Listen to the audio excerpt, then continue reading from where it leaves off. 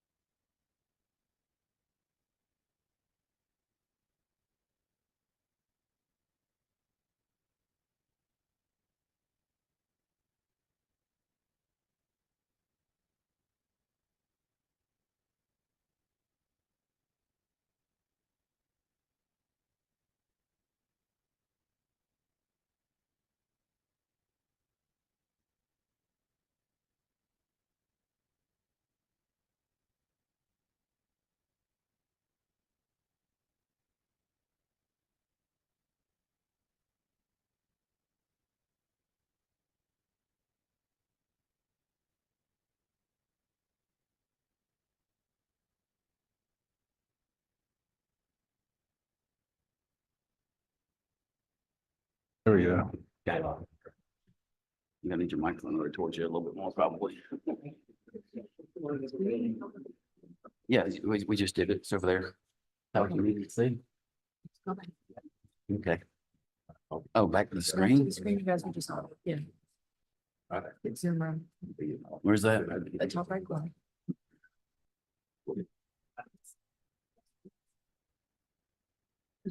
Is that what you wanted to say? Okay. Yes, now you can go back to. Okay, very good. We did, okay, there we go. You're good to go. Yeah, go. The PowerPoint. August 6th and August 7th, and hopefully not August 8th, meeting of the Georgia State Election Board is called back into session. We have a quorum here today. The good news is that we're almost halfway done.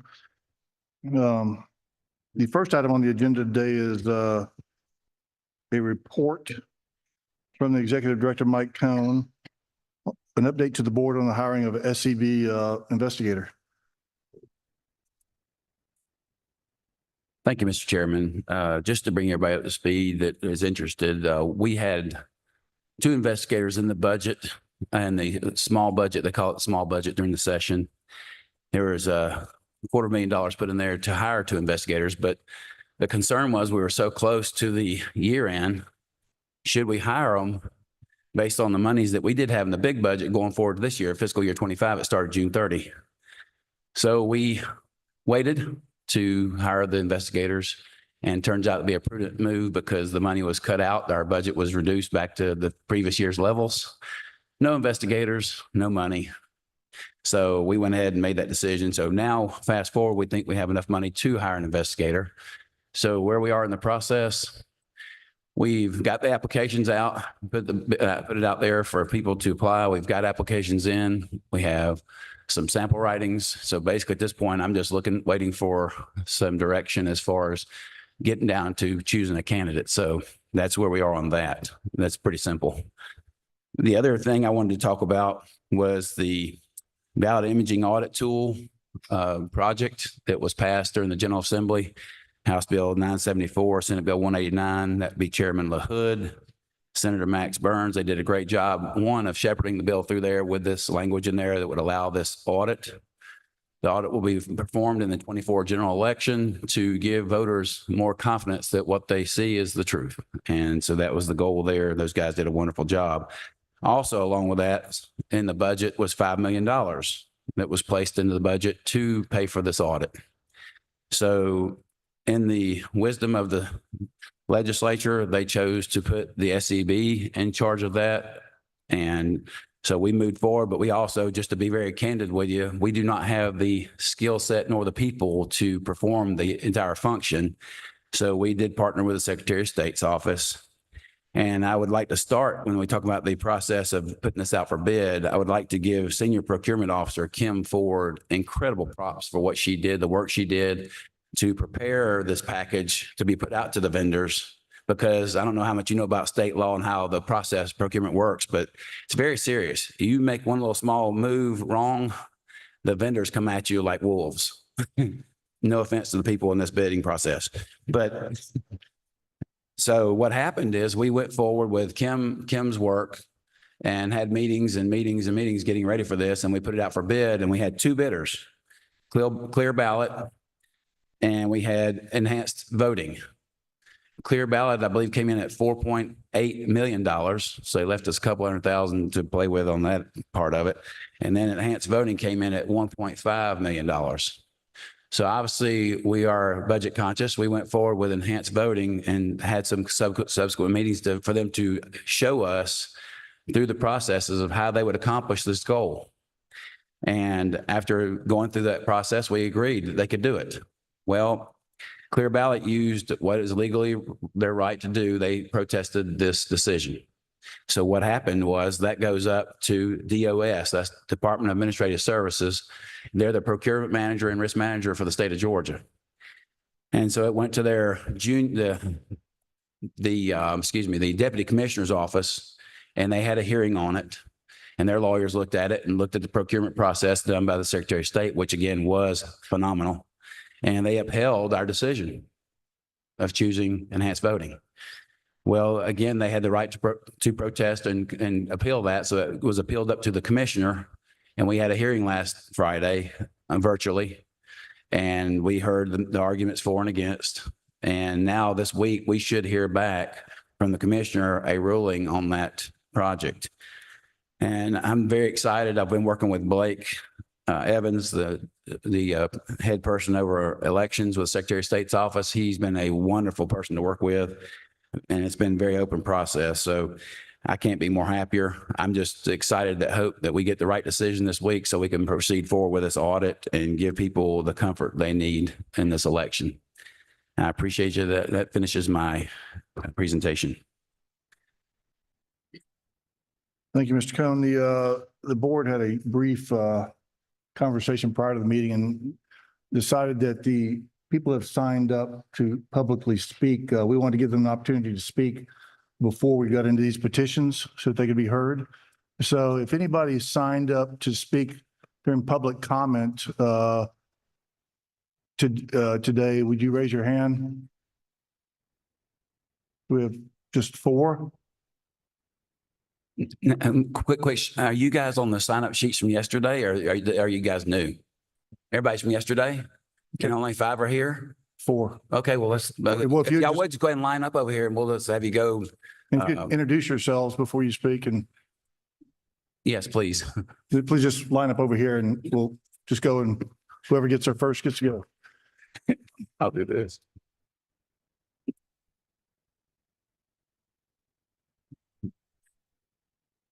Any others that show up during the meeting that signed up yesterday, we'll allow them an opportunity after the meeting to speak as we had originally planned. We just felt it necessary that people that may want to comment on these petitions have an opportunity before we start hearing the petitions. Ready? Yes, ma'am. Good morning, everyone. My name is Beverly Rice. I've come from a long legacy of Rices. How many of you all growing up remember going to vote with your parents or your grandparents? Well, I do. And I'm here today in memory of my grandfather. And I remember how I would walk with him to the state capitol to vote time after time after time. And he didn't just vote at the capitol. We would stay there for long hours while there were people in line. And he would speak and shake hands with everyone that was in line. And I would ask him, Grandpa, why do you have to speak to everybody in line? He said, I want to assure them that their vote matters and their vote counts. And that when we have a good heart and a pure heart, we will without a doubt elect the right people. Well, my grandfather died when I was about 10 years old, and I could no longer walk to the state capitol with him to encourage other people to vote. But I stand here today with his words. He died 2 days after the Voting Rights Act was signed in 1964. And he left me with these words. When we vote, we win. When the vote is right, then we know we have elected the right people. So for senior citizens, for those individuals everywhere, for the American people, we have a right to vote. Our vote matters. And to the election board, I just want to say to you that your heart is what makes the difference. And so when you make decisions for us, I ask that you make them from your heart. Thank you.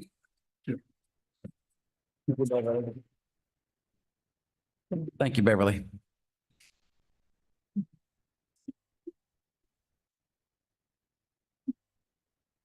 Hello, My name is Joan Shork. I'm a voter from DeKalb County. As all you know, former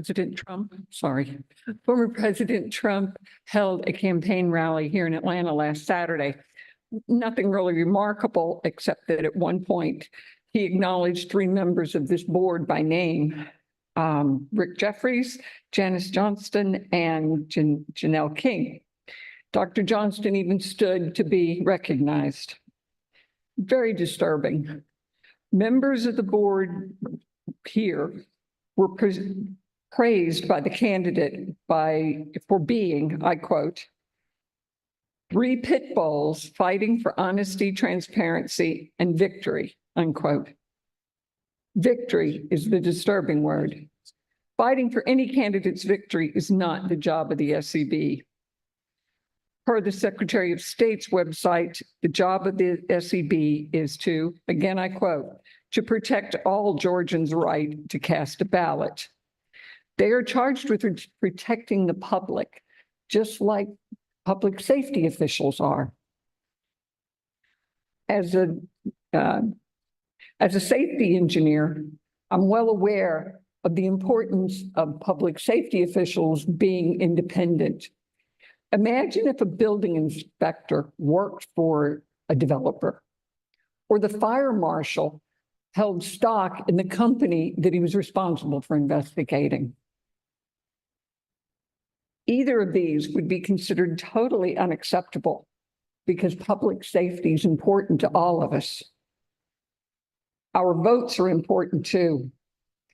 And any SCB member being closely associated with a political campaign is no more appropriate than a public safety official placing the interest of a corporation above those of the public they're entrusted to protect. Both are dangerous. Indications of conflict of interest on this board, which claims to be working to enhance voter confidence, have seriously shaken my confidence in the integrity of the Georgia electoral system. So please, for the sake of Georgia and our elections, either remedy even the appearance of conflict of interest or resign and join the Trump campaign. Thank you. Thank you, Jen. All right, next up.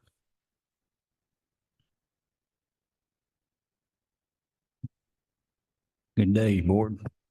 Your name, sir? Scott Bailey, Fulton County, Georgia State Election Board takes serious notice. August 7th, 2024. Citizens, we are in a state of emergency. Rule 183-1-12-01. Demand paper ballots, OCGA 21-2-334. Georgia voting machines are wholly impractical. As a aggrieved elector, OCGA 21-2-521. I have a right to raise contest on grounds for misconduct, fraud, irregularities by any primary election official sufficient to charge or place in doubt the result. 21-2-522 with illegal ballots received by and in the election official's possession. 21-2-575A. This is a felony. This board is potentially intentionally refusing to perform this board's duty to properly investigate 21-2-31-5 fraud and irregularities. It appears this board is intentionally refusing to permit the public inspection of election ballots, OCGA 21-2-576. If this board has allowed a county board of registrars to destroy or alter ballots, this is a felony. Pursuant to Voter Georgia Garland Favorito's presentation, there are over 1 million ballots missing, over 500,000 missing original Shaw authentication files, over 300,000 missing original in-person ballot images. Fulton County certified over 50,000 ballots having no source justification. Over 20,000 in-person ballots have no original tabulated tapes. Over 17,000 ballots backfiled after deadline, which have no ballot in original scan logs. Over 3,000 ballots double scanned. Over 10,000 ballots cast while deceased. over 4,000 ballots cast while felons. This board's actions can potentially be construed as obstruction of justice, OCGA 16-14-335B, as a subversive enterprise organization, 16-11-645, 16-1-312, with subversive persons 2127, whom will be removed for aiding and abetting the destruction of Georgia's constitutional form of government, committing election fraud. We have any questions? Thank you, sir. Thank you. Thank you, sir. All right. Yes, ma'am, you're up. My name is Elizabeth Hendrickson, and I'm a registered voter and citizen of Cobb County. In 2020, I was involved with poll watching, monitoring, and vote review panels for early voting, Election Day, and many parts of the recount, both machine and by hand. I was in 6 counties at different times: Hall, Greene, Jefferson, Chattooga, Cobb, and Fulton. Every election official that I encountered was professional, polite, helpful, and patient, despite the long hours, high-pressure environment, and heightened security scrutiny. They performed their jobs with meticulous diligence, day after day, and they deserve our appreciation and support. Not once did I ever suspect their personal political leanings, which is exactly as it should be. Several members of this board could benefit from their example. The rules for your conduct include members shall be honest, fair, and avoid any appearance of conflict and/or impropriety. It was disheartening to learn that 3 members of this board were recognized by former President Trump for being all pit bulls fighting for honesty and transparency, and of major concern, victory at a partisan rally where 1 member was present and stood to be recognized. No one on a board that is designed to be nonpartisan and unbiased should be so publicly supporting one candidate or party over another. Board members are certainly not responsible for a candidate using their names, but referring to him several times as the president while declaring nonpartisanship is at best poor word choice. I would like to commend and thank the chair yesterday for stating and showing his commitment to ensuring that all members of this board remember the importance of listening with an open mind to arguments on both sides of all issues, regardless of where those ideas originate.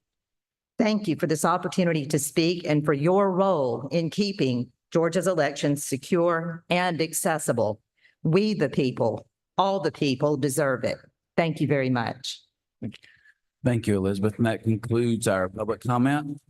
Is there anyone else that's come in that's on the list? Mr. Johnson was invited back today to finish his comments. Mr. Johnson, I want to please come to the podium.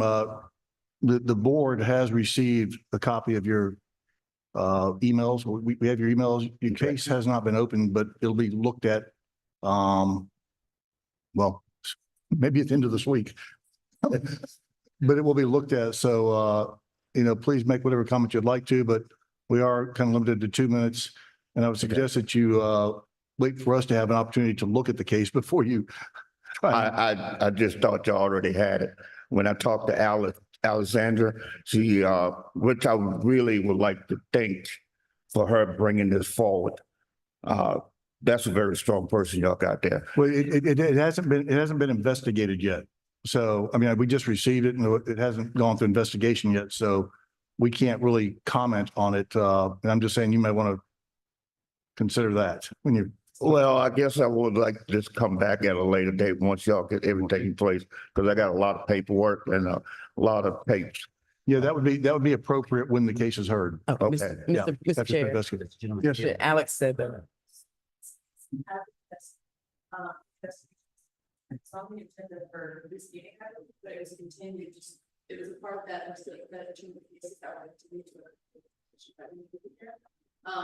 but it has been investigated. You guys just haven't seen it yet. Okay, I don't want to talk. It will be on the next agenda. Okay, Your case will be on the next agenda. I'll make be sure- back. Alex, let's make sure it's on the next. Yeah. Okay, yeah, I'll make sure that you're on the next agenda to be heard. I appreciate it. All right. And then Thank we'll- you. We'll look at all your presentations and Yeah, I send y'all a lot of emails too, so. You and 347 other people. The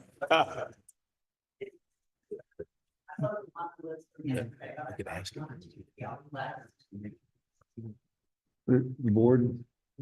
You want to let? Okay, Is she on the list? we're gonna put you on a time limit here though to. Okay, I'm Tamara Favorito.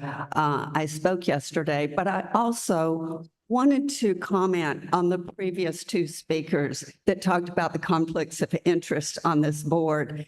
And I understand that Dr. Johnson is a representative of the Republican Party. Mr. Jeffries was appointed by the Lieutenant Governor and the Senate.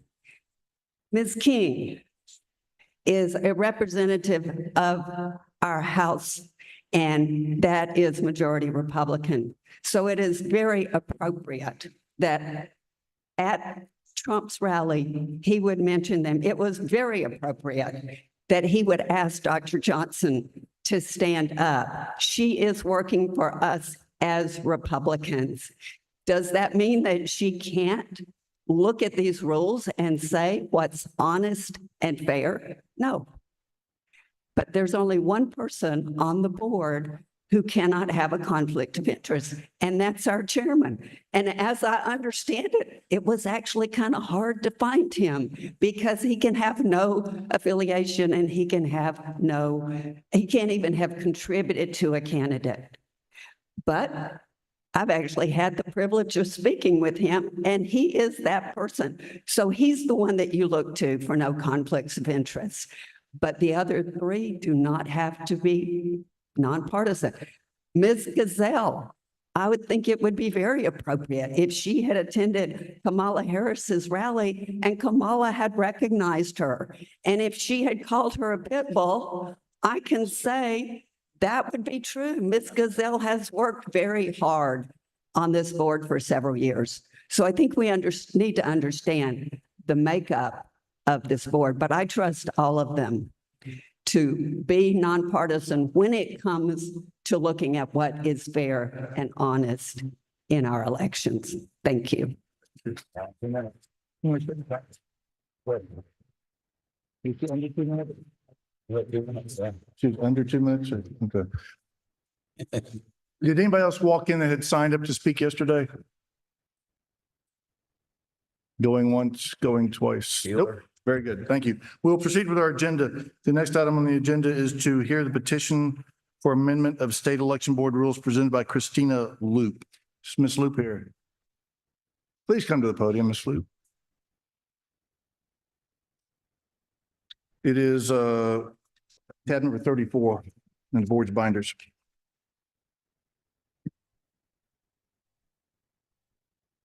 Good morning.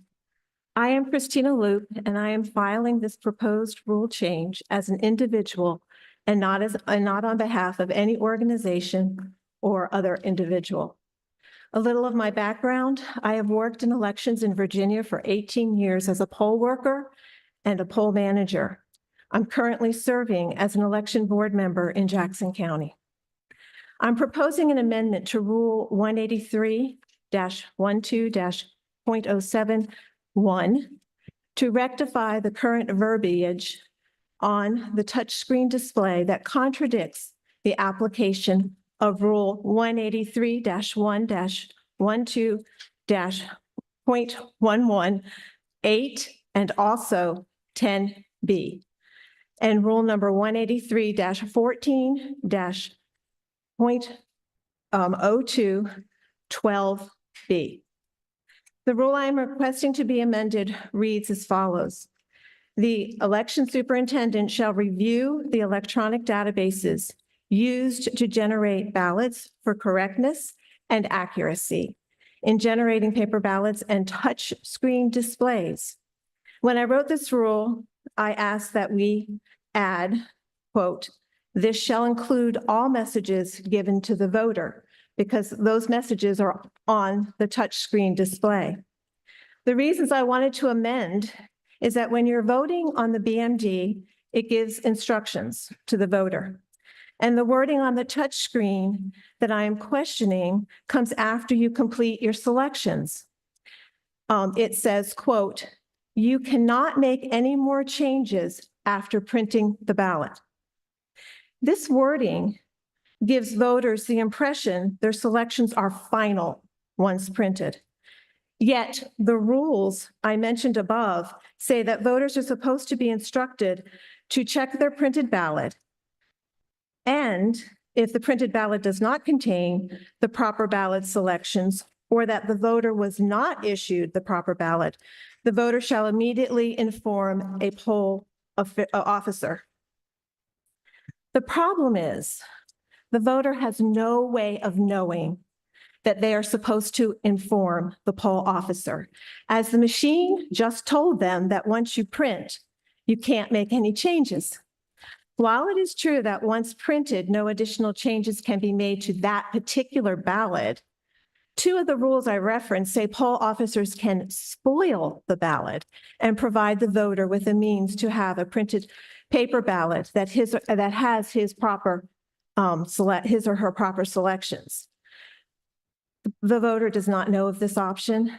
Thus, I believe that the touch screen display is currently misleading, as it gives the voters the impression nothing can be done with their selections after printing, which would negate a need for quite a few of the laws that tell us that voters need to check their ballots after printing, but which is also crucial to having a fair election. I noticed online that the rules that I list, this submission that I listed, in the rules, I had highlighted them, and I noticed that they were not highlighted when they got online. Would you like me to read the portions of the rules that were originally highlighted? Okay. In rule number 183-1-12-.11, the part I had highlighted was the poll officer stationed at the ballot scanner shall offer each voter specific verbal instruction to review their printed paper ballot prior to scanning it.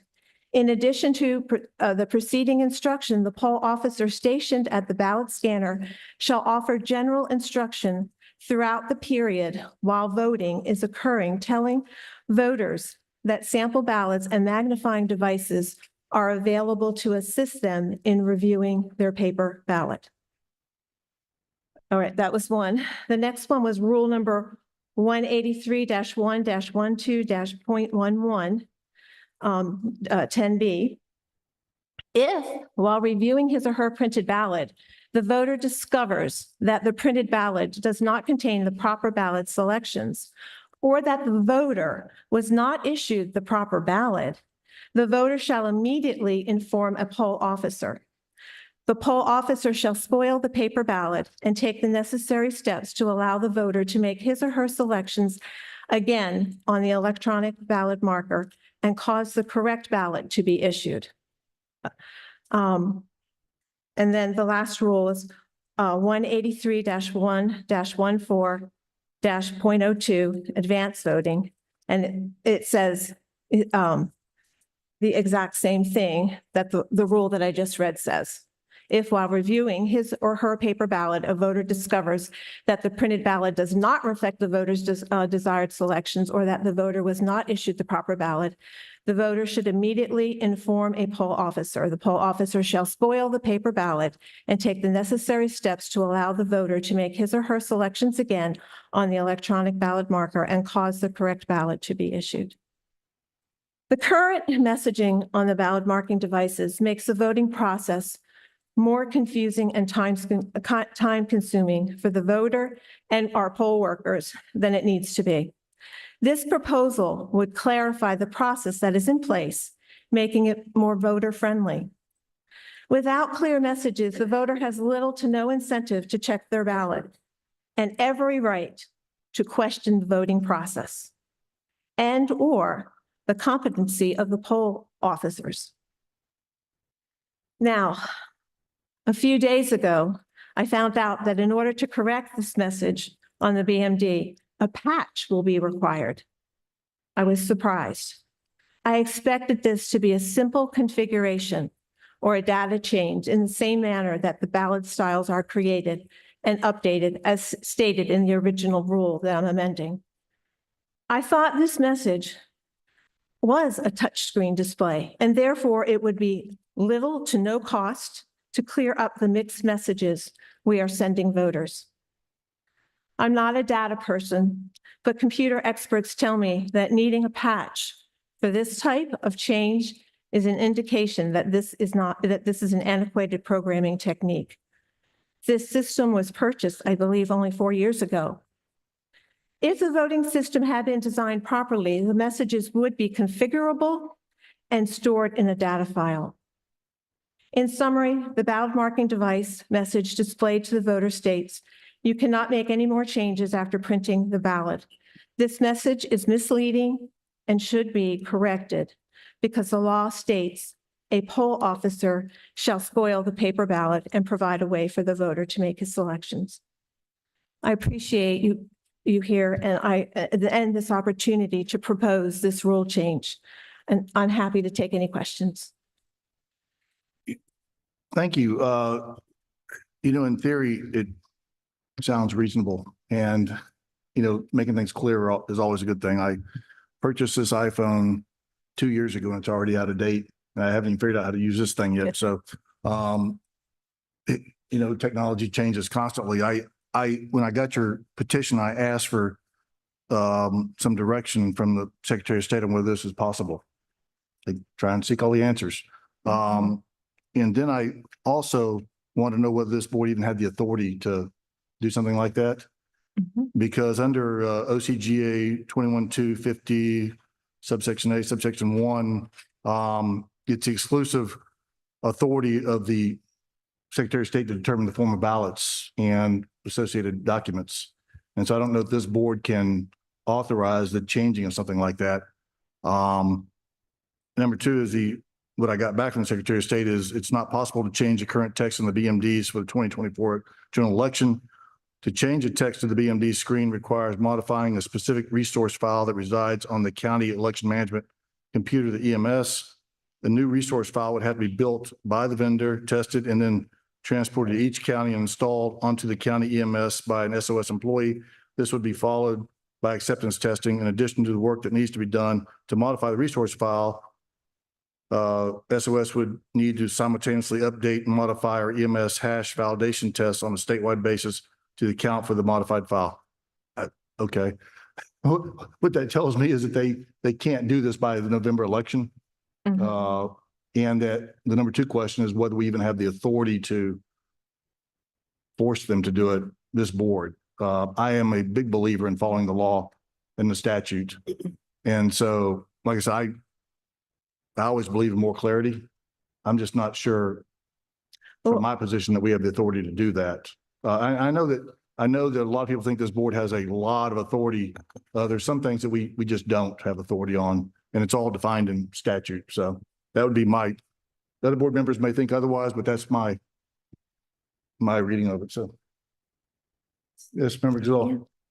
If I may, I want to thank you for bringing this to us, because as you've heard me say on many occasions, the responsibility of the voters to verify their ballots is paramount, and this really brings attention to that.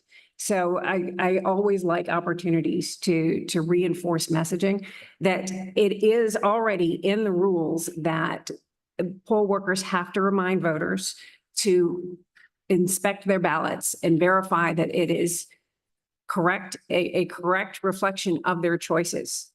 That's the only way that we can be assured that what we're voting for is going to count properly.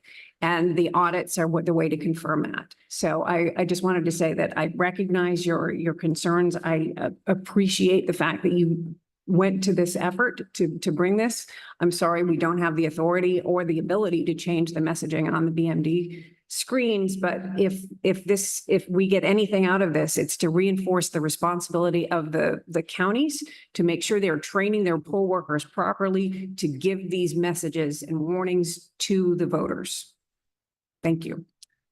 Okay, I just have a question because the rule the original rule seems to indicate that the election superintendent is supposed to review the electronic databases used to generate ballots for correctness and accuracy in generating paper ballots and touchscreen displays. So you gave me another rule that says somebody else has the authority over that, but this looks like actually the election superintendent has a responsibility to check the accuracy on that. No, I read the statute. Pardon? I read the statute, not a rule. That says that and it's a OCGA 21-2-50 subsection A1 in this green book. And it just, the powers and duties prohibition against that the Secretary of State shall exercise all powers granted to the Secretary of State by this chapter and shall perform all the duties imposed by this chapter, which include the following: to determine the forms of nomination, petitions, ballots, and other forms the Secretary of State is required to determine under this chapter. And so it just, it goes on and on and on. But so they feel like they have the authority to make any changes to those ballot devices, not this board. That's what is being represented in this statute. So. Okay. And, Well, and they didn't say they were in opposition. I really wanted, my heart was really to fix this problem. And it's really hard because, obviously you guys agree that it needs to be fixed, but when you think about the way that ballots have to go, when voters print their ballots after electronically marking the ballot at the ballot marking device, they don't get a printed copy of the ballot they just saw. They get a piece of paper with their selections, which we refer to as their ballot because it is what they cast in the scanner. This printed paper looks nothing like the ballot they just saw and voted, and nothing like the sample ballots that we posted online and provide. The piece of paper that the machine prints for the voter looks nothing like the ballot. This makes it difficult for a voter to verify their selections, especially in line when they get to the scanner, because it looks nothing like what they have seen as a ballot previously. In fact, it is so different that we're required to offer sample ballots and magnifying devices. But you know what? When we offer them those things, we don't give them a private place to go and look at their ballot. If you've ever been at the polls, and I've been on both sides as I shared, and you work it, I think that maybe we can do something after they leave the BMDs, they could go to a private area with some security. It would require, the reason I didn't originally go for that instead of this rule change, I thought this rule change was going to be simpler. I thought it was just a matter of changing the touch screen, and obviously you're telling me it's not. But I do think that the mismessaging can only give two things. It puts no trust in the machines, or it puts no trust in the poll worker. I hate either side of that. It doesn't make sense to me. I really would like to get that cleared up. So I would like to make a proposal that maybe we could work on having a different area, having something more like what I just talked about, an area after that they go to before they hit the ballot, the scanners, and are told to do it. They're standing with their purse, they've got their piece of paper that they just got from the printer, and they're told to check their selections, and their selections look nothing like the ballots that they've seen for, that have been online for a couple of months and that they just voted on, because all it is the name of the race and the person that's there. So I just wondered about that. Dr. Johnson? Oh, you want to be heard? I do. Okay, I'm sorry. All right. Thank you, Ms. Luke, for your petition. It's one of these messages on the BMDs that I don't even recall, but once you pointed it out, I do think it's clearly misleading to a voter. And I've worked in polling places, and voters come in, and like I said yesterday, they're not very proficient maybe with the machines. They're not very comfortable with, but they're kind of nervous about voting sometimes, or even intimidated about voting. They want to do everything just right, but they don't want to look like they're clumsy or not well informed about the voting process. So when they see a message like this, they may take it as a message that they can no longer change that ballot or that ballot summary that's printed out for them. And I fear and I suspect that voters have been disenfranchised by this message because they voted, they've gotten the ballot summary. It's not what they thought they did or they wanted to do, but they're too reluctant to go to a poll worker, or a poll worker is not necessarily available or helpful because I know they don't like to spoil ballots. And so it's very easy to say, well, just go ahead and put it in the scanner and don't think about it much anymore. As far as the sample ballots are posted outside of the enclosed space, outside of the polling place. And if you have voted, as you all know, or you should know, you cannot take the ballot outside to look at the sample ballot. So you're stuck with the summary and nothing to compare to anymore because the ballot that was on the BMD has disappeared and it's no longer available to review. So I think this is a serious problem. I do think that we're here to try to be fair to all voters. And I'm especially concerned about those vulnerable voters that are older, maybe not computer savvy. And that's the type of voter that this would likely most affect. So the Secretary of State is in charge of the voting system. They're the ones that are in charge of the programming and what can be changed and what cannot. And so I have to take their word for it. They were supposed to do an update in 2022, and that did not happen with the Dominion system. It's now 2024. And I'm not sure, do we know that an update will actually occur next year as Mr. Kirk wrote in his email? I do not know.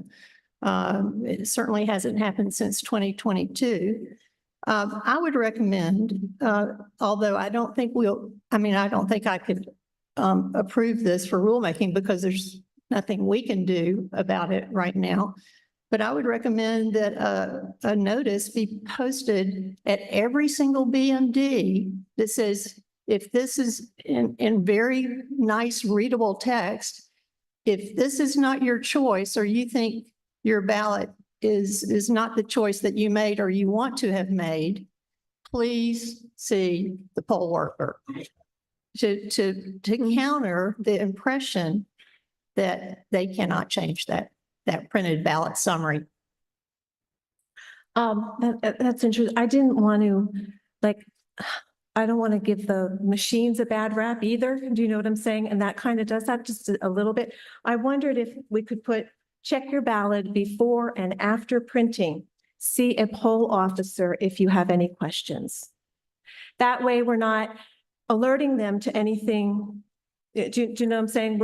But we are giving that command that they need to go to the other place. Just a thought. I appreciate I definitely appreciate that thought of doing it, but I'm really trying hard to being a voter and having been a poll worker, I'm trying to put those two things together. One could have a little stand in front of the scanner or some sign right next to the scanner that says, if your ballot does not show your desired choices, please see a poll worker or poll official. That would, yeah. Right, that before would be they good. put it in the scanner. To give people permission, one of the things is it just gives them permission because they're there and they're kind of nervous and don't want to ask questions. And so they just kind of want to vote and get out. But on the other hand, if they're looking at a ballot that they don't think was the choice that they made or that they wanted and they changed their mind in a split second, then they do have every right to spoil that ballot and have another one made for them. And I think we should err on the side of the voters in this situation and do all that we can to help them vote and vote freely of their own choice. Any other questions from the board? Yes. I just wanted to make that, well, two, actually, for what it's worth. I've been trying to get signs on the BMD or by the BMDs since 2019. And I have and going in and looking very carefully at the way these are set up, there's literally no more space for signs because there are already so many mandatory signs on either side. So I understand why I kept getting turned down as an interested citizen and advocate. But the other issue is that voters can take anything on paper with them to verify their ballot. They can take a sample ballot with them. They can take a cheat sheet where they've listed out all of their choices, which would much more closely resemble the BMD ballot summary. They can take it with them and verify if they're concerned. And I think voters should be encouraged to do that, to take it. They can't have it electronically, but they can have a piece of paper. They can scribble it down. They can photocopy something, anything on paper they can take with them to verify. And I would strongly encourage voters to do that, to make sure that those down ballot races where they're not going to remember those candidates as easily, they can verify it and make sure that the printed ballot is their choice and reflects their choice. I thank you for that, but I wanted to say, I appreciate that, but when you get your printed piece of paper and you're reminded to check your ballots or whatever, you have two hands. You really have no place to really sit down and look at those, or sit down and really look at them and check them. Because you've got, well, for women, you have your purse, you got this, you got that. And it's really, it's difficult to do that. I would not be comfortable suggesting that counties have to replan their polling place setup 3 months before an election. Maybe for a future election, we can look at that, but redesigning polling place setup when they're already locked into place right now, we do not have the time to do that. That's not Yeah. part of this petition, Yeah, so. exactly. So I just wanted to say that I also agree that this looks like a major problem. I do see the concern because particularly not just, our older voters, but there are young voters that are voting for the first time and this process is brand new. And seeing something like this could deter them from speaking up if they do get that form. So I'm with you on that. However, I do agree that this is, I guess, out of our jurisdiction, so to speak. However, I do think there's a compromise between Member Gazal and Member Johnston. Rather than putting a sign at every machine, I think it would be great maybe to have something right at the table where you sign in, just like a framed little image that just says exactly what Dr. Johnson was saying, or, maybe something that's just kind of put throughout the room where people have eye contact towards it, as well as I think we should encourage people to bring their sample ballots at the same time. It gives them both of those options. So I think for the sake of time, I think we all agree this is something that's outside of our jurisdiction. So I am going to make a motion that we reject it. However, maybe we'll come back and discuss how we can get on the same page as far as alerting the public. Maybe we can do a PSA as a board and do a press conference to talk about it or something like that as well. So that I understand this correctly, then the Secretary of State is planning on changing the verbiage in it. You don't know. Don't know. We I don't know the answer to that. The request can be made, obviously, by this board to the Secretary of State, but Okay, they're so in you charge, can, so- you can request that they we- change it. we can request all kinds of things, but the request can be made by this board, yes. The Secretary of State, so. All right. Thank you. Is that a motion? Yes. Would you like to state your motion, please? Yes. So my motion is that we reject this on the grounds of the fact that it's outside of our authority. We have a motion from Member King to reject this petition. Is there a second? Second. We have a second from Member Jeffries. Any discussion? Hearing no, I'm sorry, Mr. Chair, I would quick there. make a motion to send a letter to the Secretary of State. We need to vote on the that's outside of this motion. I'm willing to remove my motion because I think that this might be necessary. If I think I think she's we gonna do what she should all- wants to, we need to deny this motion. And then she can make another motion that is different. I'll accept that. Okay, all right. Let's vote on the original motion, which was to deny this petition. We have a motion by Member King, a second by Member Jeffries. Any discussion? Hearing no discussion, all those in favor of denying this motion signify by saying aye. Aye. Any opposition? Hearing no opposition, the motion carries 4-0. Member Johnson, you're recognized. Yes, Mr. Chair, I would like to make a motion to send a letter to the Secretary of State and the Election Division to describe the problem that Ms. Luke has very succinctly described and the concerns that this should be mitigated and remediated as soon as possible, and ask for a reply or a plan from the Secretary of State of what they intend to do. I'm not going to restate that motion. I think everybody heard it. But I'm going to ask that the executive director work with Member Johnson and also the other members of the board to develop that letter. So we have a motion stated by Dr. Johnson to send a letter to the Secretary of State to encourage them to make changes To the verbiage. to the verbiage On the machine. on the machine. Do we have a second? Second. We have a motion by Member Johnson, a second by Member King. Any discussion? Hearing no discussion, all those in favor of that motion signify by saying aye. Aye. Any opposition? Hearing no opposition, so moved. 4-0. Thank you, Ms. Luke.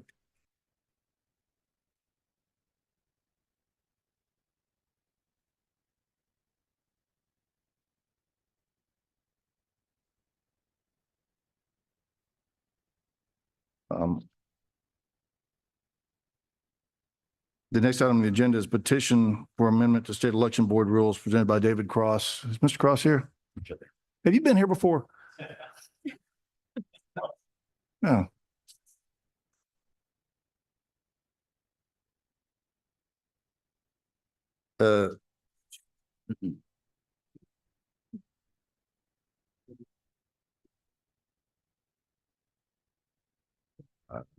It is, The printing color, the emergency ballot. The emergency ballot. it's 183-1-1-.013.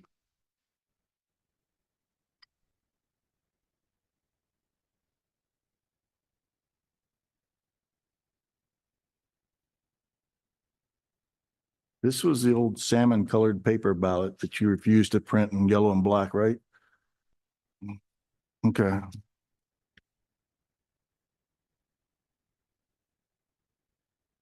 You have the floor. There we go. Okay, for those in the room that don't have the secret code where you can find these documents, let's see. What we're talking about today is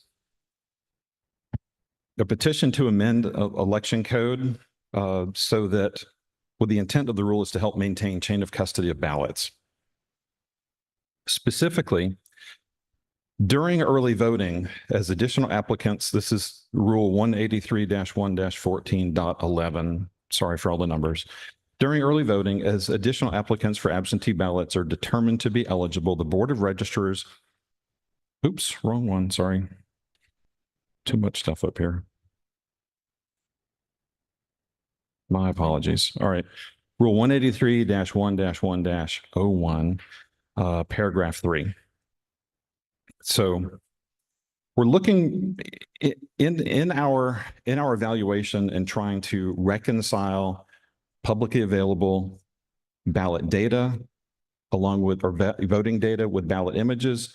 One of the things that's been particularly difficult is the ability to reconcile the number of mail-in ballots versus the number of provisionals and emergency ballots. Specifically, the concern happens because of what occurred in Fulton County in 2020, where just prior to the election, Fulton County ordered 770,000 of these ballots. They only had 540 something thousand people that voted entirely in the entire election. So it seems very strange that they would order that many. The concern that I and others have is that some of these ballots could easily walk out, be misappropriated, be sold out the back door. And again, for all the election directors across the state that are out there that say that, you know, we've got honest people, I believe you. I totally believe you. I do think that we do have some bad actors in some places, and this is a way to help prevent bad actors from taking ballots and using them in ways that none of us are really thinking of. So the intent of the rule, again, is to improve security and chain of custody with Georgia elections on behalf of Georgia voters and to make scanned copies of absentee ballots visually distinct from less commonly used provisional and emergency ballots. The solution that I'm proposing is to provide two visually distinct types of ballots, emergency/provisional, as distinct from absentee by mail.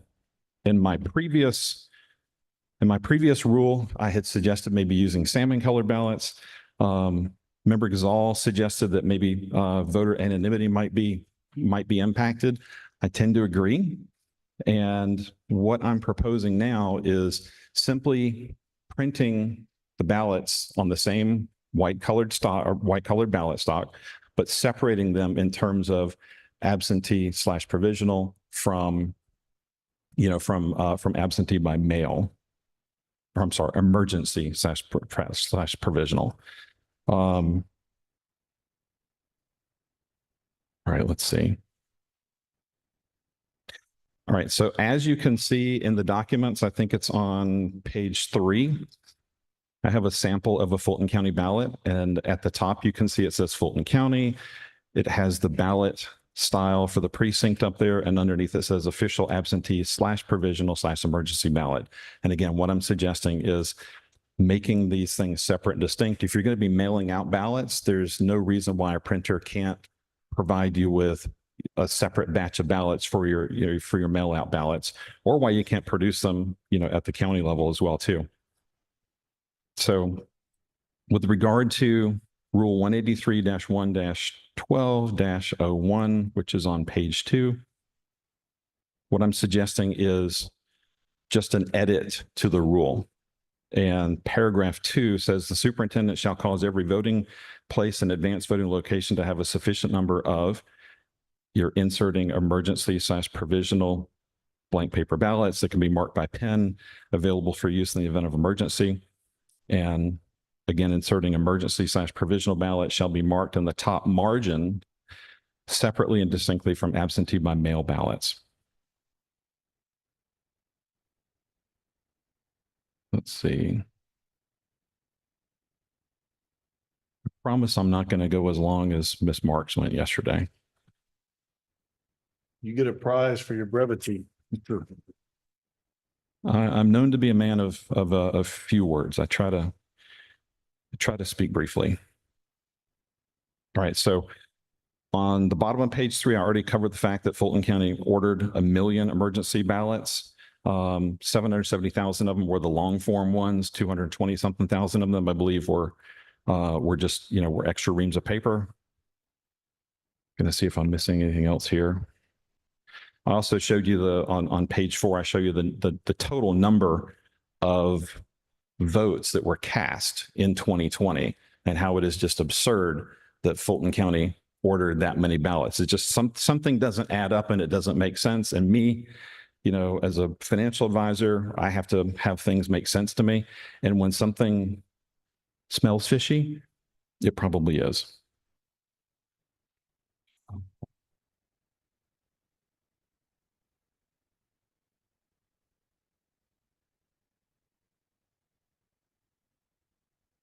All right. Also, as it stands, Fulton County was not able to produce any kind of documents that showed how many ballots were destroyed.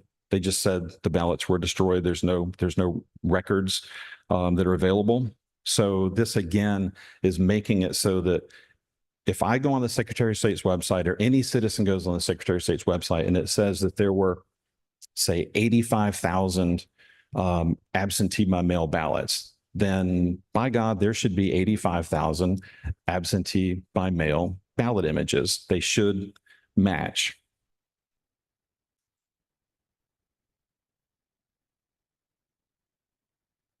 We're looking basically for an obvious visual cue so that the ballots are marked separately and distinctly. That's the crux of it. This is very simple. I think it's something that would be easy to handle. There's no additional cost that's going to come from having different colored ballots. And I'm open to your questions right now. Have you looked at the calendar? The reason I say that is if we were to vote this into rulemaking today, we would vote on it again on September 9th. And then it would go into effect September 29th because things are held in advance. UOCAVA ballots will already have been sent out at that point. It's impossible to make this kind of change this close to the election. We simply can't do it. And it seems from your explanation that you're looking to solve an issue that happened in 2020. No, this is for now and going on. So if this thing happens to go into effect for this coming election, that's wonderful.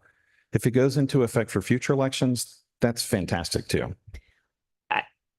It absolutely, it is impossible to go into effect for this election. That's what I want to make very clear because the ballots are already going to be sent out.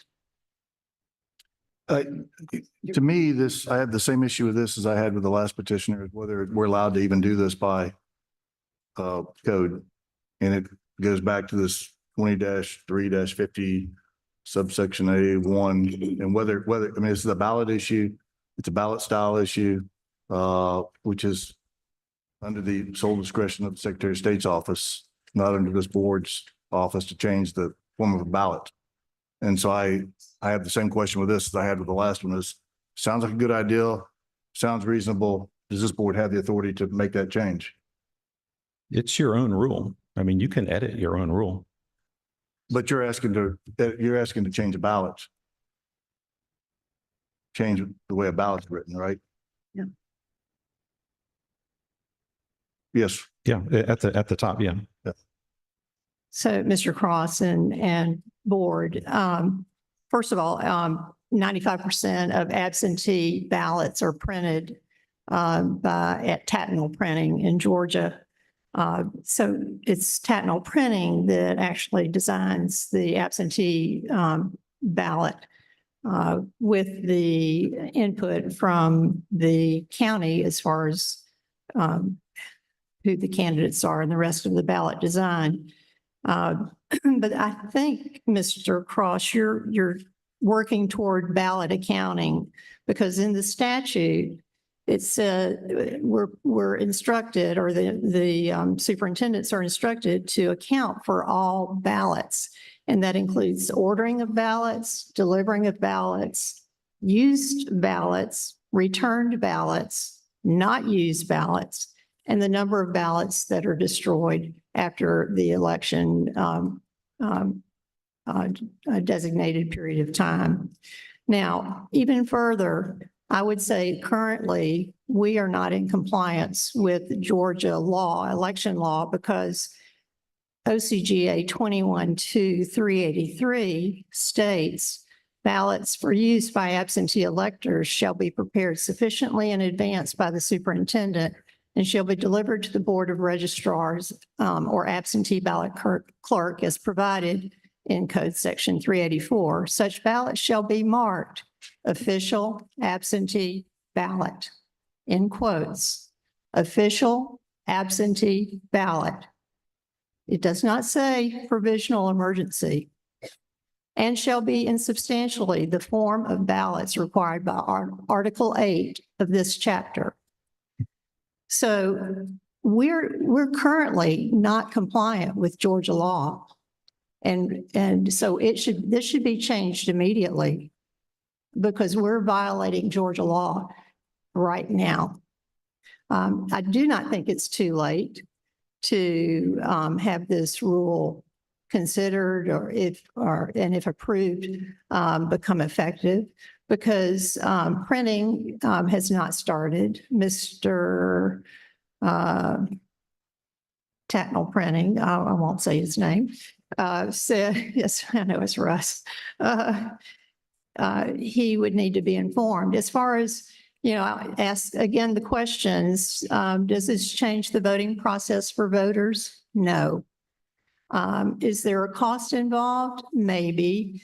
There needs to be some accounting for ordering absentee ballots and then at some point in the election notifying Tatnall Printing most likely of the number of emergency provisional ballots that should be available in the polling places on election day, which is where they're used. So, and then would it benefit candidates? I think it's neither nor. And would it improve transparency or security? Absolutely, it might improve security because there's a clear distinction between official absentee ballots versus emergency provisional ballots. And a good election supervisor, I'm sure, would gauge the election process and the turnout and understand that the more people that vote absentee by mail will not need to have provisional possible emergency ballots available in the polling place on election day.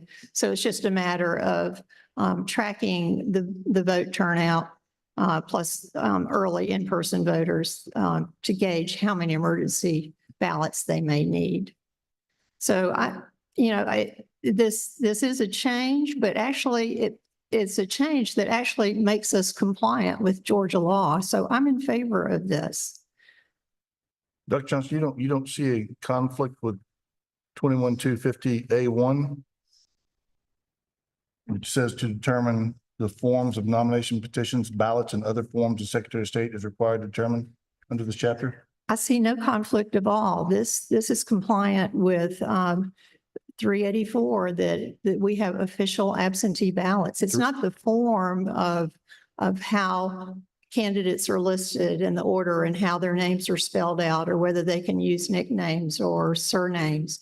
This is about the ballot label. So, and the code clearly states official absentee ballot. With all due respect, Dr. Johnston, that may be the case, but we, as the board, have no authority to force the Secretary of State to use a particular form for the ballot. It is up to them to comply with that and to determine the form. And we are exceeding our authority as a board that is very explicit in the statute. If we are attempting to pass a rule that we don't have the authority over this particular area of election procedure. So you think, does my fellow board member think it's okay to not be compliant with Georgia law? I think it is beyond the capacity of this board to dictate to the Secretary of State the form of the ballot. It is my understanding it's the county that conducts the election, and designs the ballots and approves the ballots. They work with the Secretary of State with their ballot design software, but it's the county that conducts the election, not the Secretary of State. At least that's what they say in court. The statute was very clear that it is the Secretary of State's responsibility. Do we have excuse me, I'm going to go back to what Ms. Favorino said yesterday. Did we get was this sent to the House or the legislators or anybody, any legal, was it sent over? Okay, so to legal that's here, Do you, I mean, what are your input on this? Do you have any?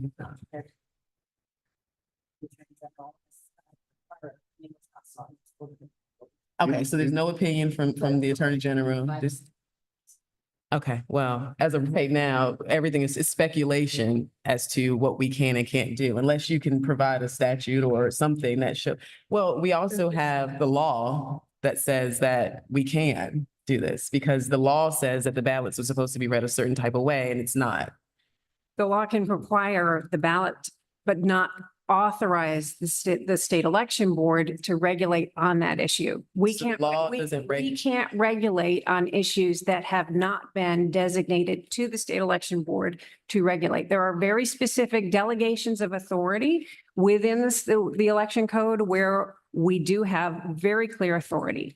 There are other areas where the law is unclear and we can provide more clarity. But where there is a very specific delegation of authority to the Secretary of State, that means we have no authority in that area. That's how delegation and administrative law works. But since the printing is done by the county, then we're not delegating anything to the SOS office. We're not asking them to do anything. We don't necessarily need them to do anything with this, right? The Secretary of State's office has the authority to determine how the ballot design under that very specific statutory provision that the chair read. Would there be any difficulty with, should this board approve this petition for rulemaking to send it to Ledge Council?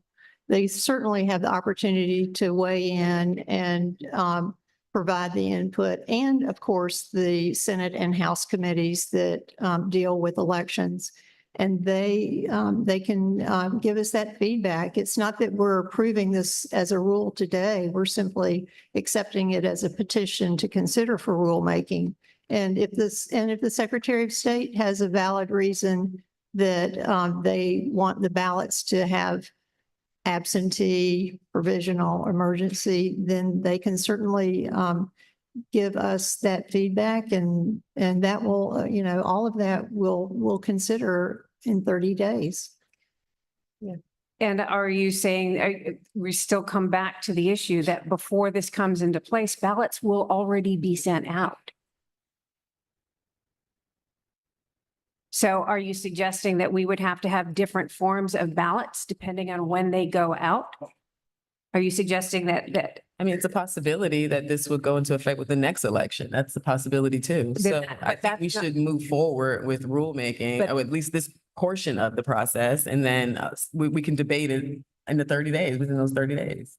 But that needs to be in the petition or in the rule when it comes into force. What needs to be in the petition? The date in which it would. Well, we're going come to into try force. to have it come into play this election, but if it can't, then we can deal with that on the back end. We know what the dates are. We know when the ballots are going to be mailed out prior to Remember this John rule Smith. coming into force. I mean, that's my problem with all of this coming 3 months before the election. Yeah, we When can't not every- do our job because we're Please, 3 please, days before. please, one at a time, please. Every international standard, and I can name them, says you don't make major changes to election laws within 6 months of an election.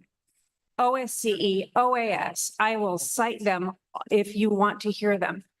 So what's the point of an emergency meeting? There's emergency meetings that take place where they can. If there's an emergency situation, then that's. I didn't, let me just finish what I'm saying. Please. The point I'm making is, so I'm assuming your position is to reject every petition because of the time frame. That we can't do that. We have to still do our job. If the petition makes sense and it's something that will secure our elections, then we have to do our job. We can't look at the time frame. If that's going to be the argument for every petition, then we know where you're going to stand on every petition and we'll just move forward. But as of right now, this is something that is a concern. This could cause some confusion. It can open the door for misuse. So I think it is important that we make a ruling on this and we allow the 30 days to take place and we can debate it within that time frame. Well, as you can see, I supported some petitions yesterday that would not be problematic and I thought would not be too great a burden. Because I agree that there are some things that we can make changes. This represents an enormous burden on counties because they will have to They would have to have two different orders, two different supplies. And it is a much bigger change than, say, posting vote totals that they already have, which I have no problem with. I have real problems with burdening counties this close to an election. And I really appreciate the fact, Mr. Cross, that you have acknowledged that maybe this could go into force after this election and you recognize the challenges. I just want to make sure that we are walking clear, open eyes into the chaos that we are creating. Yeah, I don't think anyone wants to put a burden on. No one wants to put any additional burdens on anyone or any of the workers, but at the same time, there's a responsibility that you have as a county official, as a board member, to do the right thing and to secure our elections. So if this is a method in which it will strengthen our elections and strengthen the confidence in voters, then we just have to do it. I mean, I'm not afraid of hard work. I don't think our election people are either. I think we should move forward. I don't think we should be presupposing that the Secretary of State is going to have a problem with promulgating rules. And to Dr. Johnson's point, 21-2, 383 and 384 specifically do say official absentee ballot. That's the only thing that goes at the top there. So somebody has made a change somewhere along the way. And the counties are just going to be going to the printers and just saying, hey, separate the orders. We need X number of mail-in and X number of emergency and provisional. I don't think this is a burden on the counties at all.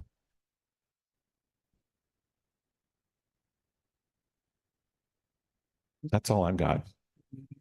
I do know that Tatnall Printing has a 4-hour turnaround time to any place in the state. So they're available and ready to print additional absentee ballots if needed, additional emergency provisionals when the time comes. Emergency provisionals won't be needed until election day generally.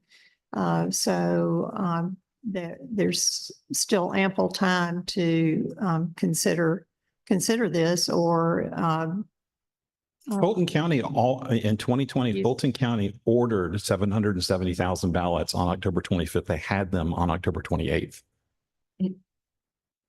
And they did so because they were afraid that they were not going to be able to use the machines. That was a full backup for every voter.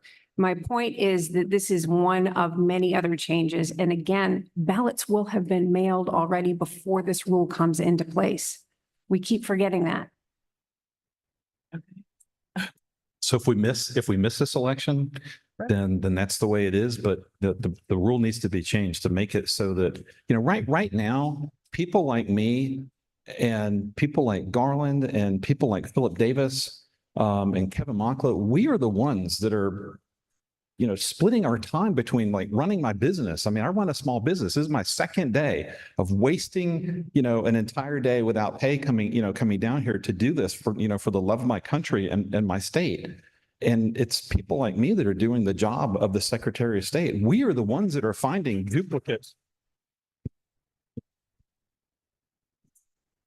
We're the ones that are finding that these machines are inaccurate. We're finding duplicate counted ballots, double scanned ballots. It's astonishing to me that these machines and this Secretary of State has the capability to make our elections secure and make it so that we can reconcile them and so that ballots won't be double counted. But somewhere along the line, someone is choosing not to do that. That's the most frustrating thing as a citizen.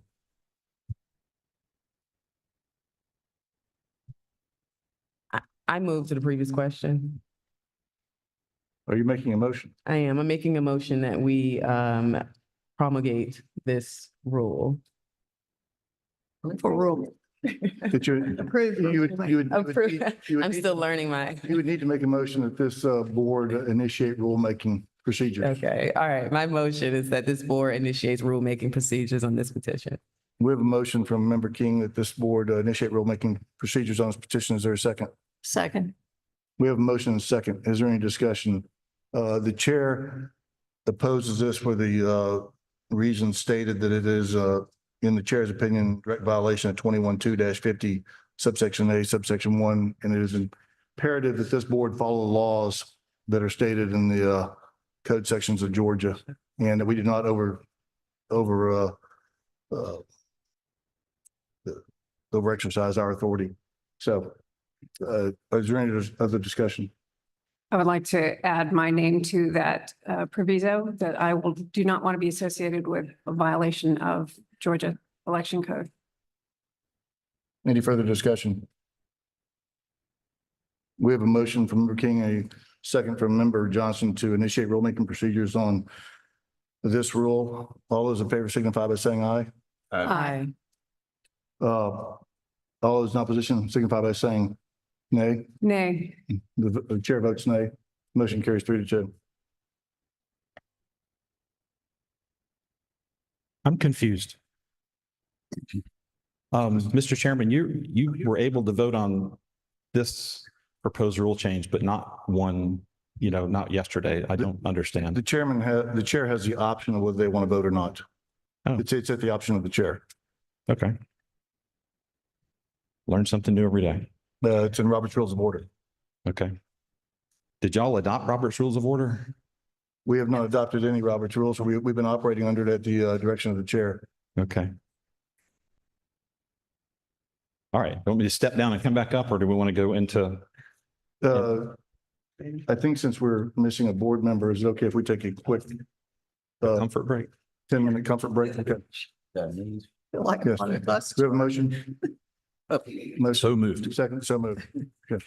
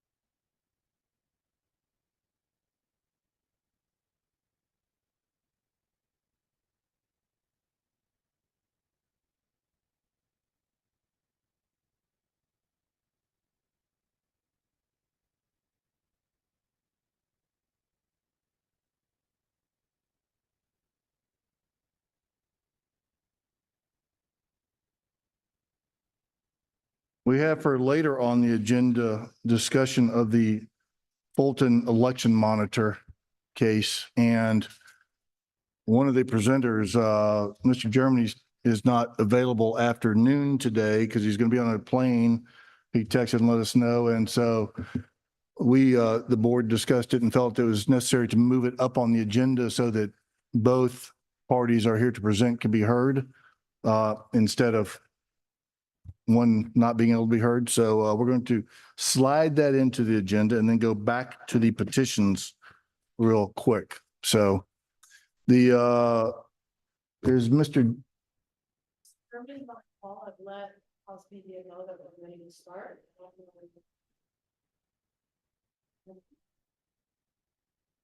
Let's do it this way. If we can get him up there. I think that, we haven't done this before. I think if it's okay with the board, we will let each side present their proposal and then take questions or do the questions after both sides have presented their proposal.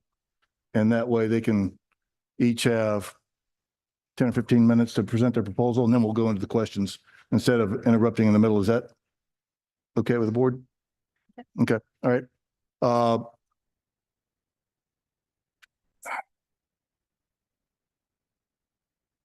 Can we get him on screen?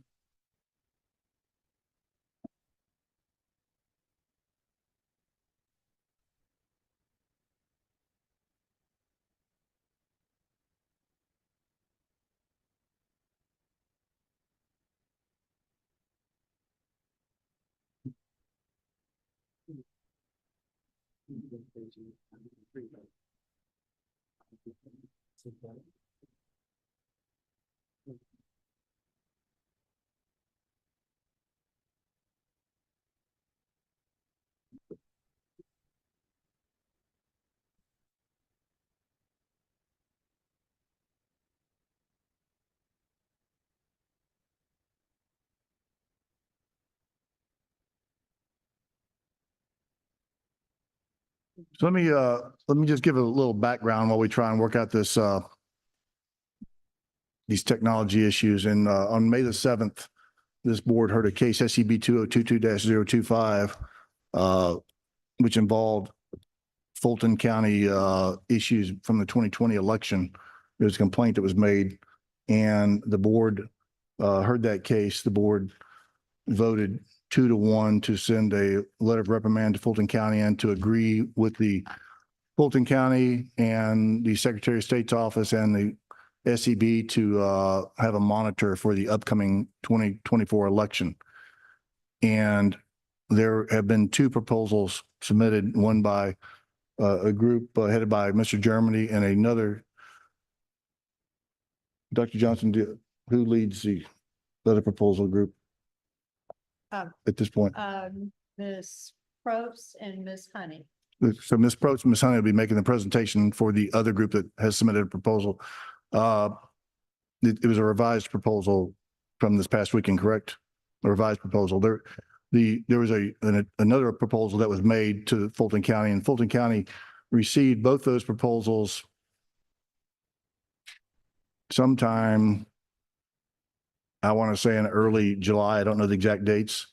And they were voted on by Fulton County at their July 11th meeting of their election board. And they were, the Germany proposal was agreed to by Fulton County on July the 11th. The Secretary of State also agreed to the Germany proposal. I don't know the exact date on that. I don't have that with me. So the Germany proposal was agreed to by the Fulton County and the Secretary of State. This board has seen both proposals, but they have not discussed those proposals. And that's the purpose of today's hearing, is for this board to discuss those proposals. This weekend, we received an amended proposal from Ms. Probst from the previously submitted proposal that was voted on by Fulton County. So that is where we are at this point. Hello, can you hear me? This is Ryan Germany.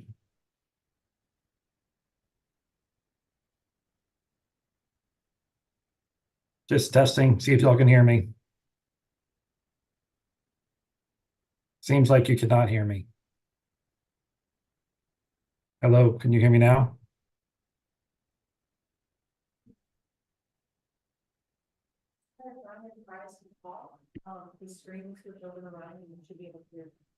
Can you ask Ryan to talk so we can?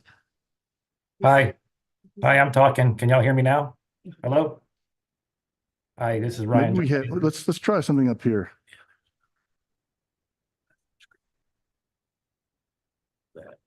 How about that one?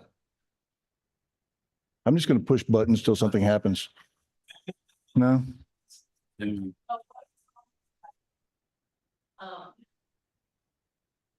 right. Okay. Can you hit, I'll just start pushing stuff. No? Ryan said apparently they can hear me on the Zoom, but not in the room. What about that one? Can you hit Zoom room audio up? That's a lot. But it should only be up for here. I don't know if that is Ryan. Sound control page. Let's see this. Computer audio. How about that? Hello, can y'all hear me now? Hear me now?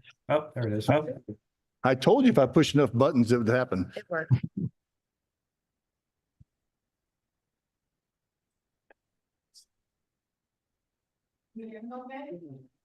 Apparently my math degree doesn't translate to technology, so. Can you say something nice, like please, so we can hear you? Mr. Chairman, good morning. Can you hear me now? Yes, yes. I'm ready when you are. Since you have a limited schedule and for some odd reason, these things are taking longer than they should, we'll let you begin with your proposal. Thank you very much. I appreciate it, Mr. Chair, board members. I appreciate the opportunity to present to you guys. My name is Ryan Germany. I'm a election lawyer with the firm of Gilbert, Harrell, Summerford, and Martin. Previously, I was the general counsel at Secretary of State's office for Secretary Kemp and for Secretary Raffensperger. I submitted this proposal. I heard about the resolution of the Fulton County case, that there was going to be the appointment of a monitor. I thought it was something that I could help with, given my background and experience. The thing that I was looking for in a monitoring team is I wanted people who have a deep understanding of Georgia electional law and also a deep understanding of Georgia election processes, not just in Fulton, but throughout the state. So just to tell you a little bit about the team that I put together, and I will say all of us, I think we agreed to do this because we think it's important, and we think it's something that we could help with, and we think it's something that we could approach with an open mind. So I told you a little bit about myself, Ryan Germany. I'm previously general counsel for the Secretary of State's office, and now an election lawyer in private practice. There is one amendment to our proposal. Monica Childers had received approval from the Election Assistance Commission to serve as a team member. Apparently it got more complicated than they were thinking, so she's no longer part of the team. The other team members are Lynn Bailey, who many of you probably know. She's a former elections director in Richmond County, Georgia, and she was served in that role for a long time. And now she serves as a consultant, helping other counties and the state with election processes. Carter Jones was the election monitor for Fulton County in 2020. I think Carter's inclusion is crucial because Carter's really the one person on the planet who was there in 2020 throughout the process, and who can now come back and say, okay, based on what I saw in 2020, there have been improvements these things have been resolved or not. And he's really the one person who can say that. So I think he has just a lot of experience actually in Fulton County with monitoring, and he can be able to compare what he sees now to what he saw in 2020. The other person on our team is Matt Mashburn, former member of the state election board. As you know, even more importantly, prior to his service on the state election board, Matt served as a statewide poll watcher for the Republican Party for many years in Georgia. So he went to Fulton County, but also many other counties, particularly in tabulation, and watched that process, monitored it, knows how it works, knows when something is off. And I think his experience with that in Fulton and around the state is going to be invaluable. One other thing that I'll mention is I was the appointment of the Secretary of State's office to the Fulton County Performance Review Board, which I conducted with two election board members from around the state, from Mr. Stephen Day from Gwinnett County and Mr. Ricky Kittle from Catoosa County. Both unfortunately have passed away, but they were just great people to do that with. And I learned a lot about Fulton County processes there. Our conclusion, as many of you have probably seen, was that Fulton County was making improvements and still had improvements to make. And that was in the 2022 election. So I'd be able to take what we've seen from 2022 and further look to see if those improvements have been made. We spelled out in the report what type of improvements Fulton County should be looking for. Now, this job is a little bit different than the performance review. The performance review job was to make a recommendation to the state election board as to whether or not Fulton County should have their superintendent replaced. That's a different question. The performance review board came back and said, no, we don't think that'd be helpful at this point. The job here for the monitor is to ensure that Fulton County is following laws and processes and regulations in the administration of the 2024 election. So that's the way we would approach it. The other kind of extension of our team is we have discussed a partnership with the Georgia Democracy Resilience Network, which is supported by the Carter Center. It's a bipartisan group. And we partnered with them because the goal would be to extend our reach for in-person voting and early voting to really, make sure we have good coverage of, hopefully every election day precinct and every early voting precinct from a monitoring perspective. I think the core team that I mentioned earlier will be the ones who are really involved prior to that. And as you guys know, from an election standpoint, really the stuff that happens in the lead up to the election, the preparation, the training, all of that is the most important in terms of how is the election going to end up going for that county in November. So we want to make sure that we are monitoring those processes as well, and they're basically ongoing and starting now. So it is something that if there is going to be a monitor, it needs to go ahead and get started. The approach that we would take, I lay it out in the proposal, but it's basically a soup to nuts approach where we would look at every single process, security and chain of custody procedures, poll worker training, ballot proofing, logic and accuracy testing, equipment storage and delivery instructions. These are some of the things that I was talking about that happened before the election, but how you structure them, how you are prepared for them can really define how the election goes.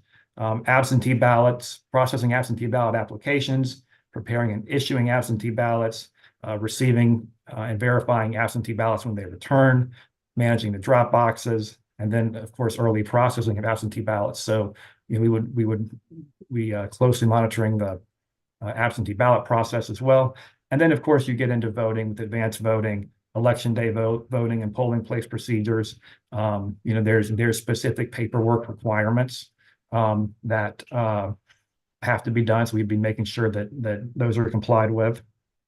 And then of course there's really the post-election processes like tabulation, that specifically batch management, reporting of results, canvassing, reconciliation, auditing, and then of course going through certification. So that's what we'd be looking at. And I think that pretty much covers it. I'm happy to stop there and take any questions after the other presentation.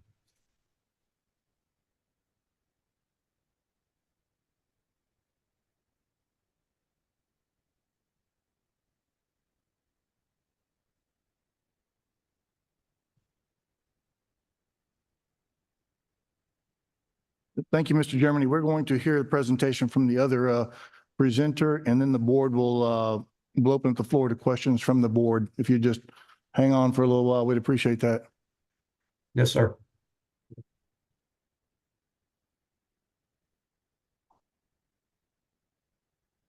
Hi, everyone. My name is Christine Probst. I'm going to be presenting a proposal from a different group, and I want to make a clarification. The proposal that went to the Fulton Board of Registration Elections was a draft proposal. It was a work in process. This is our official proposal that we submitted to you. So I'll just sort of cover that in some highlights. First of all, my background, I'm a 35-year plus executive with my own consulting company. So I've worked in startups. I've been involved in several startups as well as Fortune 500 companies at the executive level. Process management, project management, operations, sales, you name it, I've done it. I think when I start talking about the monitors that are associated with this proposal as it relates to the other proposal, our team has current knowledge. We have been working in the elections. We have been poll workers, poll watchers, vote review panelists. In fact, I think I've been involved one way or another in every election for the last 4 years. And a lot of the recent experience I've had is actually going to the tabulation center and training other poll watchers about what to look for, what the laws are, what the procedures are. There's several other people on our team, again, who have been working in the polls, not observing in 2020, but actually working in the polls since 2020. So our knowledge about what's happening in Fulton is very current. And I would like to say that what we've witnessed is a lot of improvement. So a lot of folks here that show up here and talk have a mindset based on what was happening in 2020. I'm really happy to say that Fulton County has implemented a lot of procedures since then, and what they do at the Elections Hub does not resemble what happened in 2020. So that's just a little aside. The scope of our proposal is actually very similar to what Ryan Germany just went over. Let me just talk a little bit about some of the folks that we would have on our monitoring team. What's great about this monitoring team is that we have people from all different areas: legal, IT, operations, investigations, election experts. They're not just in the election side, but they've been CPAs, forensic accountants, folks that are licensed investigators. So they're really experienced in looking at processes and seeing where and I myself, an operational process consultant, really is what I do. So just to share a few names. First off, Heather Honey, who is the other person that submitted this proposal with me, is a licensed investigator, professional researcher, operational integrity consultant, auditor, election systems analyst, and the executive director of the Election Research Institute. Eric Christensen is a CPA, Arthur Anderson, Deloitte, and a CEO. Frank Ryan, BS, MBA, former state representative in Pennsylvania, retired colonel from the Marines, and an advisor in elections for Iraq. He actually helped set up the elections in Iraq, which is pretty amazing. And Robert Barker, who's a lawyer with 20 years of experience with the Georgia election law. Elizabeth Ann Delmas, who's here today. who's a retired Department of Defense federal agent investigator with 39 years of law enforcement experience as a state and federal investigator. And she's also been in the trenches working in the polls in the last 4 years. So again, current knowledge of what's happening in Fulton. So current election knowledge and specific to Fulton. Lawrence Duckworth, licensed investigator, election experience since 1974, leader of 6 software companies. And then George Balbona, who's an election integrity advocate, who's also here today. And we like to say he's an election nerd because I have never met anyone who has more election knowledge. Just ask him a question and you will get reams and reams of information. So that's a little bit of background about our team. Again, the scope is very similar. We're going to do a lot of front-end work in the preparation to look at the staffing and the training and the setup, the equipment security and delivery. We're going to look at, Dr. Johnson mentioned something that somebody, hasn't really been talked about much, but that absentee ballot, when you order absentee ballots, are you tracking that you received all those absentee ballots? Are you tracking how many were used? All the way through to what wasn't used and what was destroyed. So that's part of that process. But in addition to that, we're really going to focus on the security of the ballots and the memory cards and the machines once they come back to the election hub. That's kind of when we look at the Moncla Rossi complaint, that's where the wheels fell off.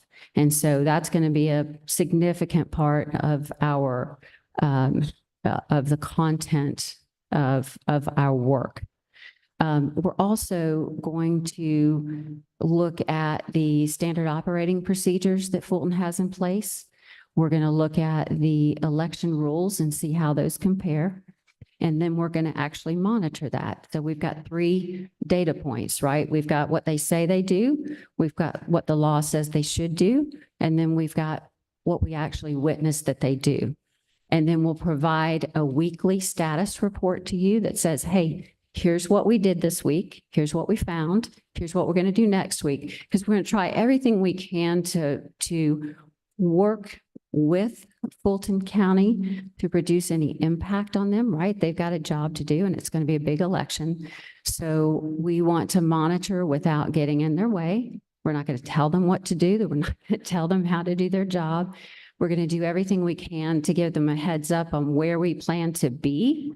And we're going to do our best to schedule time for questions or anything like that so we're not impacting their operations. We're also going to respect the confidentiality of what we do. Okay, so anything that we find will be presented to you. It'll be presented to Fulton County, and it'll be presented to the Fulton County Board of Registration and Elections confidentially. Okay, nothing that we look at will be presented outside of our team and outside of you. So that's a really big part of our proposal as well.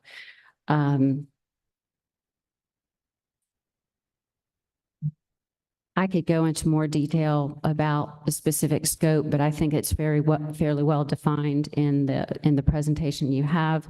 Again, I'd like to say the biggest difference is that we have folks from a wide variety of experiences with a lot of operational control and audit experience, as well as, again, current election experience in Fulton. And I think at the end of the day, whether you choose Ryan Germany's proposal or our proposal, I really think it's up to you to decide who the monitors are that you want. I mean, I think it's up to this board to pick the monitors to bring in. I don't think it's up to the Secretary of State, and I don't think it's up to Fulton County to decide who's going to come in to monitor. I really think you all ought to be choosing the monitors you want to do this on your behalf. So anyway, that's it. Happy to answer any questions. We'll take questions from the board now. Ask the board to, so this is as orderly as possible, to please be recognized by the chair before you speak so that we're not talking over each other. Thank you. I'm going to turn on everybody's microphones, including yours, Member Jeffries. If anybody would like to ask a question.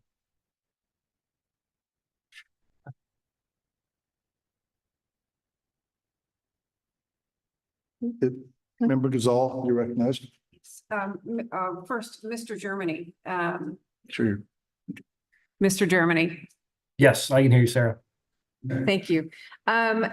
So I understand that Ms. Childers is no longer available. Is there any plan to try to replace Ms. Childers? No, not at this point. I think, the core team we have is what I'm comfortable with. We do have plans to, like I said, extend our reach using the Georgia Democracy Resilience Network to assist. But not to add any more core team members. Thank you. Second question, a follow-up question.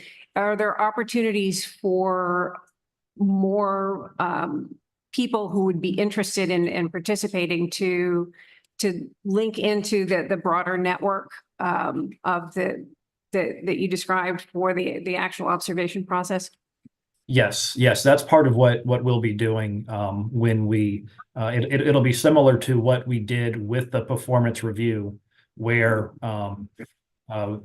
we will be utilizing the Georgia Democracy Resilience Network because they do have experience in the state in the subject matter in elections, but we'll be looking for volunteers, and then we'll be training those volunteers to go out and really to help with monitoring of in-person voting. So for instance, anybody sitting in this room could probably volunteer Yes. as part of that. Thank you. And I think it's important to emphasize that there are opportunities for more members of the public. Now, Ms. Probst, we received some comments from you, and I have to say it was a little troubling getting comments from you urging us to reject this proposal without you disclosing that you had your own proposal and your own financial interests at stake. So I think that was a little bit of a misstep, quite frankly. I'd like to know a little bit more about the involvement of Ms. Honey in this. And Ms. Honey is very well known, and I'd like you to describe a little bit more about the work that she has done, say, with Cyber Ninjas and involved in the Arizona audit. In that background. Okay, so I'm not able to give you that background. I would ask you to ask her for that background. I wasn't prepared. I actually didn't know I was going to be speaking today, so I'm sorry I didn't come prepared.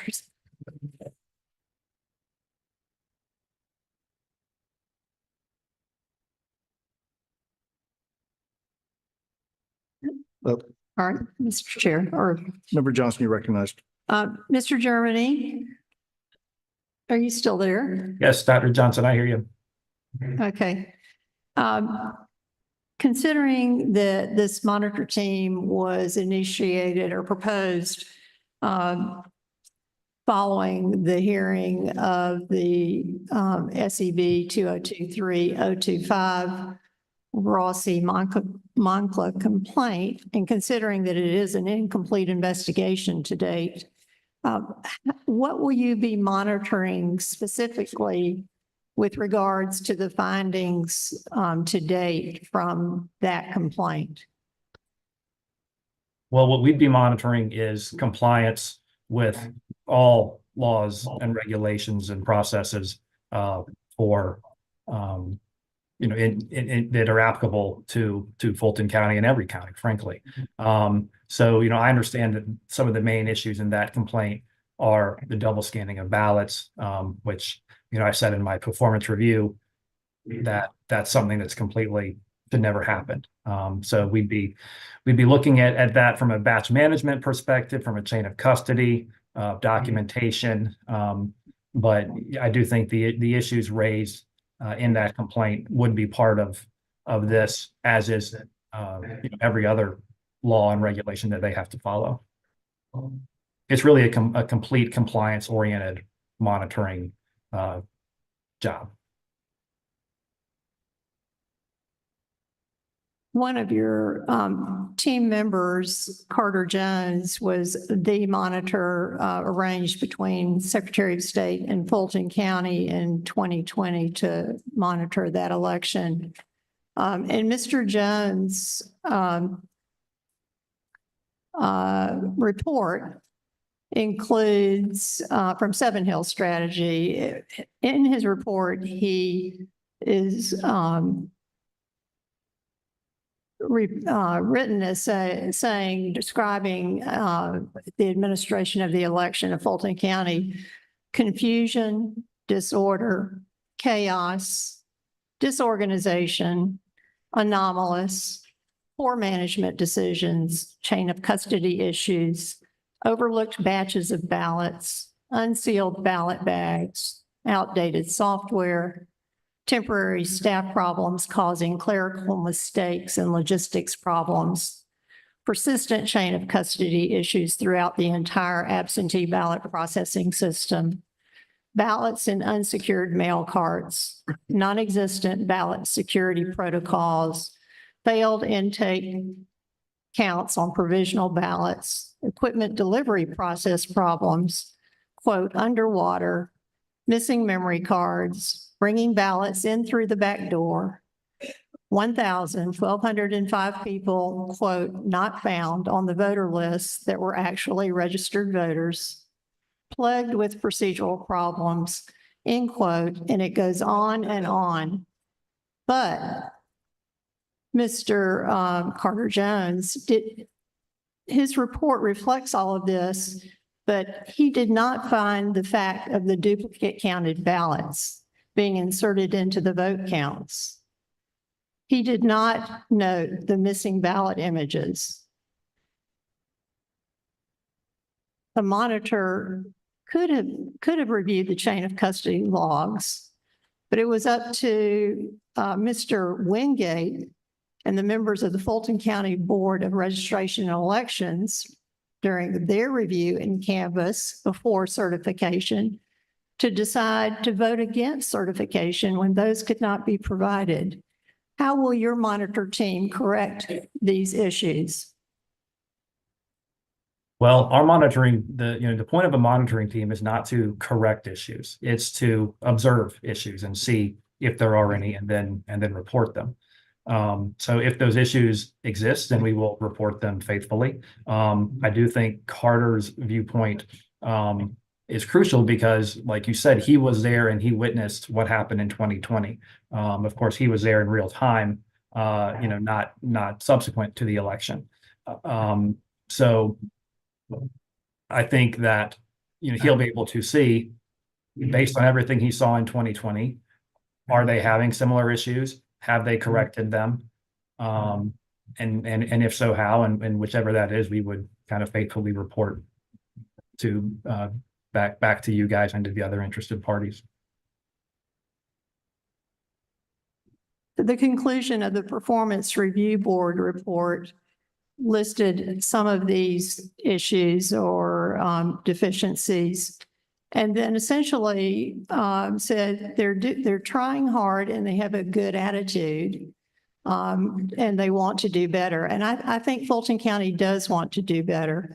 Would your team provide a weekly report during this? I think in our proposal, we say we'll provide periodic statements of findings and a final report. I wouldn't want to commit to weekly just because I'm not sure that we'd actually have enough to report weekly, but we certainly envision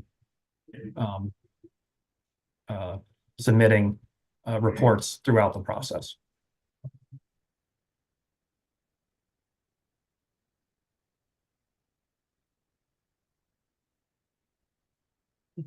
Questions? No more questions? Any other questions?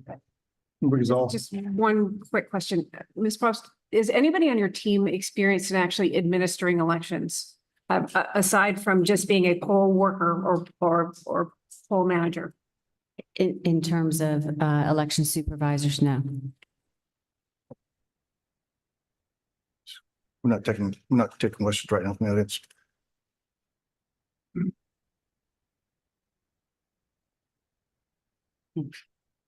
Ms. Probst, has anybody on your team ever been accused of bias or been accused of being an election denier?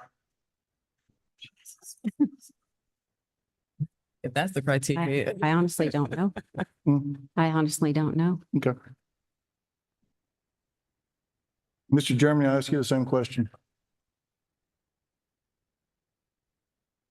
Not that I'm aware of, but there's probably accusations about me that I don't really know about. So I don't know. I have a question. Member King? Yeah, this is a very simple question because I was not a part of this process from the beginning, so that's why I'm listening mostly. But Mr. Germany, during the 2020 elections, yourself as well as the office claimed that there was no issues. Do you still feel that way, provided that you are now wanting to be part of a monitoring team of Fulton County? Well, I think if you look back at what we said at Secretary of State's office, and that what I would still say to you today is the result was correct in 2020. And that Joe Biden defeated Donald Trump in Georgia. And we looked at all sorts of different issues, kind of the paradox of elections. And I've been involved in Georgia elections since 2014 when I became general counsel, Secretary of State's office. And some of our team members have been involved many more years than that.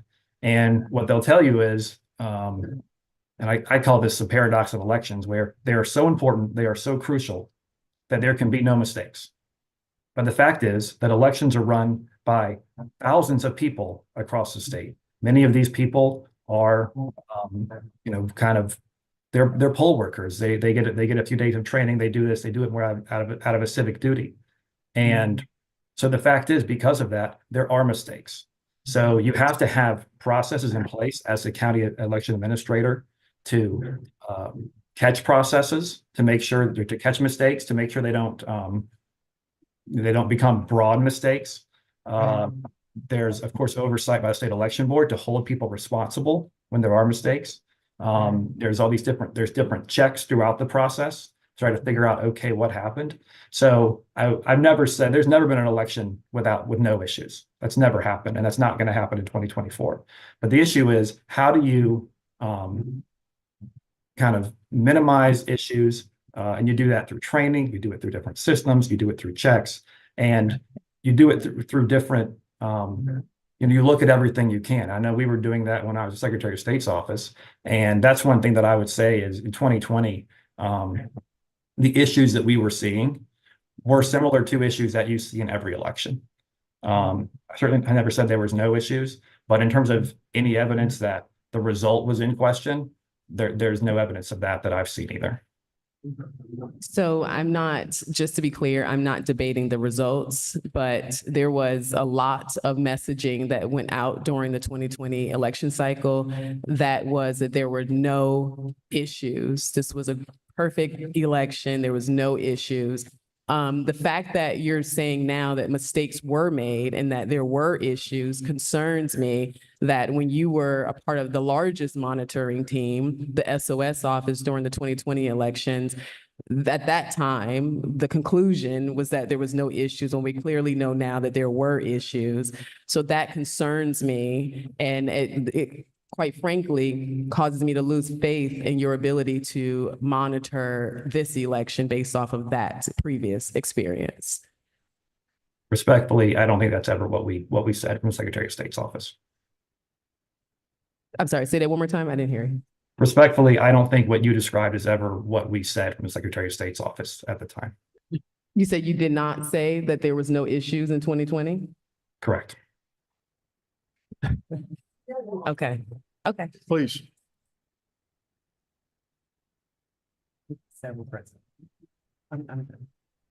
As has been stated many times in the last couple of days, my position is nonpartisan and non-biased, and I'm concerned about bias in any monitoring group. Mr. Germany, do you know the political makeup of your team?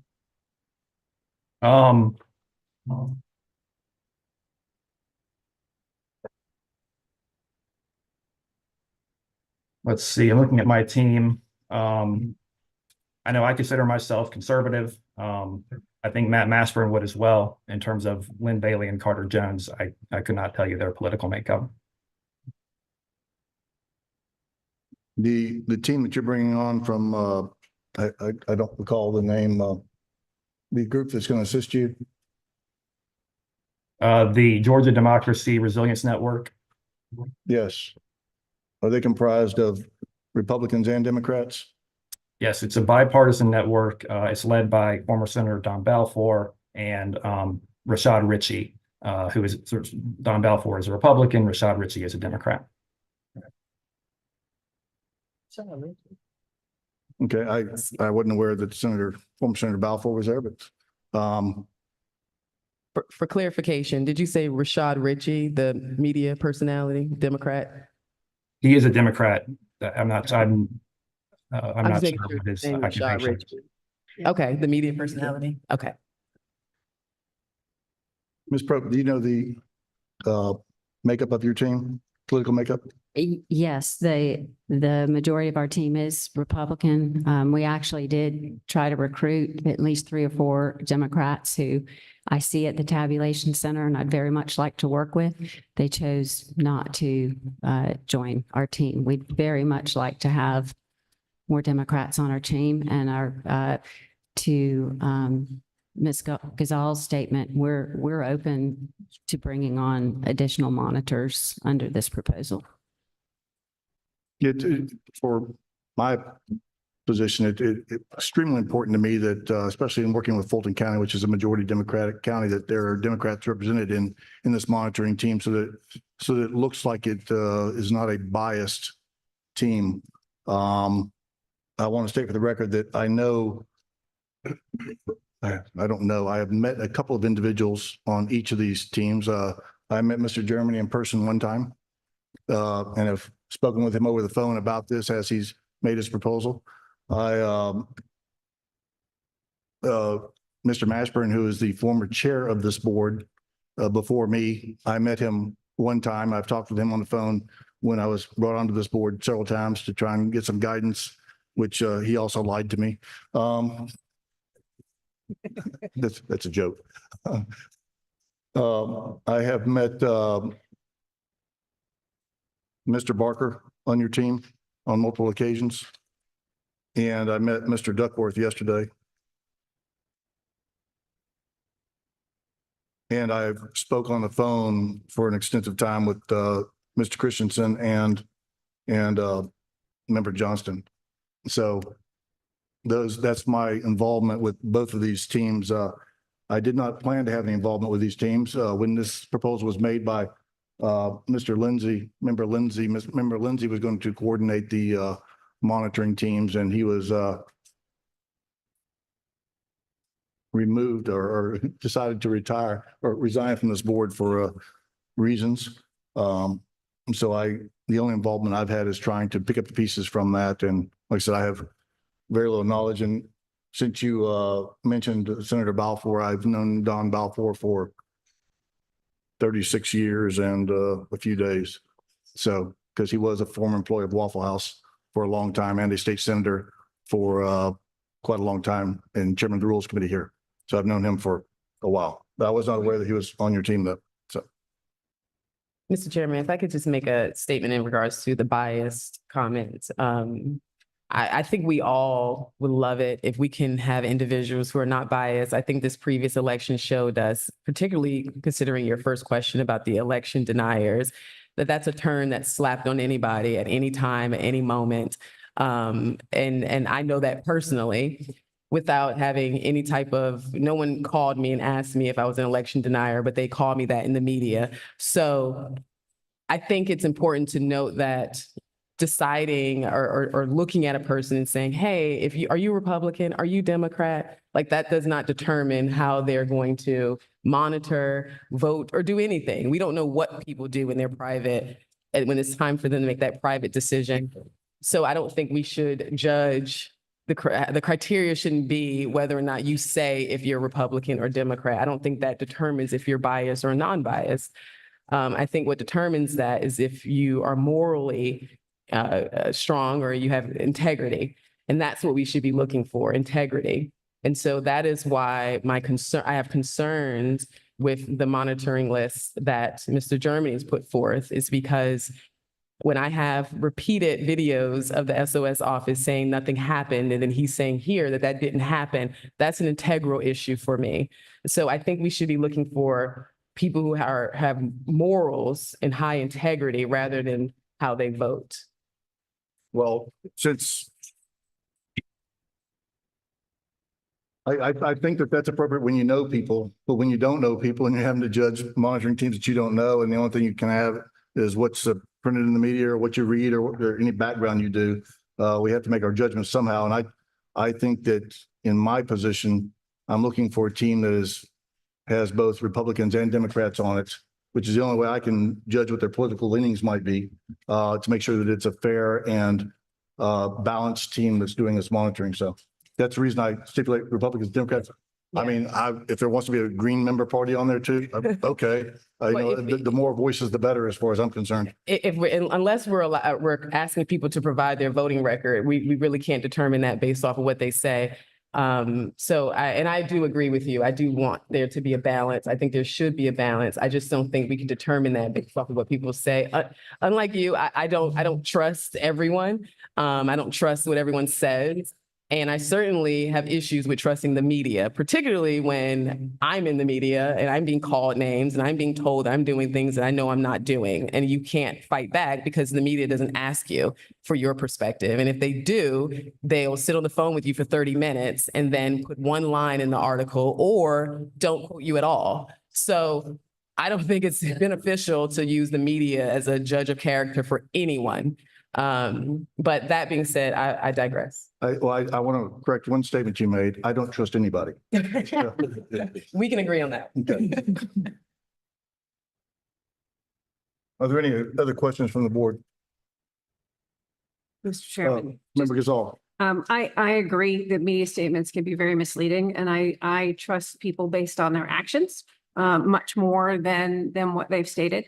And again, I'm deeply troubled by a couple of the other members of this monitoring team by Ms. Probst. For instance, former Representative Ryan. I don't know, I haven't read what he said in the media, but I know he voted to send a list of false electors for Pennsylvania. And what he has to do with Georgia elections, I don't know. I know for a fact that that Mr. Barker, as an attorney, filed a suit to overturn the 2020 elections. So that, I believe that is indicative of his beliefs and motives, much more than anything that the media said. And that's why I find this a deeply troubling list. I really don't want to have to go back to jazz hands because I think that's stupid, but if we could just not clap too much. Actually, I wouldn't be going back to jazz hands since I never asked for them to begin with, but any other questions from the board? Well, Member Mr. Chair. Johnson, you're recognized. Yes. So, first of all, this monitoring idea was ill-considered from the start. I'm not sure what we really hope to accomplish with a monitoring team. Second of all, this idea, this notion about a monitoring team was cooked up in the back room by Mr. Lindsay and somebody at the Secretary of State's office and someone at Fulton County without. Member Johnson, I don't think we need to get into character assassination. Cooked up is a term that ought not be used by this board. I'm going to rule those comments out of order. The monitoring team was formulated by Mr. Lindsay and Secretary of State, as he said, and Fulton County Chair without the knowledge of all of the boards at the time. And and I'm not sure what deal was made or what was arranged or what was promised. But I fear that somehow or other, Mr. Lindsay may, I don't know if we're, some promise was made to bind this board to some sort of action. But that concerns me. And the way this has come about, and Mr. Lindsay is no longer on this board. And the chair of Fulton County Board of Elections is no longer on that board. So the parties that were involved, I'm not sure who was involved with the Secretary of State, but at least two of the three parties are no longer here.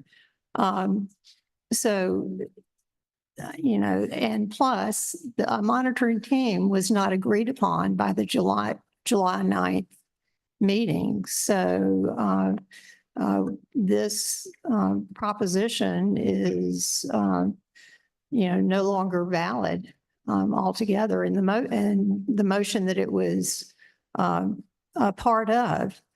But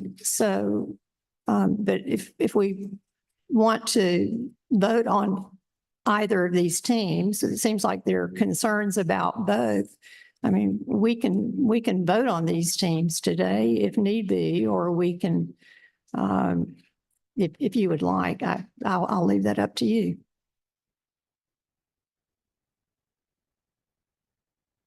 Would the board feel more comfortable presenting a team that comes from us?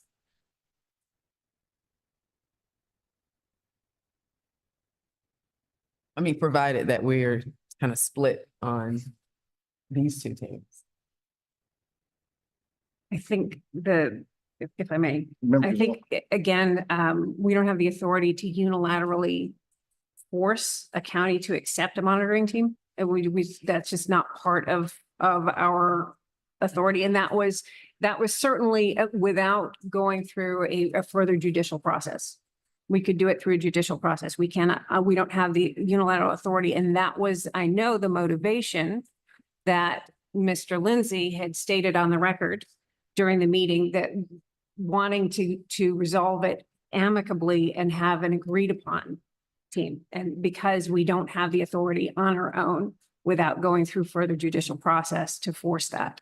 And it just very quickly, I would like permission at a later meeting to have a presentation on the role of external third-party monitors, because having observed elections across the world, it is an incredibly important tool for instilling faith in the outcome of an election, or identifying problems, which we've seen very recently. So I would like to beg leave of my fellow board members to invite somebody in to discuss that role at a later date. Because I do think that there's a very important role that external monitors can play. But that's for a different time. I'm done now, sorry. Yeah, I've had several conversations with Mr. Lindsay about this. His belief was that it was in the best interest of Fulton County, this board, and state of Georgia for there to be a monitor in place for the upcoming election. And the best way to do that was for there to be an agreement with all the parties, with Fulton County, with Secretary of State's office, with this board, so that we all could come to agreement on that monitor team. As I stated earlier, Fulton County and Secretary of State are comfortable with Mr. Germany's team. They received both proposals. I'm sorry, there was a proposal that was submitted to them. I received it from Dr. Johnson. I forwarded it within a day or two to Fulton County. So they can consider it and try and meet the timelines that were suggested by Member Lindsay.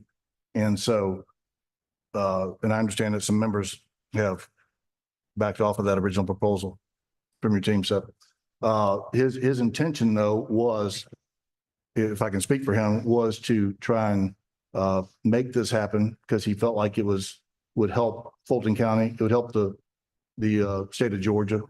And Fulton County agreed to it because they also felt like it would help them.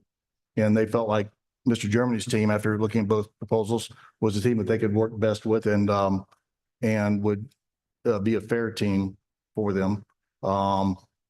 So that was his intention with and this board did hear the 202-2025 case and voted 2-1, as I stated earlier, to issue a letter of reprimand and to agree, work with Fulton County and Secretary of State on this monitor team. That case was adjudicated on May the 7th. So Oh, you said that that the goal was for there to be consensus amongst this board, the SOS and Fulton County, correct? But there's not consensus on that. What Fulton County voted on, we were not in agreement with that, this full board. So where we are right now, if we are not able to provide our list as a board, I can confidently say that I am not in support of the list, the Ryan Germany list. So that's my position on it.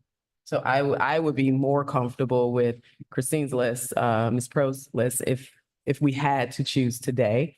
But since there should be a consensus, I'm just stating it for the record, I'm not comfortable with Ryan Germany's monitoring list. well, this board obviously is not in agreement on which monitoring team.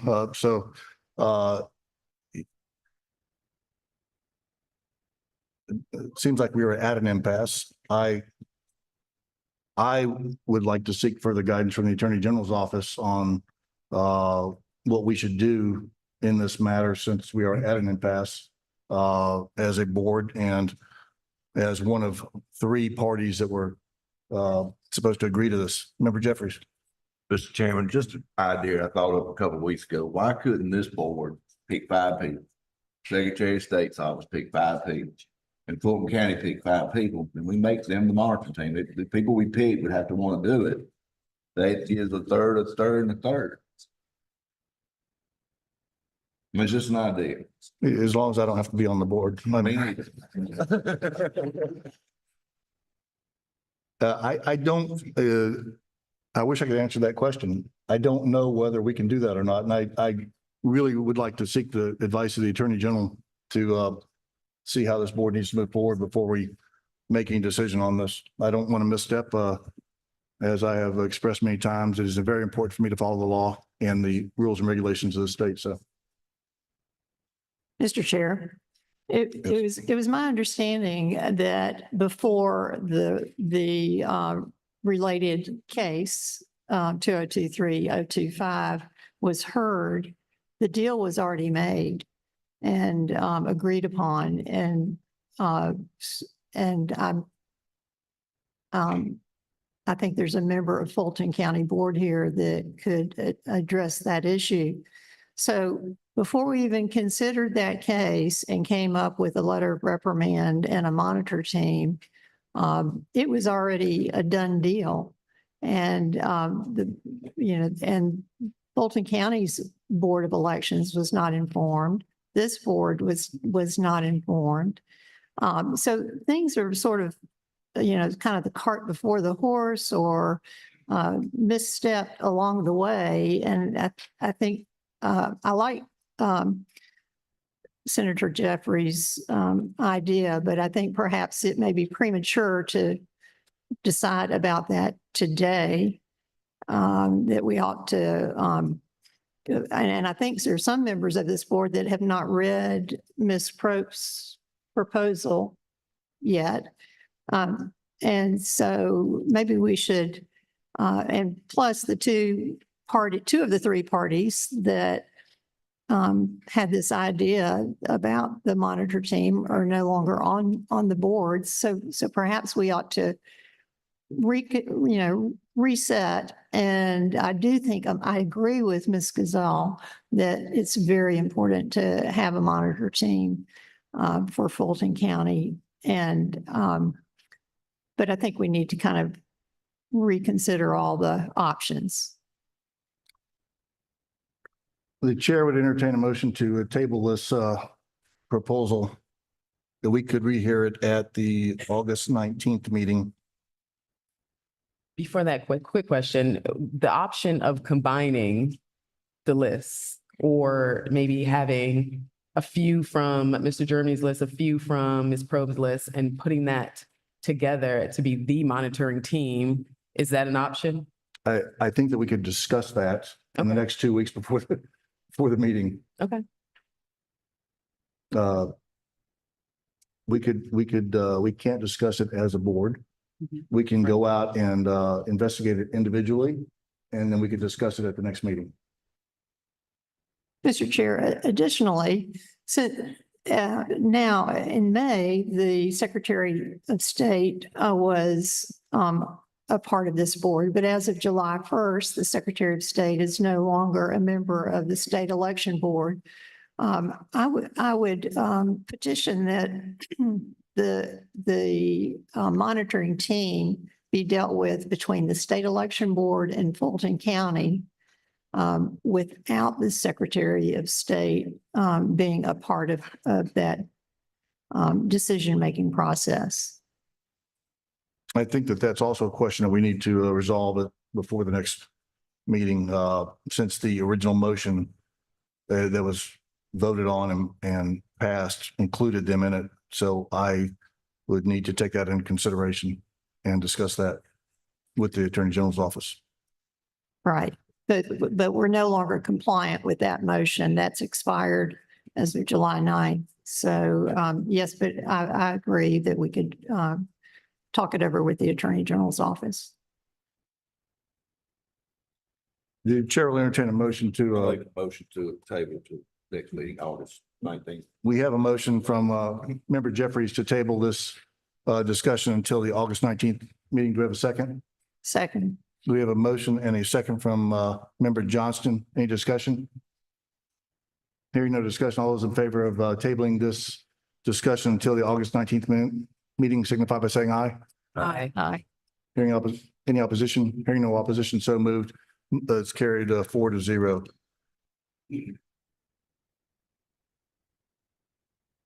Mr. Germany, is he here left? I'm here, Mr. Chair. Thank you. Did you hear our motion and result?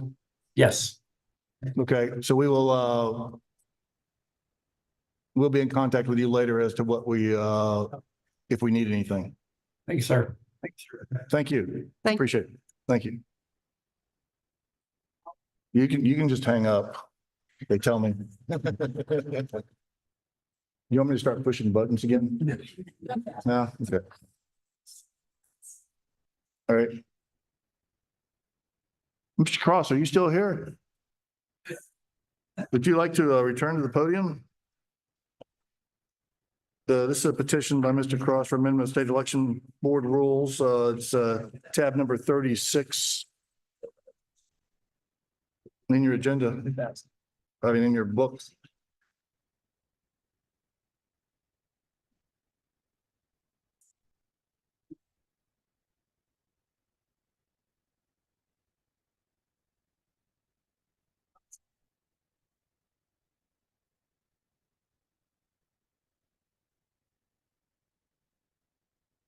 Okay.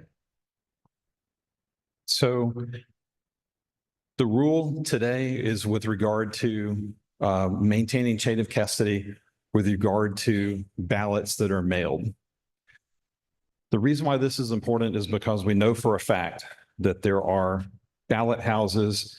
I know of one in Gwinnett County where ballots are pilfered out of the mail, taken to a particular home in a neighborhood not far from me.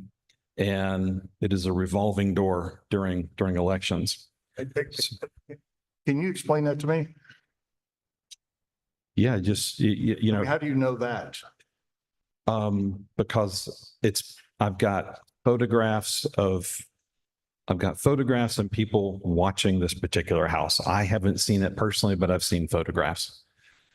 And So- they're doing what? They are stealing ballots out of mailboxes. They're sometimes getting them from the post office in boxes, taking them to a home not far from my office, and people are filling them out, mailing them back in. Has a complaint been issued with this board on that? Has a complaint been issued?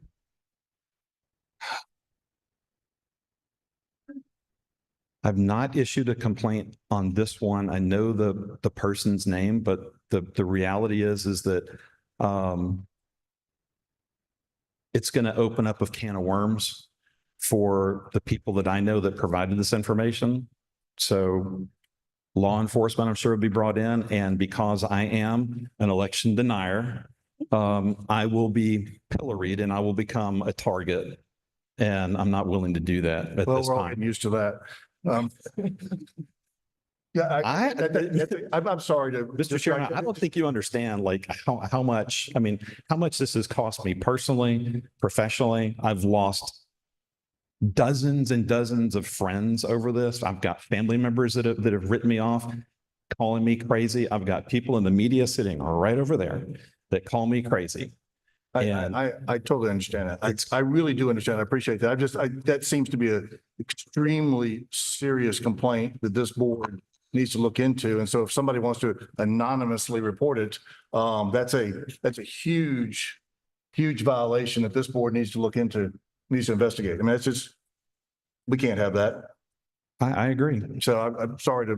And listen, I'll be happy to do it. But I mean, now you know where it's going to come from. So I'm sure I'll be investigated. So here's the thing for anybody who wasn't here last time, when you walk in to go vote at any precinct, you vote early, you vote on election day, I don't care what it is. You go in and the first thing they say is driver's license, please. And they scan the back of your driver's license. Once you come up in the system, they then hand you, a ballot card. You walk over to one of the touch screens. They watch you vote. They don't see how you vote, but they can see that you're voting. Your ballot prints out. You walk over to one of the machines, you put it in the machine, and at no time is your ballot, at no time are eyeballs not on your ballot. It's called chain of custody, all right? When these ballots are printed at the printers and they're sent to the counties, they're kept under lock and key, all right? The only time that chain of custody is lost with ballots is when they are mailed out. They put a first-class postage stamp on it. It has a little emblem on the outside that says official election mail, making it incredibly easy to find. Plus it's also in an oblong envelope. And these things are sent with a hope and a prayer that they're actually going to get to the intended recipient. If in fact that person did request that ballot. So the ballot goes out in the mail and you just hope that it's going to come back, right? What I am suggesting is a change to rule 183-1-14-.11 with regard to mailing and issuance of ballots. The rule says during early voting, as additional applicants for absentee ballots are determined to be eligible, the Board of Registrars or absentee ballot clerk shall, right now it just says mail, official absentee ballots. And I would like to see that change to mail by United States Postal Service or other delivery service which offers tracking. Very simple change. The board or clerk shall make such determination to, instead of mail or issue, mail by United States Postal Service or other delivery service which offers tracking. Now, this is very simple. This is all about just seeing when the ballots get mailed out. And if you've ever tracked with U.S. Postal Service, you'll see that they timestamp, where it is along in the process and that it's being out for delivery. As it stands right now, Member Gazal pointed out the fact that we have this thing called ballot tracks. Well, as of 2 days ago, the Secretary of State decided that they're going to contract with another company, I think called Ballot Secure or some nonsense like that. Not quite sure. I have to look it back up. But anyway, so the Secretary of State has said, hey, we're going to use a different one. That is a push service, meaning that you as the voter have to request that service in order for the ballot to be tracked. When I spoke with Zach Manifold, who is the head of elections for Gwinnett County yesterday, I asked him if I put an open records request in and said, can you give me a list of all the people who requested ballots and show me a list of all the ones that were actually received, and all the ones that were rejected and sent back. Can you do that? He said, no. And he said, I would love to be able to do that. But he said, as it stands right now, they cannot. So the new service works exactly the same. I reached out to Ballot Track to find out how it works. And they did in fact say that it's a push service. So there's no reports that are generated for the, for the county or for the Secretary of State for an open records request to be able to be fulfilled to just verify, did the ballots actually get to who they're going to. So the costs for using something like this, in my proposal here, I said it could be as much as $1. I use a service, had it written down before. I use a service at my office for mailing. God, what's the name of it?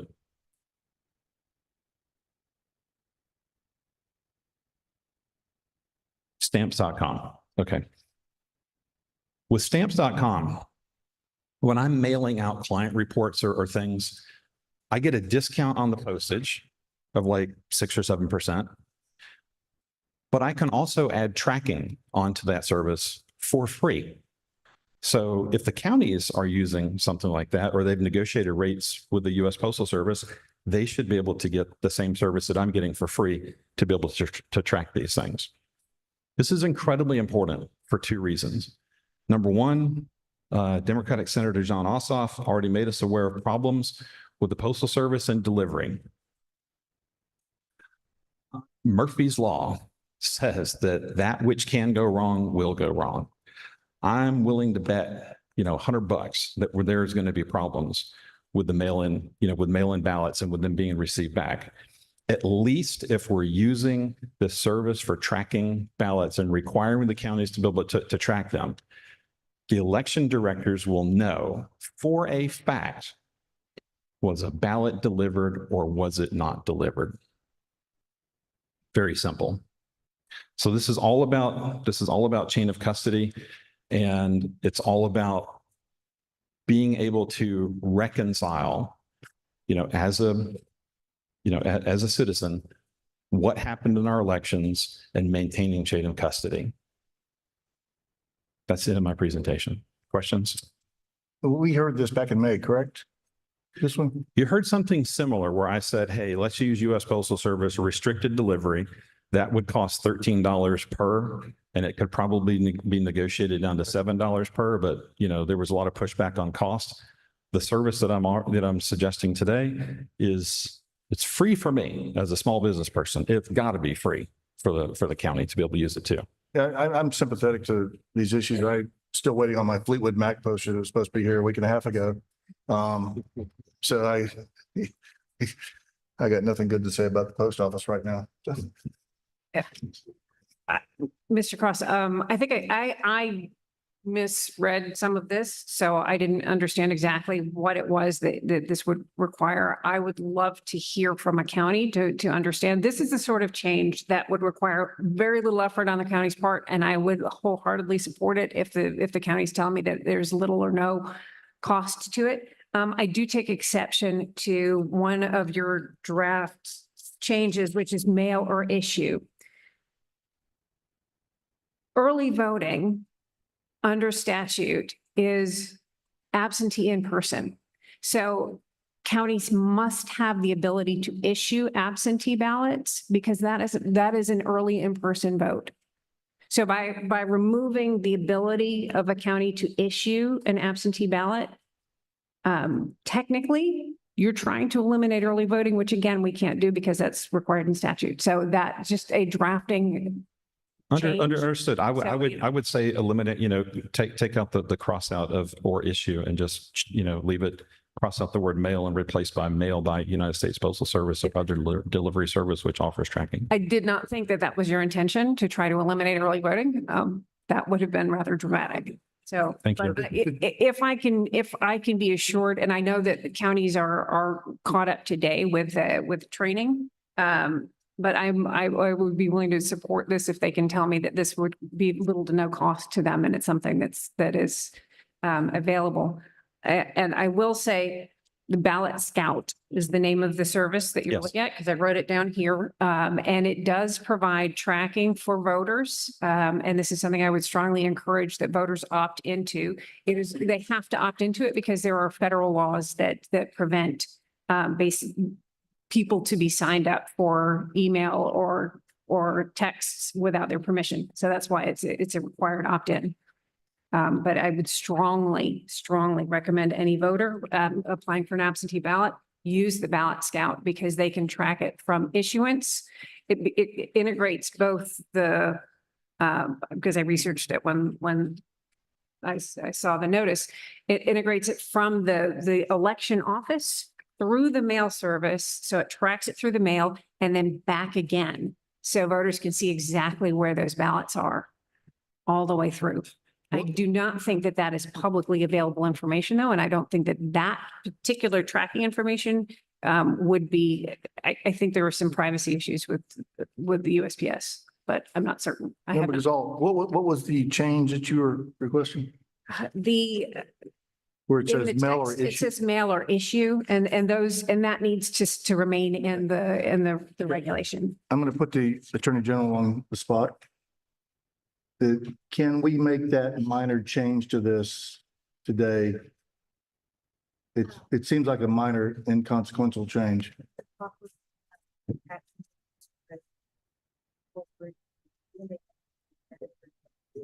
Okay, all right, good. So we can do it if we move forward with an amended version of the rule of change amended today. We can initiate rulemaking procedure. Okay. Thank you. Are there any other questions from the board? So, one more question. Are there reports associated with this, Ms. Gazal or Mr. Cross? Do y'all know? With the tracking? So if I'm like, for instance, in my office, if we mail out, 200 reports to our clients and we've got tracking on them, we can actually pull up the tracking sheet and get a spreadsheet that shows exactly, where they are in the delivery process. With ballot tracks or Ballot Scout, that's not available. Are there any questions for the board? Mr. Cross, just so that you know that I'm unbiased, I'm going to support this rule. I appreciate it. Thank you.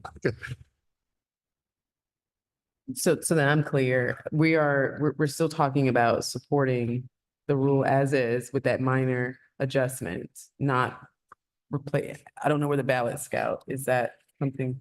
Okay. That's separate. No, that's separate. And then I just want to make sure that voters are aware. Yeah. I like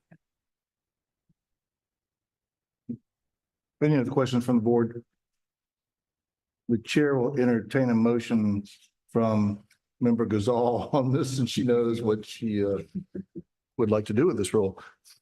I move that we initiate rulemaking on the basis of the amended petition with those, with that strike through removed, as we've discussed. We have a motion from Member Gazal to initiate rulemaking procedures on this petition with the amendment to remove the strike on the words mail or issue in two different places in this rule. Do we have a second? Second. We have a motion and a second from Member Jeffries. Any discussion? Hearing no discussion, all those in favor signify by saying aye. Aye. The chair votes aye. Holy cow, that's a 5. Thank you. I told you I'm unbiased.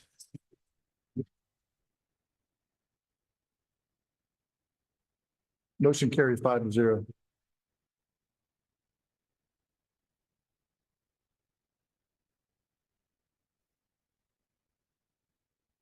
Shall we hear one more? 12:15? Oh, we're breezing through these. We can do one more. Well, Mr. Favorito, are you going to be long-winded? Not a statute. Okay, because if my lunch gets cold, I may be biased if my lunch gets cold. All right, Mr. Favorito, would you approach the podium, please? Yes, we have a petition for amendment of state election board rules presented by Garland Favorito. Good Italian name. Right?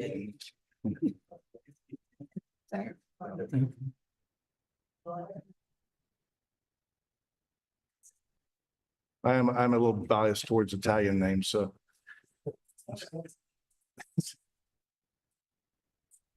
This is tab number 37. Thank you, Mr. Chairman. I'm going to do the data retention rule first. Memory card retention, if I can get this fired up here. Can you hang on just 1 second? Alex is causing technical problems again. And the handout will match the presentation. Okay. Thank you.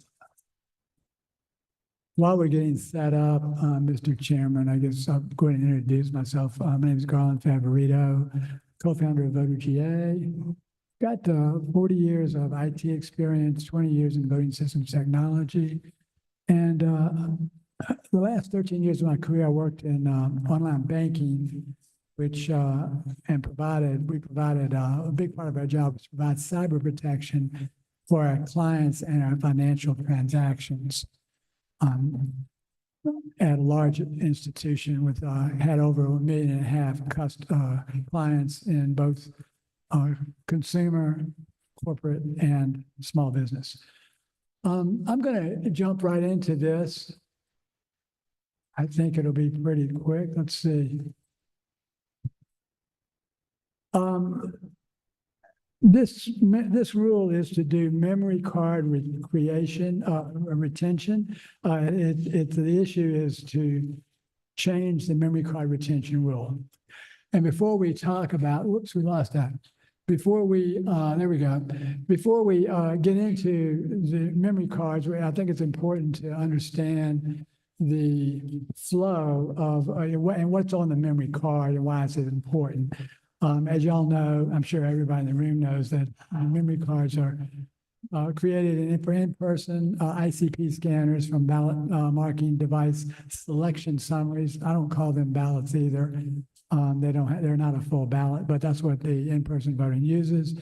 The scanners have memory cards in them. They're the compact flash cards that are in your cameras and typically other things, same thing that Dominion uses. Those memory cards are loaded to the election management server. On the memory cards are in-person ballot images, cast vote records, and audit logs. That's what's contained on a memory card. And these election records are created automatically when the ballots are scanned to tabulate votes. I think we can pretty much all agree on that. I don't think there's anything out of hand there. Absentee ballots are out of scope for this particular rule. So what's the problem and what's the solution? This is going to be very simple, like Member King's dad likes it.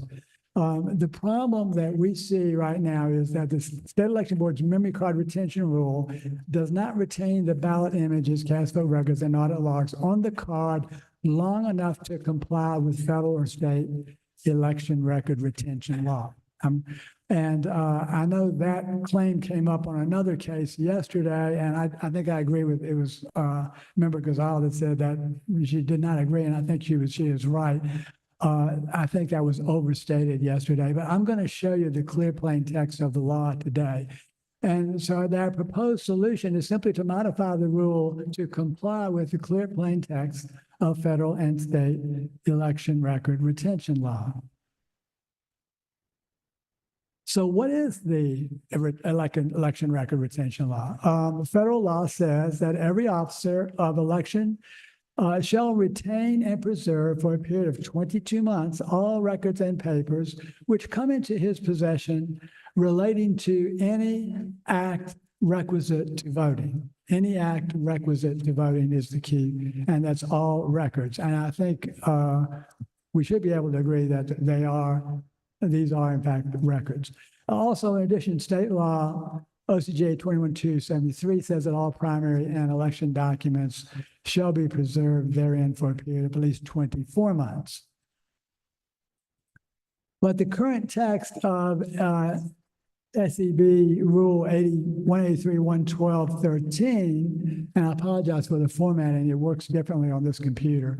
That says that the election superintendent may use the memory cards for programming ballot scanner units for the next primary election or runoff. And the proposed text that we're suggesting to say that the election superintendent shall retain the memory cards for a period of 24 months in accordance with Georgia law. It's that simple of a change. It's just one sentence change for the most part here. I want to clarify some legal confusion that came up when the Fulton County case was first actually presented.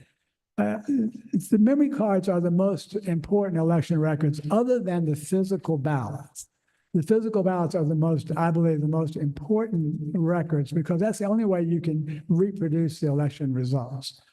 And the memory cards have ballot images, cast vote records that are tabulated, as well as the audit logs.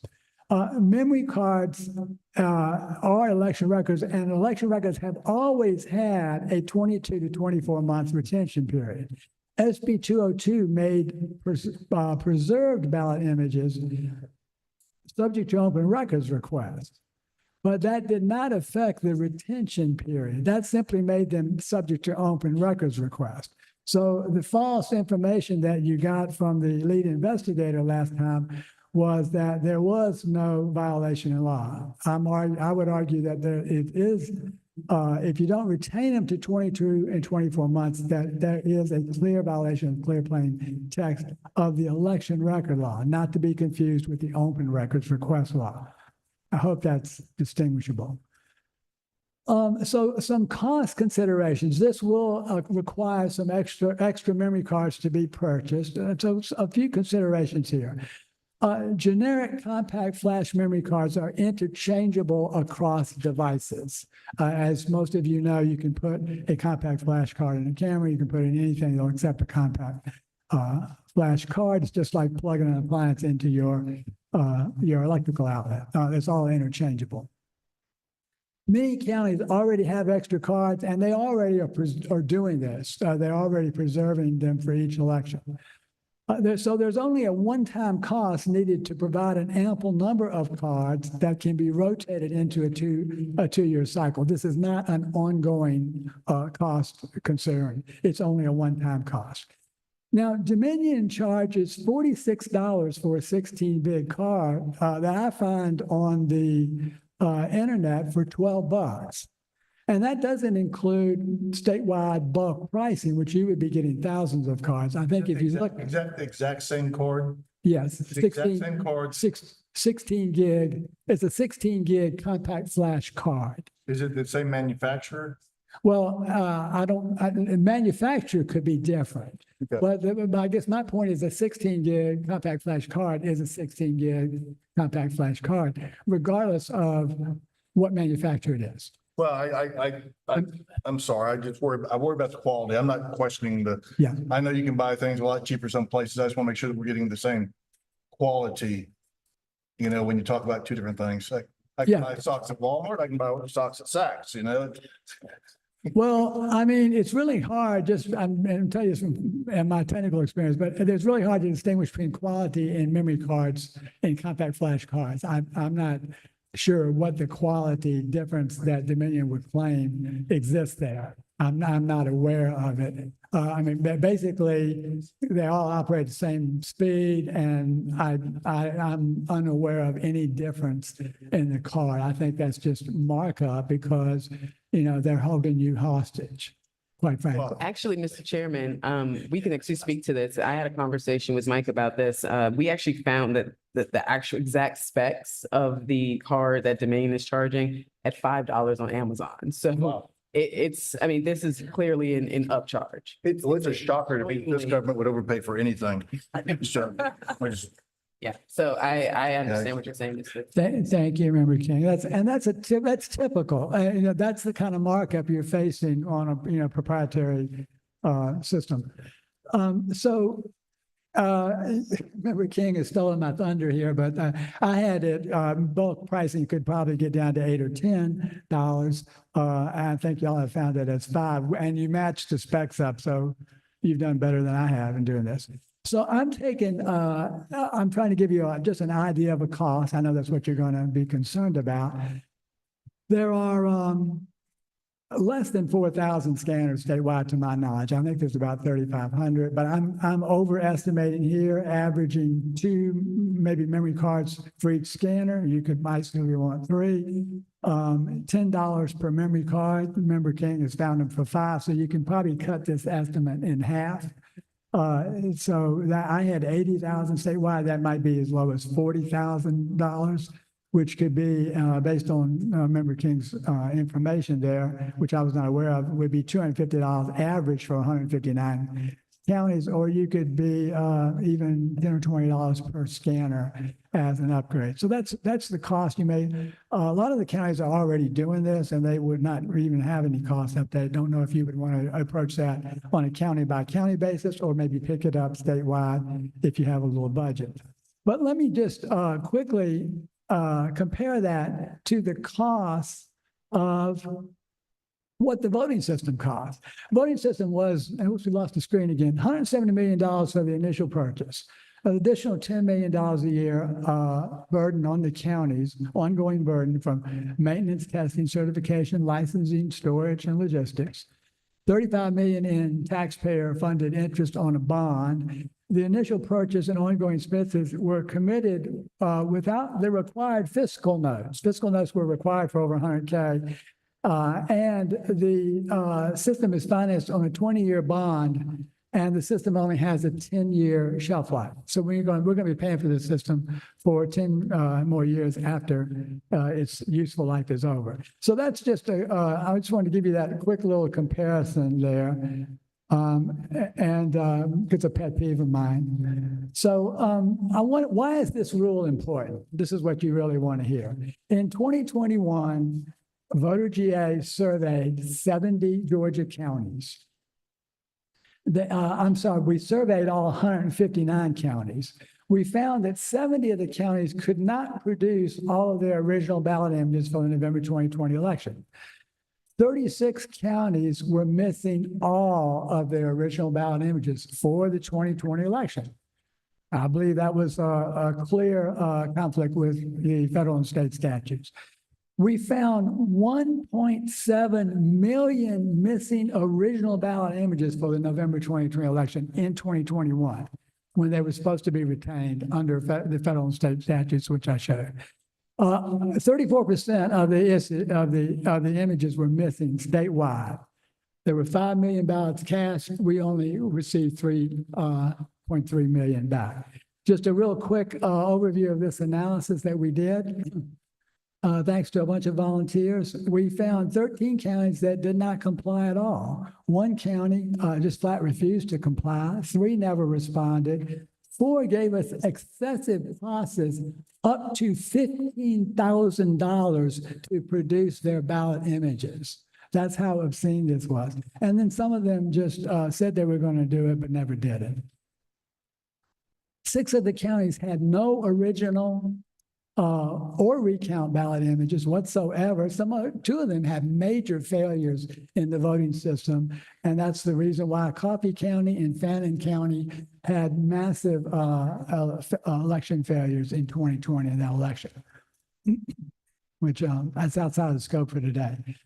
34 of these counties, their images were incomplete. And by incomplete, I'm not saying that they were missing a couple, 3 ballots. They were missing thousands of ballots. 17 counties had only the recount images. Now, what's important to understand is a recount image cannot substitute for the original ballot image. Recount images have no original timestamp for audit purposes. They have none of the original metadata to show how the selections were interpreted into cast vote records. And the images could have been replaced by tampering between the time the original election was conducted and the recount was conducted, which in 2020, I think, was about a month apart. So that's why recount images don't really mean anything. You have to have the original ballot images. So why were these destroyed? Well, when we asked some of the counties, they told us the Secretary of State's office said we could do it. And here's an email that we got from the actually, they sent it to us, I think, or we got from Open Records Request, where we have the former state election say, yes, go ahead and reuse the memory cards. And this was right after they had conducted the I think that was the 2020 election. We have another one from the current deputy director telling another county that they could go ahead, you can clear the CF cards, compact flash cards, when you're ready. And this was immediately after conducting the primary, and he was telling them to reuse them for the runoff. So, as I said before, the only thing that can substitute for the original ballot image, and 1.7 were destroyed, is the actual ballot. That's the only thing that can substitute. So I made an open records request, wanted to let you know this, for the original ballots from Fulton County. On May 7th, they told y'all that the ballots were preserved. Well, here's my request that you can see. And they said that, no, there are no responsive documents to your request. Mariska Ballison, July 10th, 2024. So were they lying to you then, or are they lying to me this past month? Now, they've also told the courts that that they are available, and these ballots are now unsealed by court order at my case, Favorito v. Juan, and they are saying that they're unsealed, so they're not available. So what happened to them? Have they violated the law here? Did they really destroy them in spite of all the court orders? So we don't know, but I wanted to show you this because it's relative, and I decided to also check with the clerk of the court, not just the election board, and then they said that it was a duplicate request, but nobody ever responded to my open records request to tell me who did that. So bottom line is, here's the requested relief that we're looking for. Number one is to make the rule to conform to what we believe is and we know is the clear plain text of federal and state law, and simply by having more memory cards and retaining those cards for 2 years. We would like to see that you issue a letter of instruction to Michael Barnes, who, as you saw from the email, incorrectly advised the counties, and I think that he should be instructed on what the law is, and telling them not to tell them to prematurely destroy any memory card content anymore. Number three, we think that it's time to subpoena the Fulton County 2020 election ballots, and let's end this 3-year secrecy shell game and find out what actually happened. That should have been done years ago. As y'all may be aware, Fulton County hired criminal defense attorneys just to prevent us from looking at the ballots. And we are the taxpayers. I live in Fulton County. And the Attorney General's office is also conflicted because they filed an amicus brief to back up Fulton County against all of the voters in the state of Georgia. So finally, we'd like to see you also possibly issue a letter to Superior Courts to inform them that these 20 other ballots, 2020 and 2022 primaries, can now be available, since there's only the seal requirement is only for 2 years on OCGA 21-2500. So that said, that's all I have, and elections have to belong to the people. I'm happy to answer any questions. Are there any questions from the board? Member Gazal. I agree that state and federal law require maintaining these electronic records for 22 and 24 months.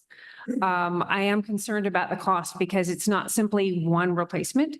This year, we have 5 elections So we would need 5 separate sets just to get through 2024, any presidential election year, because you have the presidential preference primary, the general primary runoff, general election runoff.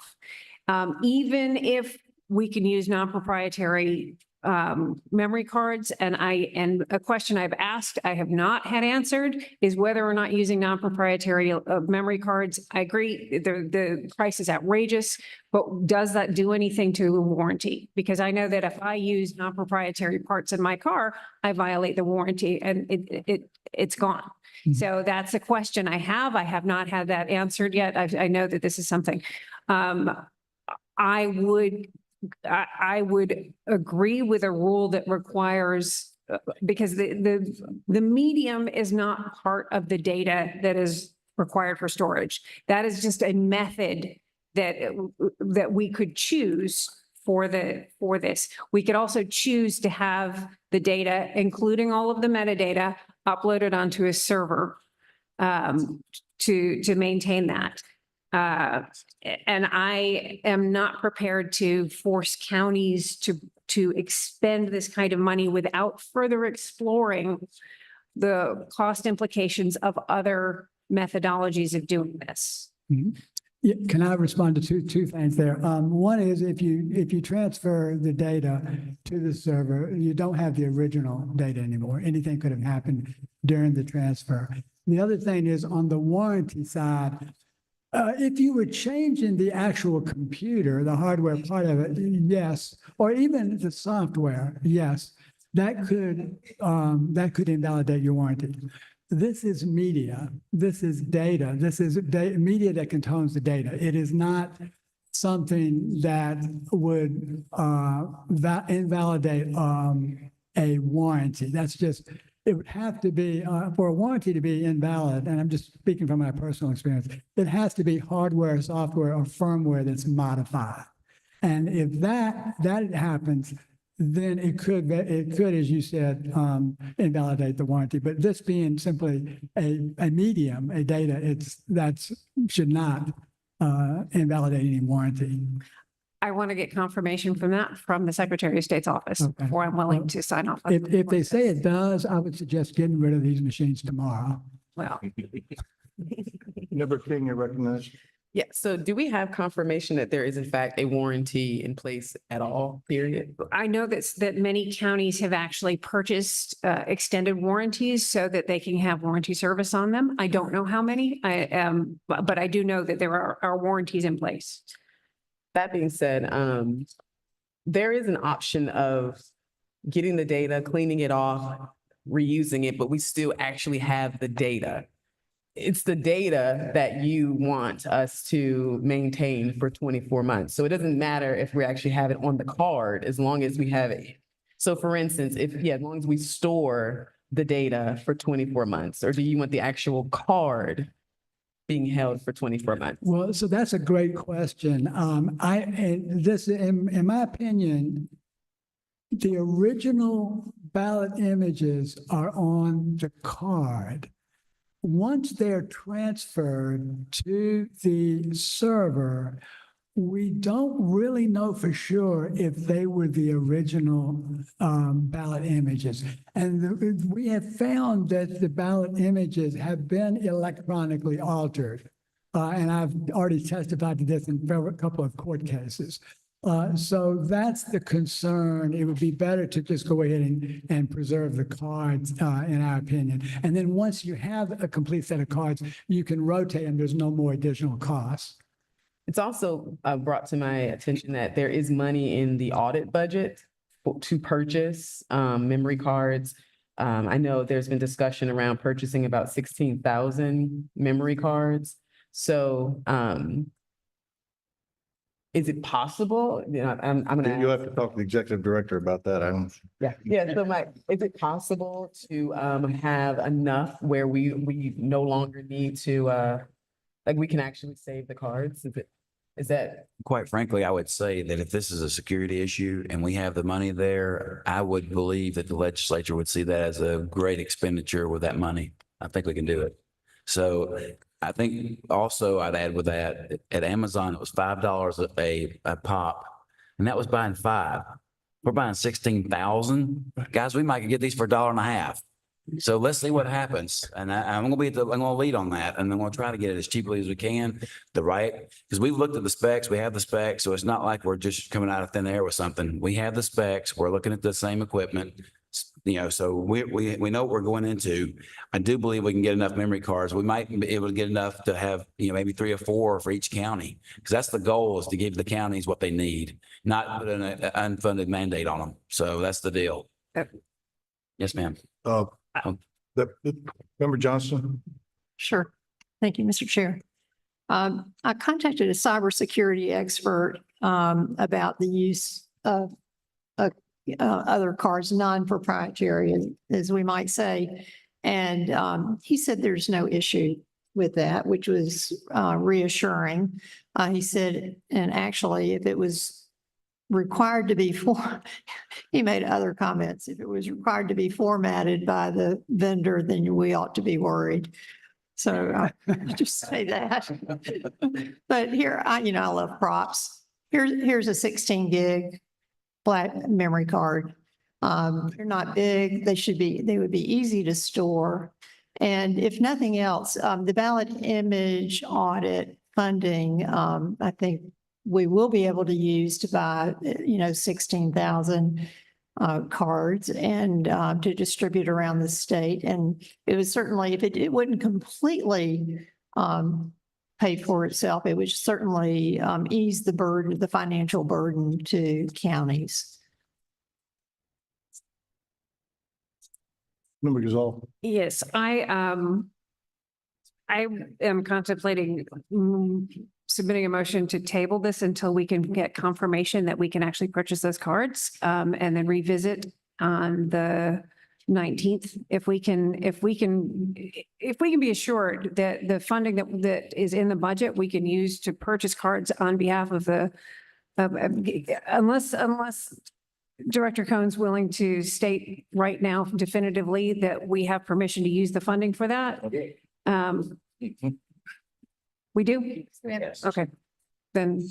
If I may, Yeah. I spoke with the chairman, both in the House and the Senate, and I spoke with the former appropriations chairman, who certainly spent, I think, 12, 15 years as appropriations chairman. I did bring that to his attention. He said there would be no problem there. So I can attest that I think we're in good shape, in good standing there. We can make the motion conditional. That's fine. Yeah. I do want to, is anyone from Gabrielle here? They're on training. Okay, I do want to read a portion of their response to this. That we believe that retaining memory cards for a longer period of time would be advantageous. However, we do not have enough money or memory cards to do so. The recommended memory cards cost $46.20 per card. We are not sure if less expensive cards would work with the voting system and not violate its warranty. However, even if chipper cards are available, purchasing an additional set for every election would be a significant cost. We are also unsure of how counties would preserve the metadata from the memory cards. We are willing to explore options to do so in a way that would preserve the data without impacting our operations. We suggest that we jointly request the legislature fund the purchase of 2 additional sets of memory cards for each county during their next session, that they be retained for 60 days for any election prior to being reused. That would give the court time to order their continued preservation in the event of an election contest and would not be an ongoing cost to counties. That is the portion of Gabrielle's response. They mentioned some federal election law, but we don't care about that. Mr. Chair, may I add, I was fortunate enough to be able to sit in on the ballot image audit, a couple of the meetings. And I think we anticipate teams of technical experts that will be around the entire state assisting election offices with the ballot image preservation, which will not only facilitate and make sure that all counties preserve their ballot images, but at the same time, I'm sure that they would assist in the preservation of all the metadata in those offices. So not a problem. And the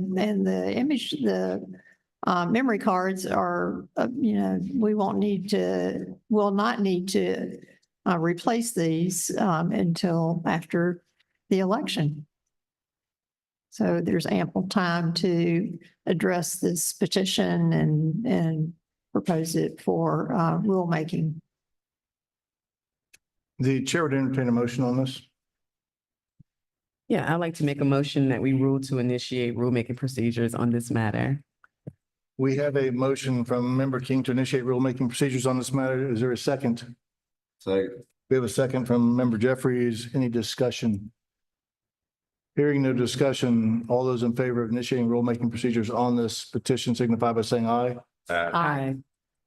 Any opposition? Hearing no opposition, the motion is carried 4-0. Thank you, Mr. Chairman. Since I was so fast, am I invited to lunch with you? Sally Grubb said she was taking us all to the OK Cafe.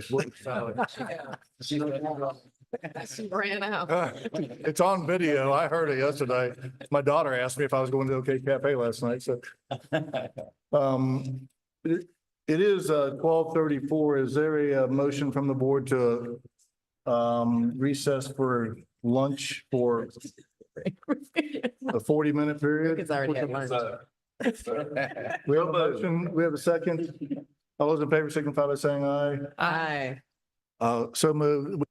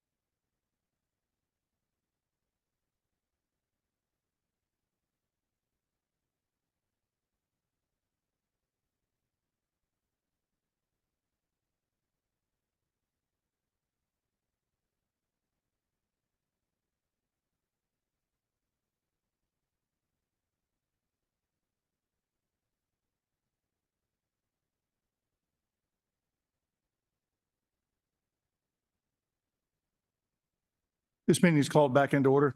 Mr. Favorito, we are here to hear a petition for amendment of State Election Board rule by Garland Favorito is tab 38 in your binder for the board. Please proceed, Mr. Favorito. Oh, you want it on? Oh, okay. Okay, yes, we are on. All right, thank you, Mr. Chairman.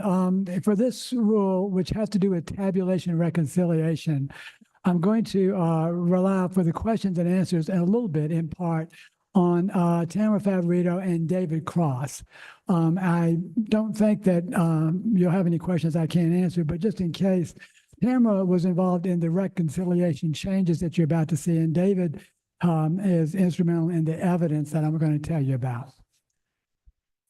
So, well, he'll be here for Q&A. Thank you, Charlene. Yeah. Yeah, just I'm down in the cafeteria. So here's the problem. We believe that there's evidence that indicates that Georgia's Dominion Democracy 5.5 system has an intermittent QR code defect that causes in-person ballots that are accepted by the scanners not to be tabulated. And there is no current procedure to detect this problem. Will you say that again? Sure. And it's on the first page, right after the second page of the slide deck that you've got. We believe that the Georgia's Dominion Democracy Suite 5.5 system has an intermittent QR code defect that causes in-person ballots that are accepted by scanners to not be tabulated. Now, I'm talking Why about do you believe that? intermittently. You can explain why you believe that? Absolutely. Okay. That's what this is all about. I would be remiss if I tried to not do that. And there's no current procedure, if we're correct, and we're going to find there's no current procedure to detect this problem. So the solution to the problem is simply to reconcile the total ballots accepted by each ICP scanner with the total ballots cast on each scanner's tabulation tape for all in-person voting. So that's a very simple change to make in the law. If we were to make that change, it would impact Rule 183.112.12 for Election Day and Rule 183.114.02 for advanced voting. And basically, for Election Day, what we were simply proposing is that the poll manager and two witnesses record the count of the ballots from the tabulation tape on a new column on the recap form and perform a slightly adjusted reconciliation to include the tabulator tape ballots cast. Very simple change to the current reconciliation process. And also on the advanced voting, a very, very similar situation where the tabulating personnel should record the count of the ballots cast from the scanner tabulation tape and perform the predefined reconciliation procedure that they already are doing. So the key thing is we're balancing the total ballots cast of the tabulation tape and reconciling that with everything else that they're already reconciling that's already in the code. So moving on to 183.112.12, Election Day reconciliation, I'm A1. I'm not going to read you that because I think y'all are probably more familiar with it than I am. And moving on to the next slide after that, which should be slide 5 in your deck. One simple change handles this for Election Day, and we believe that it can be simple as one sentence. It just says that the poll manager and two witnesses shall record the count of ballots from the tabulation tape on the recount form. So all we're proposing here is to add one column to the current recap form to add the tabulation tape's total ballots cast. Very, very simple, cost neutral change, we believe. In regards to advanced voting, Rule 183.114.02, we added the reconciliation process that includes the tabulation and followed the same exact language that's already in the statute right above it. So simply saying that would be, yes. Just a moment. I'm a little confused here Yes. because in our folder here, it has the document that we're looking at is for a change to 183-1-112 or -12-0.13 storage of returns. No, that's the previous presentation. I think you've got do you not have the? But it shows us tab 38. Okay. That's okay. We've already had lunch. We've got time. Yeah, your chairman's not that smart, so. All right. It's confusing. I don't understand. Take your time. All right. Well, so let me back up. And what it proposes, we're proposing two simple changes. One of them to 183-112-2 for election day, and one of them to 183-114.02 for advanced voting. This only impacts the in-person votes because only the in-person ballots have QR codes. However, this problem would occur if you put those ballots through the ICC scanner, the absentee ballot scanner. So, Mr. Chairman, you tell me where you would like me to pick up. And yes, he's got one. He doesn't have one? Okay, well, let me give you. Is that it? No, that's Yeah. not it. Y'all give me too many papers to keep track of. I don't even know. All right. How many trees have you killed today? Just a. Well, no. Huh. Maybe Mike Cohn stole your copy. I don't know. Okay, now, seriously, so let me just, tell me where you would like me to pick up, Mr. Chairman. I'm happy to, back up It and, appears I'm the only one confused today, so well, just start wherever you want. well, so we haven't, gone that far. So let me just back up and, because this is really important. I believe this is the most important rule that you're going to hear today, or yesterday, or maybe, this year so far. And so let me just go ahead and restart. What we believe is that the Dominion Democracy 5.5 system has an intermittent QR code error, which has already been defined, and I'll tell you where, in other states. And that defect causes in-person ballots that can be accepted by the scanner, but never tabulated. And there is no current procedure to detect this problem. That's what we're concerned about. So the solution to this is simply to reconcile the total ballots accepted by each ICP scanner with the total ballots cast on each scanner tabulation tape. Very simple addition to the reconciliation process, and this would be a stopgap measure which could detect this problem, we believe, because we know, and I'll tell you a little bit later, that it's still occurring in even up to 2024 elections in the primaries. So this would require two simple changes, one for election day and one for early voting. It's a simple change to the reconciliation process, which simply includes the tabulator tape, total ballots cast in the reconciliation process. You're already reconciling the total ballots cast on the scanner to the poll books, to the BMD, to the BMD. That's already been reconciled. We're just adding a fourth entity to reconcile to the other three. So a very simple change. I think Member King's dad would totally agree to this.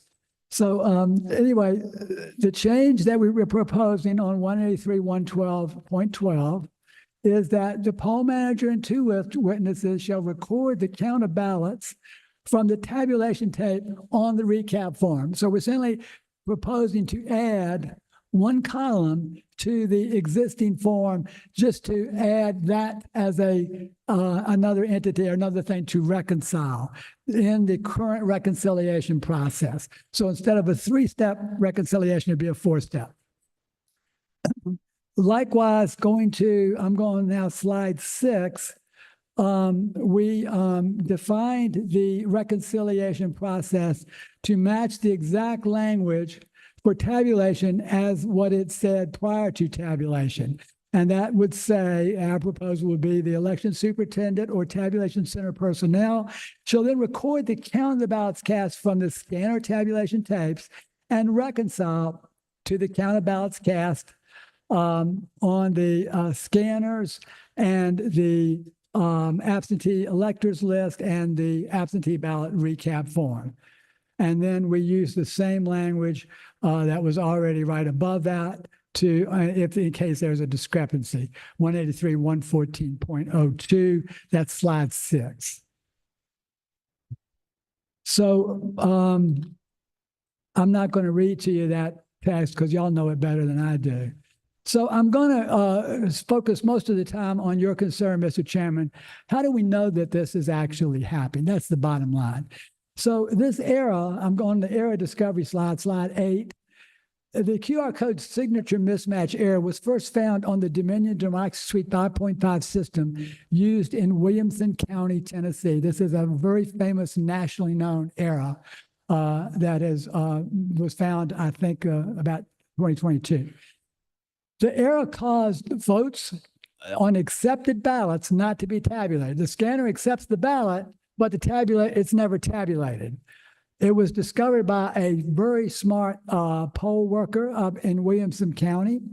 The error was confirmed by the Tennessee Secretary of State, the Elections Assistance Commission, and the Dominion Voting System. They all acknowledged that this error was in fact true and accurate. As a result of that, the Tennessee Secretary of State recommended that Williamson County discontinue the use of the Dominion Democracy Suite 5.5 system in that county, and Williamson County did in fact replace the system, which is nearly identical to the same Dominion Democracy Suite 5.5 system used in Georgia. So next slide. By the way, I want to just show you the Tennessee Secretary of State's letter. And they said in this letter, I'm just going to read the first paragraph. I was glad to provide this letter. I think it may have already been provided to you, but we have a copy of it.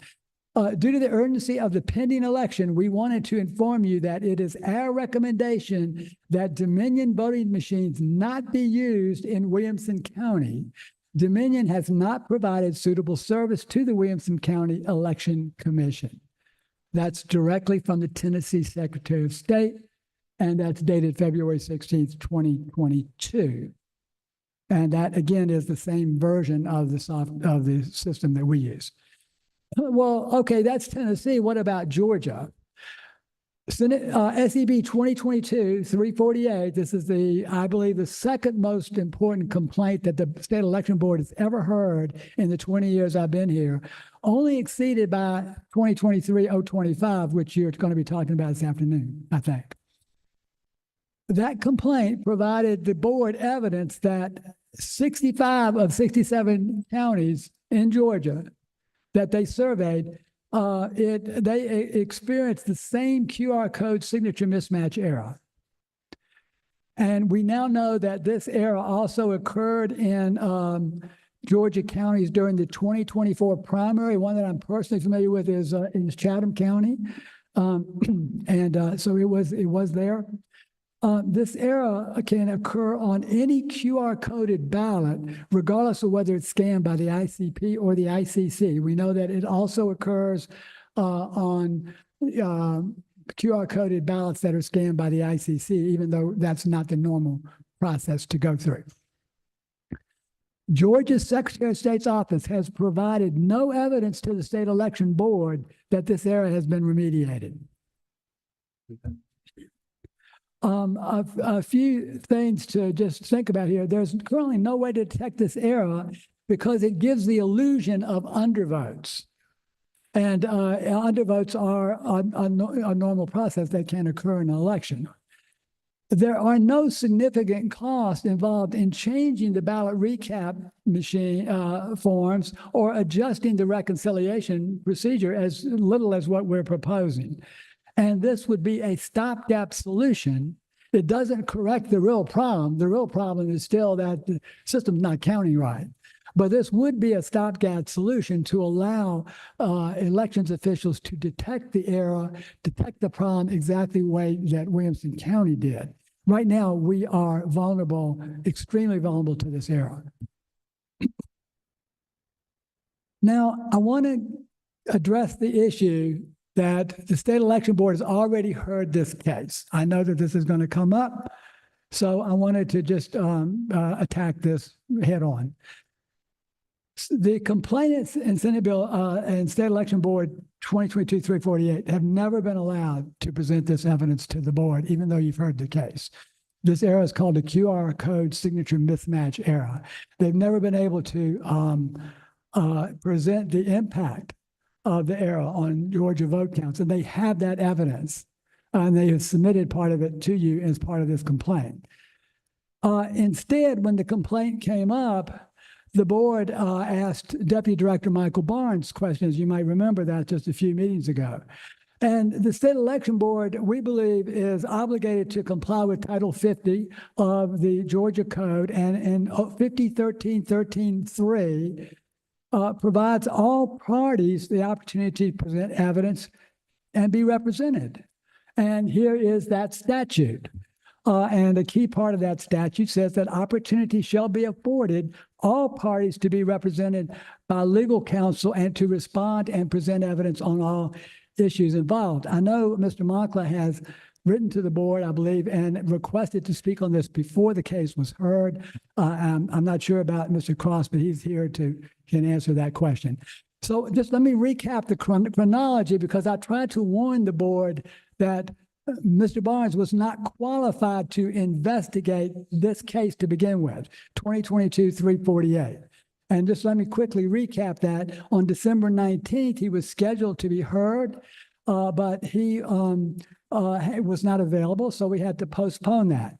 What you don't know, and what you may not know, if you read my letter, you do know, January 11th, Mr. Barnes testified in the Curling v. Ravensburger case under oath that he is by no means an expert, quote unquote, on voting system applications.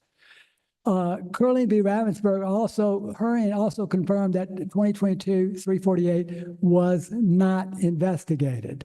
My letter attempted to warn. Gentleman yield. This is a petition. This is not a hearing of a case. I think this is out of order to have the discussion of former cases.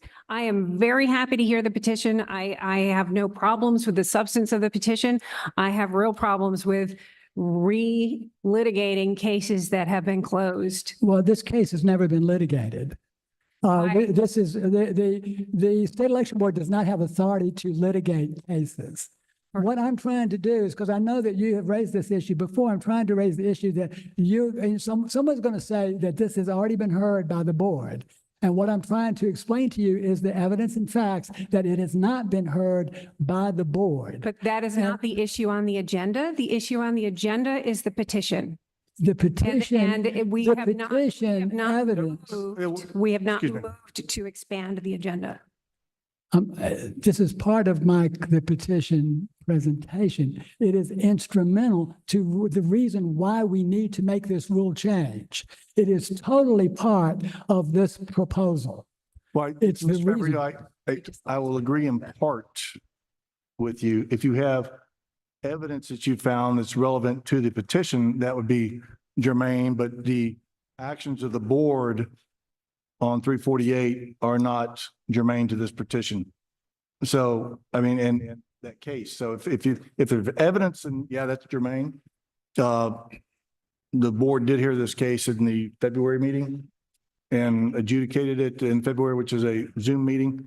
So any evidence you can submit, but not, I really don't think the actions of the board took or not are not really germane to this. So. Well, okay, so again, I'm going to contend that the board does not adjudicate cases. That's what the courts adjudicate cases. Y'all are investigating the information to determine whether a case should be adjudicated or not. That's what y'all are here for, based on my experience of 20 years of coming to board meetings. Well, the board reached a decision on that case, though. Well, and I'm trying to Mr. explain. Chairman, Mr. Chairman, with all Yes. due respect, if this information is pertaining to this ruling, I'm sorry, this rule that he's petitioning us to support, I would like to, I mean, I wasn't around. I haven't heard most of this. So if it's something that is going to provide significant details related to why this rule is necessary, I would like to hear it. I mean, it's just a couple of slides, but just Well- personally, because I don't really know, I wasn't around. Yeah, I agree. I mean, if there's information related to what your allegations are in the 348, that's okay. I just don't think that the discussing the board's actions that they took is germane to that. Okay, so let me try to rephrase it then. And let's forget about the actions that were taken. But the evidence that you heard was that you don't have this error in Georgia. The complaint that Mr. Barnes never read shows you that you do have the evidence in Georgia. And my point is that the evidence that justifies this rule is in State SCB 2022-348. When Mr. Barnes was here, he had not read the complaint. He didn't have a clear understanding of the complaint. He hadn't investigated the complaint. He had not spoken with the complainants, Mr. Cross and Mr. Moncla, and he couldn't even answer basic questions about the complaint Well, that's germane to this proposal. I understand that, but I'm asking you to refer to the evidence and not what Mr. Barnes said, because that really isn't germane to this rule. It is, what was the evidence that he didn't hear that would support this rule coming into effect? So, in order to have determined the evidence of this case, you would have to have determined a root cause for the problem. You'd have to know how many counties were reported to have this problem. You might want to know, has the EAC been asked to review these claims? Has the source code been evaluated? Is there any explanation for the anomalies in that original complaint? That is all evidence that should have been presented to the board that would justify this proposal. And the board has never seen that evidence. A lot of it is in the complaint.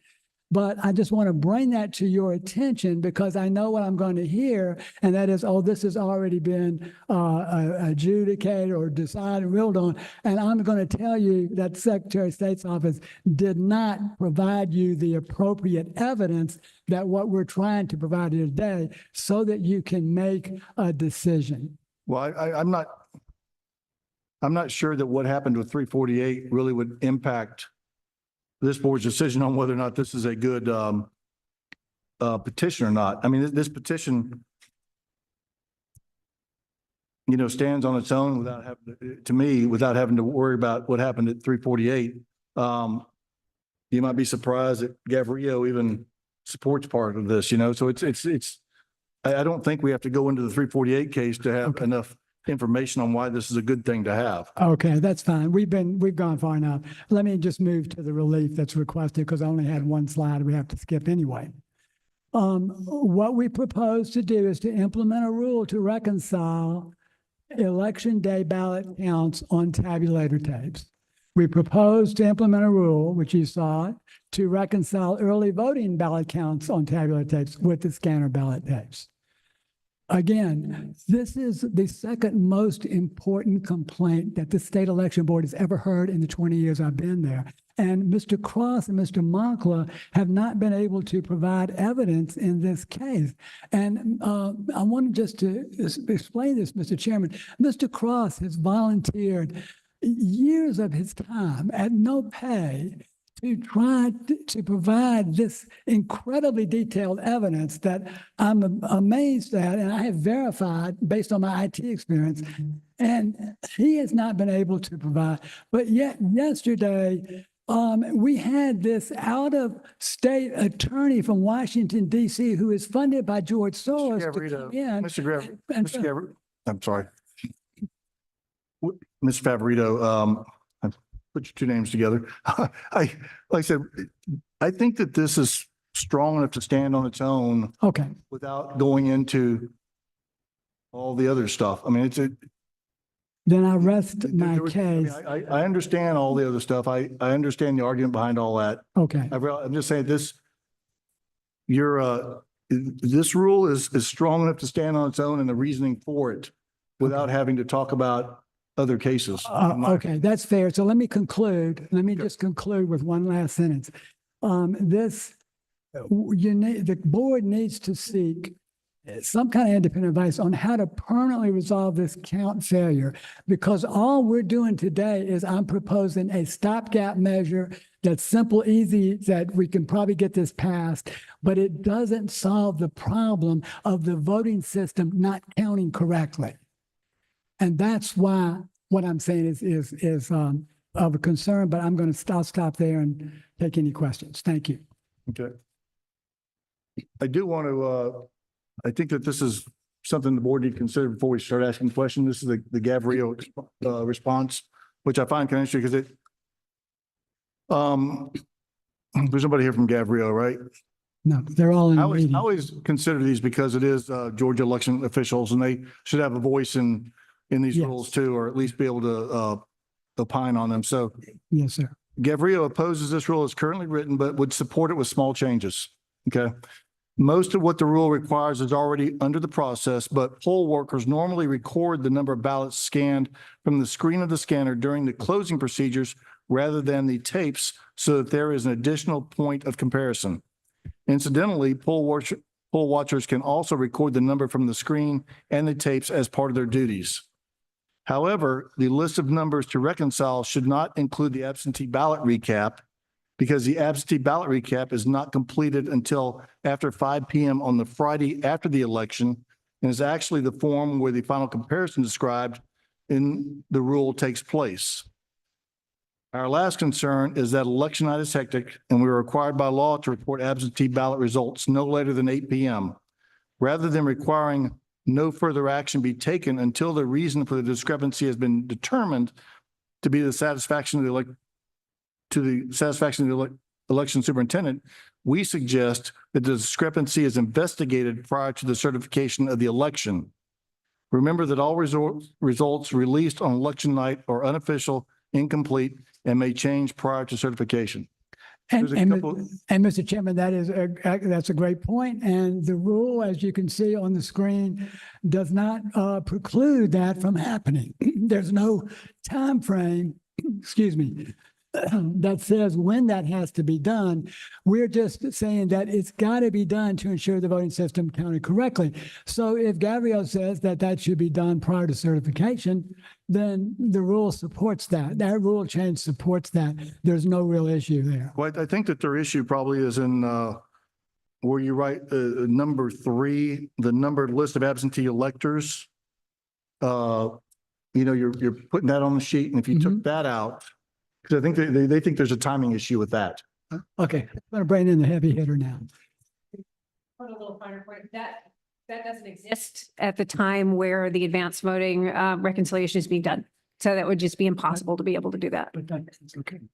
So I think that is okay, what they're saying, but I guess one of the things that I would point out is in the first part of that paragraph has to be done on election night because they're telling, what it's saying for the tabulator center personnel here is that when they've got the advanced in-person scanners back in the central warehouse, before they can tabulate, they have to power them back up. And they reconcile, actually it doesn't say reconcile, it says compare those 3 items. The count on the top of the scanner, the elector list, and the absentee ballot recap form. Then they run the tabulation tapes, and those tabulation tapes have to be run on election night. So the only thing we're saying to do is when you look at those 3 things, add a 4th, which is the total ballot count on the tabulation tape.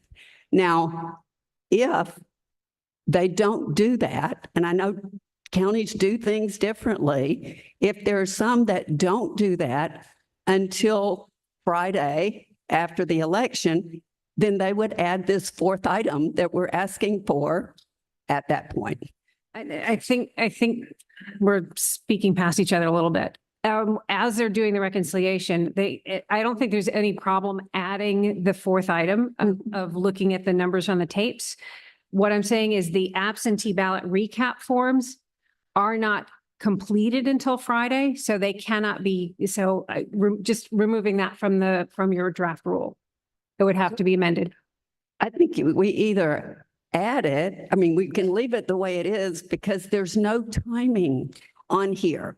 It's whenever they do that reconciliation, then they don't move forward until they. But this is done on an election day. This reconciliation is done when they close out the recap forms for the advanced voting scanners are done on election day. And because those numbers have to be, those are the numbers that are uploaded. We don't, and just to force them to compare it to a document that's not created until Friday would actually force the whole process to wait until Friday. Are you, I'm sorry, I'm just real interested in I've been a poll worker and I do poll watcher training. So I want to make sure that I understand what's going on here, because in the first part of that sentence, when it tells them to power up the scanners, it says to compare it to the absentee ballot recap form. And then they run the tabulation tapes. So if we're saying that that can't be done and it's not done until Friday, then I'm fine with taking it out of the part that I added, but it sounds like it has to be taken out of the part earlier. I think you're right. Yeah, so Dr. Johnson? Dr. Johnson? Thank you, Mr. Chairman. And Ms. Favorito, if I may ask that, I see two poll managers in the room and would like to ask them at the conclusion of early voting, is the information gathered, the count of the ballots cast on the scanner? Push a button second. Yeah. Thank you. Yes, I've been a manager for a while for early voting, and we finalized all of the reconciliation forms on that Friday night, the last night of early voting. And that's when you fill out everything out. You put the final number from the scanners, all of them on the form. There you go. And do you include the numbered list of absentee voters, from the poll pads? Yes, yes. There's a number of reconciliation forms that are mandatory. Scanner, BMD, poll pads. I think I'm missing one. Right, and the recap. So the only thing that you don't, the only piece of information you do not have is the tabulation tape that is run on election day. Yeah. When the machines are turned on and the poll is closed, correct? So that's the last piece of information that a central, how is this written? Election superintendent or tabulating center personnel could fill in that last piece of information. Correct. And we would take the ballots out, and the ballots, when you close out for early voting, you finalize all the recap sheets, and then the ballots would come out of every scanner in their own little black suitcase, and they leave. When they pick up the equipment on that Friday night or that Saturday, the ballots are already out of there. There is no counting of the ballots in each one of the scanners. That happens. So am I correct? The memory card is after early voting, the memory card is left in the scanner. Yes, ma'am. And transported to the central election office. And it's not removed until it's turned back on, the poll is closed out, the tape is run. That's correct. Early voting, we don't touch anything to do with the. Okay, the ballots are removed, but this thing that contains 8,000 votes is not removed. That's correct. Okay, thank you. You're welcome. Any other questions from the board?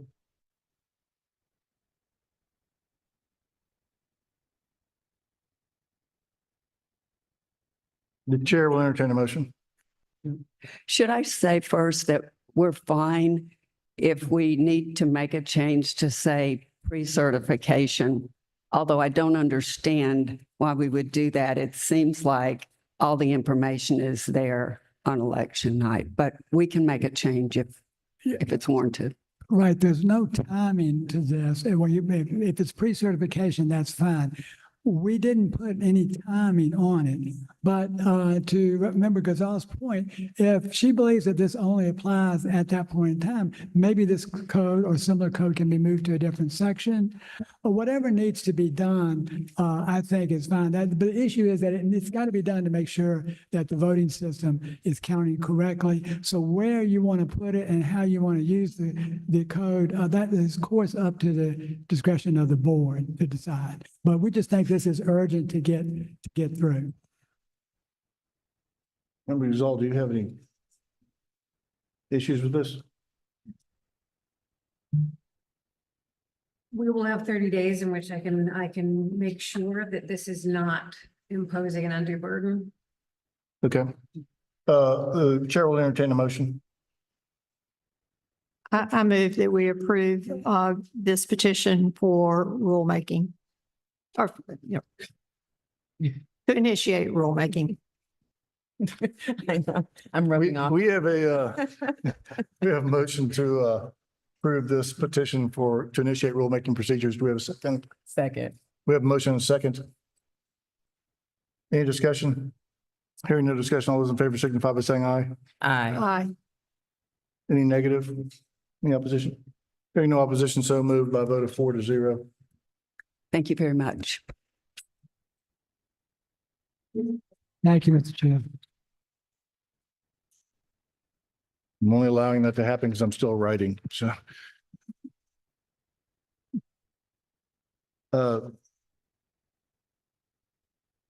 Good news, we are on the last page of our agenda. The next item on the agenda is petition for amendment of state election board rules presented by Lucia Frazier. Got it right. All right. Ms. Frazier, you have the podium. This is number 39 in your tab, in your book. Okay. I am Lucia Frazier, and I am petitioning this rule to make the Georgia voter rolls free and accessible to the public. I'll just read here what you guys have is that all Georgia citizens may take ownership in any government function because the United States Constitution and Georgia Constitution lay out that the government is created by the citizens, and the citizens have the highest authority over any government function. So even though citizens are elected and hired by citizens to perform these functions, all citizens have the ability to perform oversight of any government function at any time. Thus, all data created by any government entity must be available to the public at any time. This ensures that the public has the ability to participate in the process and to insist that the government officials are held accountable for their actions. So currently, the Georgia SOS charges $485 for the road roll. And that's shown to you in figure 1. And before it used to be $250, so it's been raised quite a bit. There are other states, such as North Carolina, DC, Florida, Ohio, they just give them to you for free.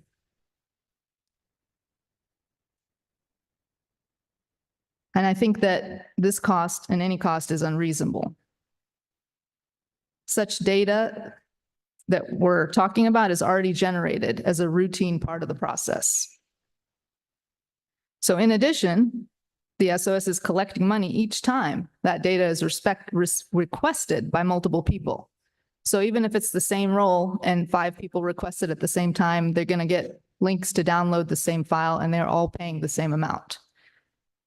And our government entities are not created to make a profit.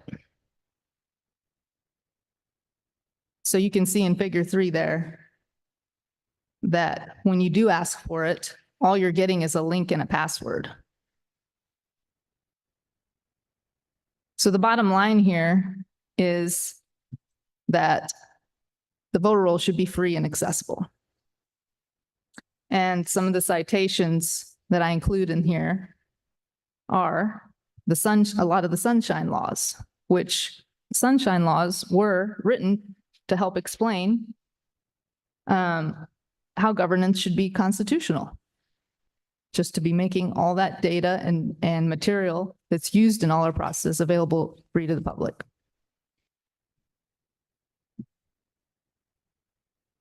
In addition, I want to mention that as far as accessibility goes, one of the sunshine laws even states that even if a county is using a third party or the state, whatever, is using a third party, that third party still has to provide access to that data.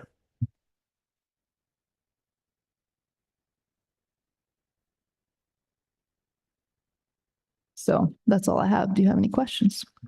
Does the board have any questions for Ms. Fraser?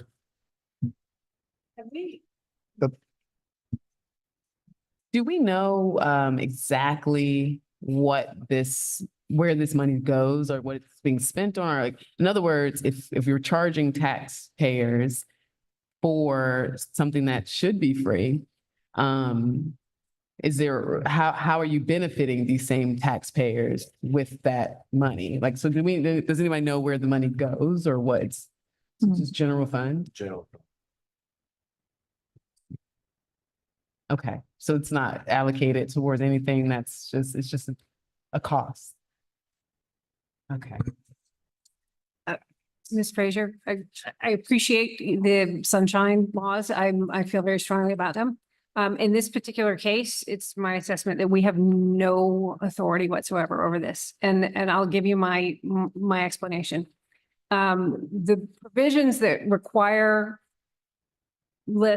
registration lists to be made public are within federal law, the National Voter Registration Act and HAVA.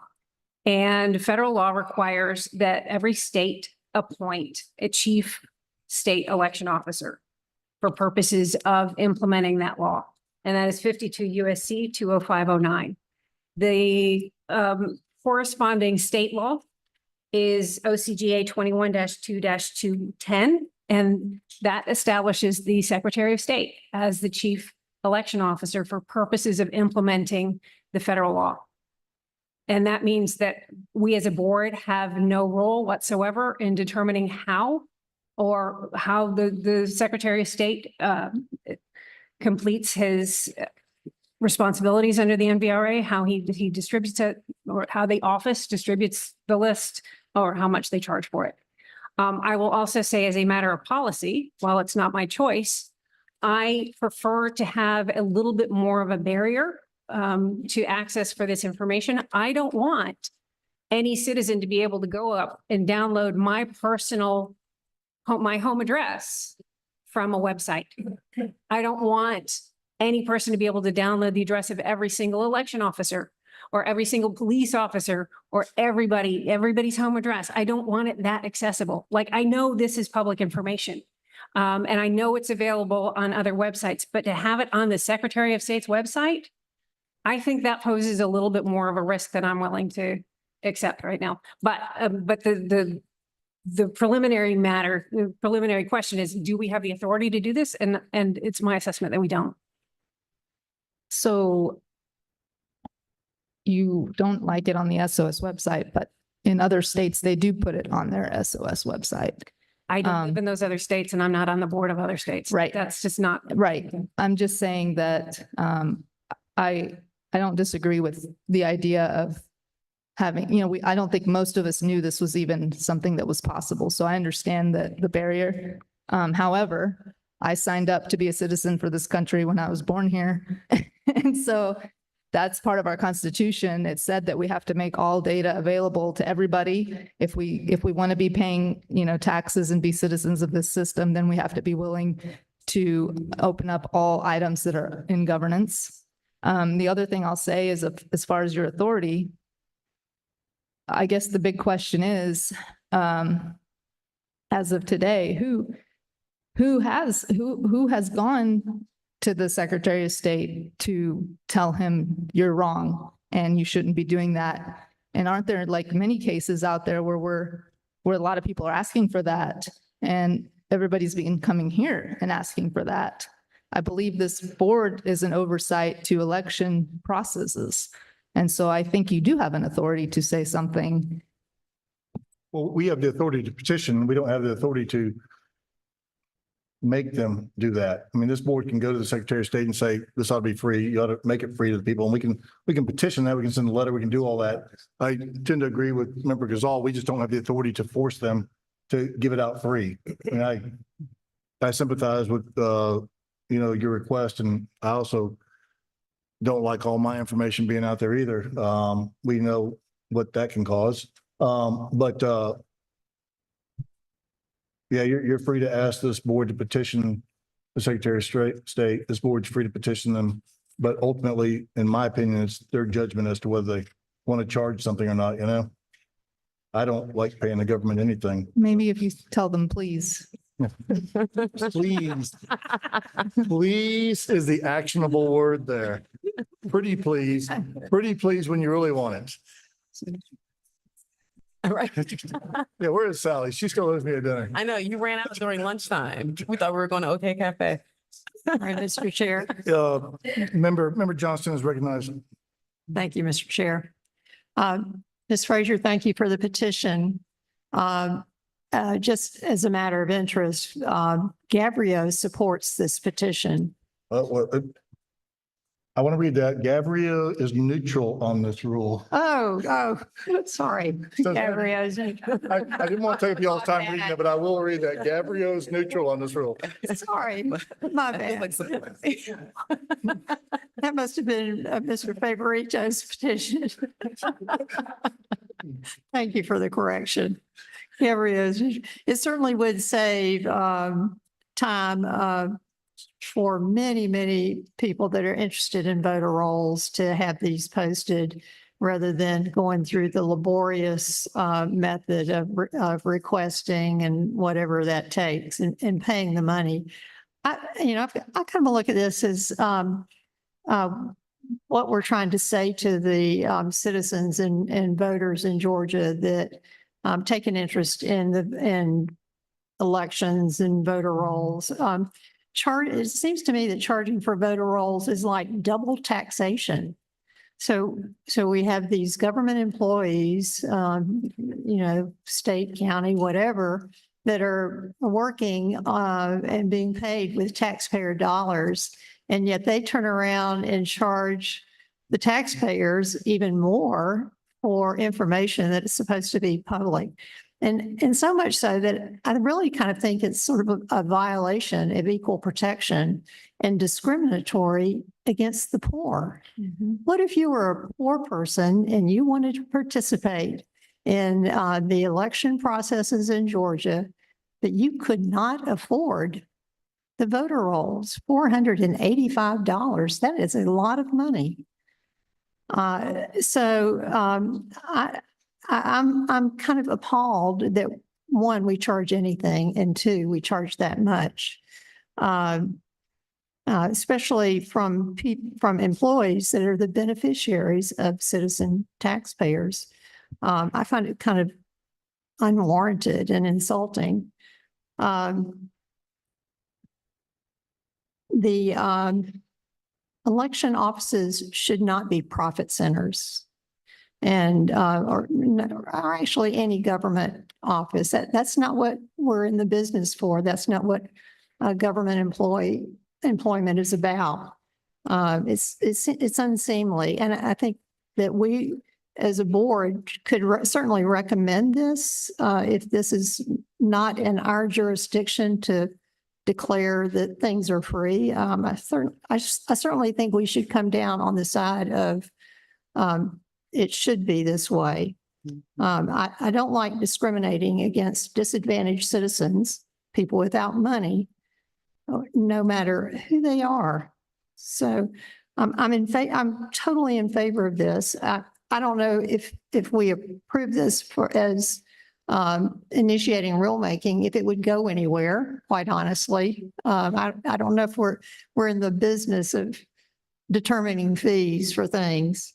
I do know that in the Georgia code, it states that Georgia laws, that any agency may impose a reasonable charge.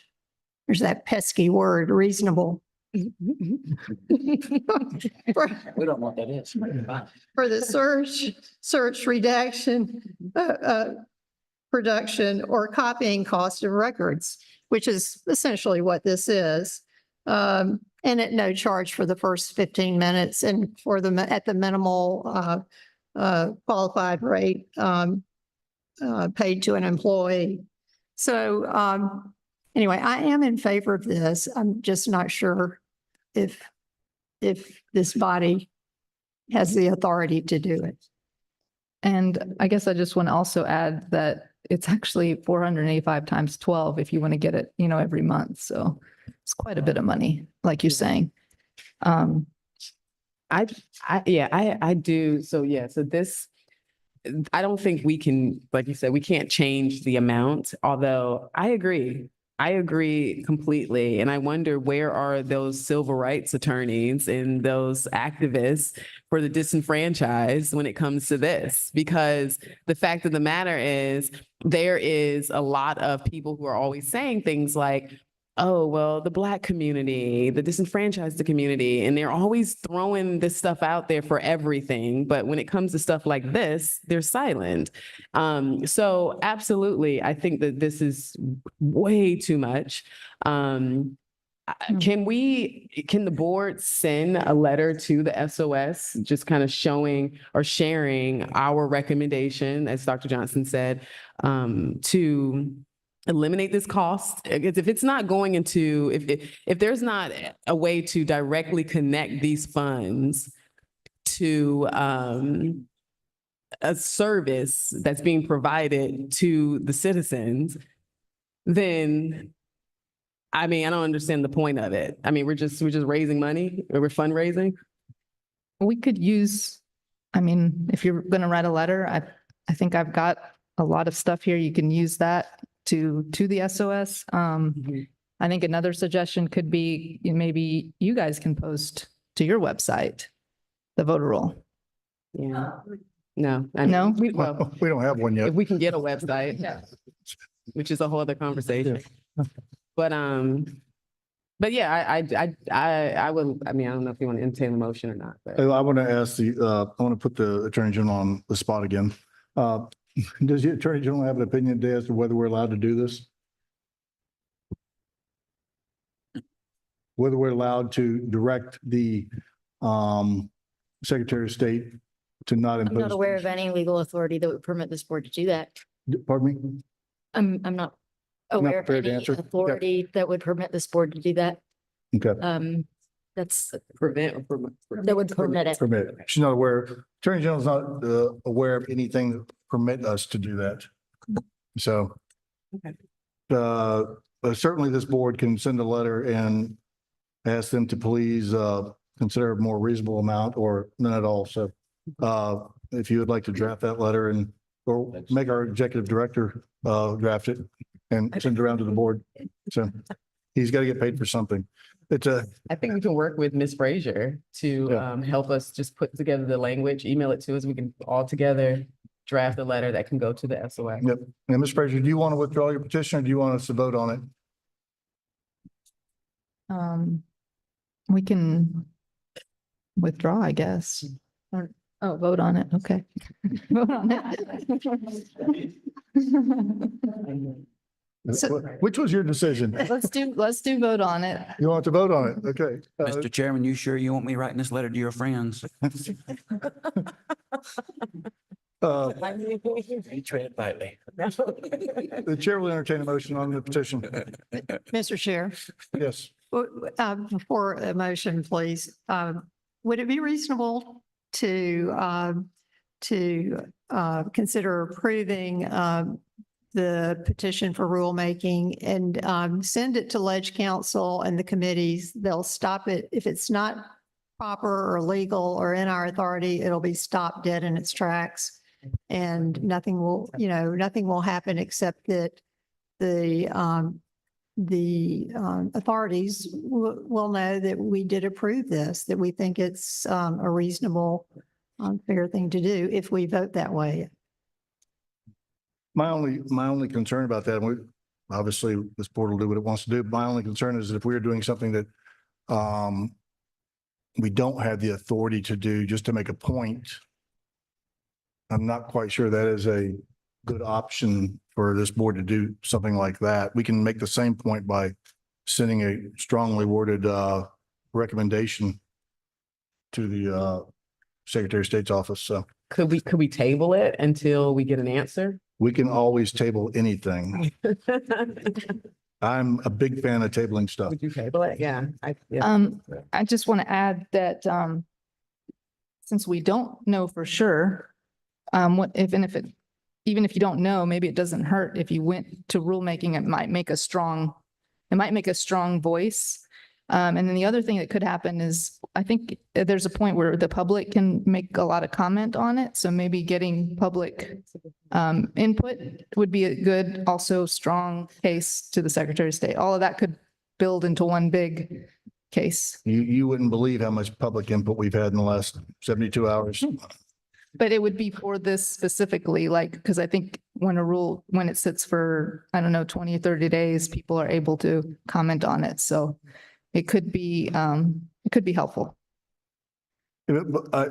My position is before we take any action on it that would do that, I would rather have some more concrete advice from the Attorney General and from, I'm just not in favor of doing anything that could potentially violate the law or overstep our bounds as a board, because I don't think that makes us look good when we do that. So as a board. But the board will the chair will entertain a motion.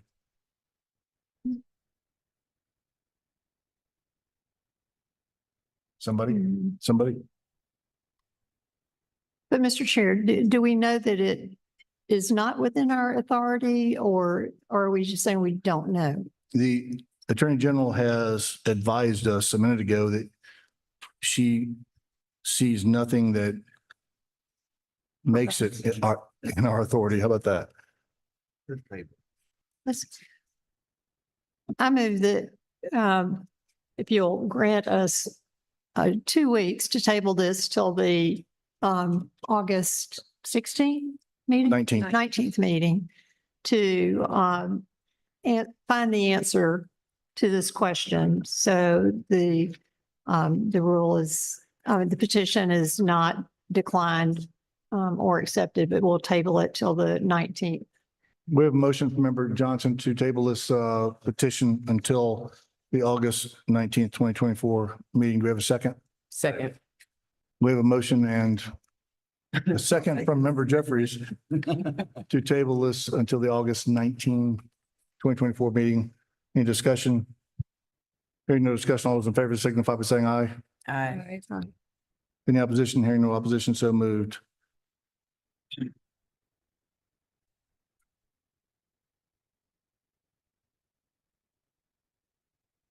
Is Ms. Alexander still here?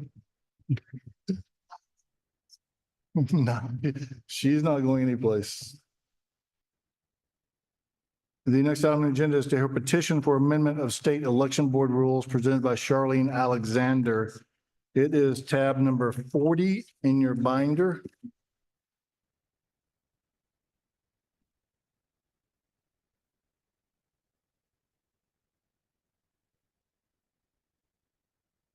Ms. Alexander, Yes, you are up. thank you. Honorable members of the State Election Board, I am Charlene Alexander. I am presenting this petition as an individual, as a tax-paying citizen, and not on behalf of any organization or individual. The purpose of this petition for amendment to an election rule enhances election integrity by providing a checkpoint outside of the electronic system, more accurate results, and a more uniform procedure for required paper trails through all primary, general, and runoff election voting days. The main features of this rule amendment is to provide a check and balance of total ballot counts and confirms a paper audit trail for ballots at the precinct where ballots are cast. Basically, what I am doing is during early voting, I'm amending two different rules.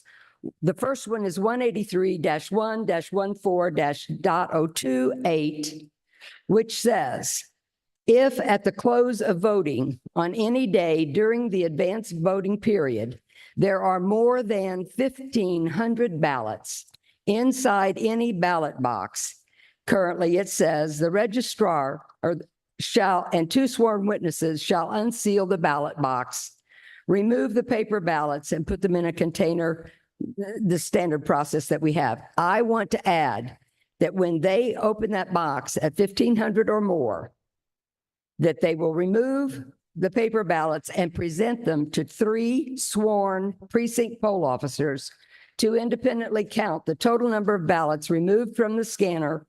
They sort them into stacks of 50 ballots, and they continue until all of the ballots have been counted separately by each of the 3 poll officers. When all 3 poll officers arrive at the same total ballot count independently, they shall each sign a control document containing the polling place, ballot scanner, serial number, election name, printed name with signature and date and time of the ballot hand counts. Then again, it continues. If the numbers recorded on the precinct poll pads, ballot marking devices, and scanner recap forms do not reconcile with the hand count ballot totals, the poll manager shall immediately determine the reason for the inconsistency, correct the inconsistency if possible, and fully document the inconsistency or problem along with any corrective measures taken. The rest of it basically stays the same. The second part of the second rule amendment I'm asking is 183-1-14-.0213, and it applies to the last day of advanced voting period. Again, it would be amended similarly that at the end of the advanced voting period, the poll manager shall record the election counter number from each ballot scanner on the daily recap sheet. The ballot scanners shall be shut down and sealed. The registrars or poll manager shall record the seal numbers on the daily recap sheet. Poll manager and 2 sworn witnesses shall unseal the ballot box, remove the paper ballots, and present to 3 sworn precinct poll officers to independently count the total number of ballots removed from the scanner, sorting them into stacks of 50 ballots, continuing until all of the ballots have been counted separately by each of the 3 poll officers. And again, you would have the same reconciliation process. Let me give you a little bit more background about why I want to present this petition. I'm a 33-year resident of Fayette County. I've been a consistent voter, as well as I've been a poll worker, I've been an assistant manager, I've been a poll watcher. So I'm very familiar with what happens in the polls.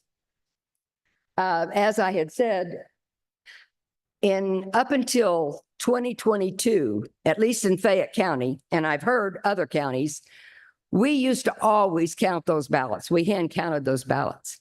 We didn't think anything of it. We just did it. It was, the poll manager came to us and said, okay, it's time, count the ballots, take them back, count them. And we just did it. When 2022, it was not a law change, it was a memo from Blake Evans that said, basically, it's an attachment, it said, October 2022, deciding to have poll workers hand count ballots at each polling location on election night is not something your poll workers should do. And that was applied to early voting as well. So we stopped counting them.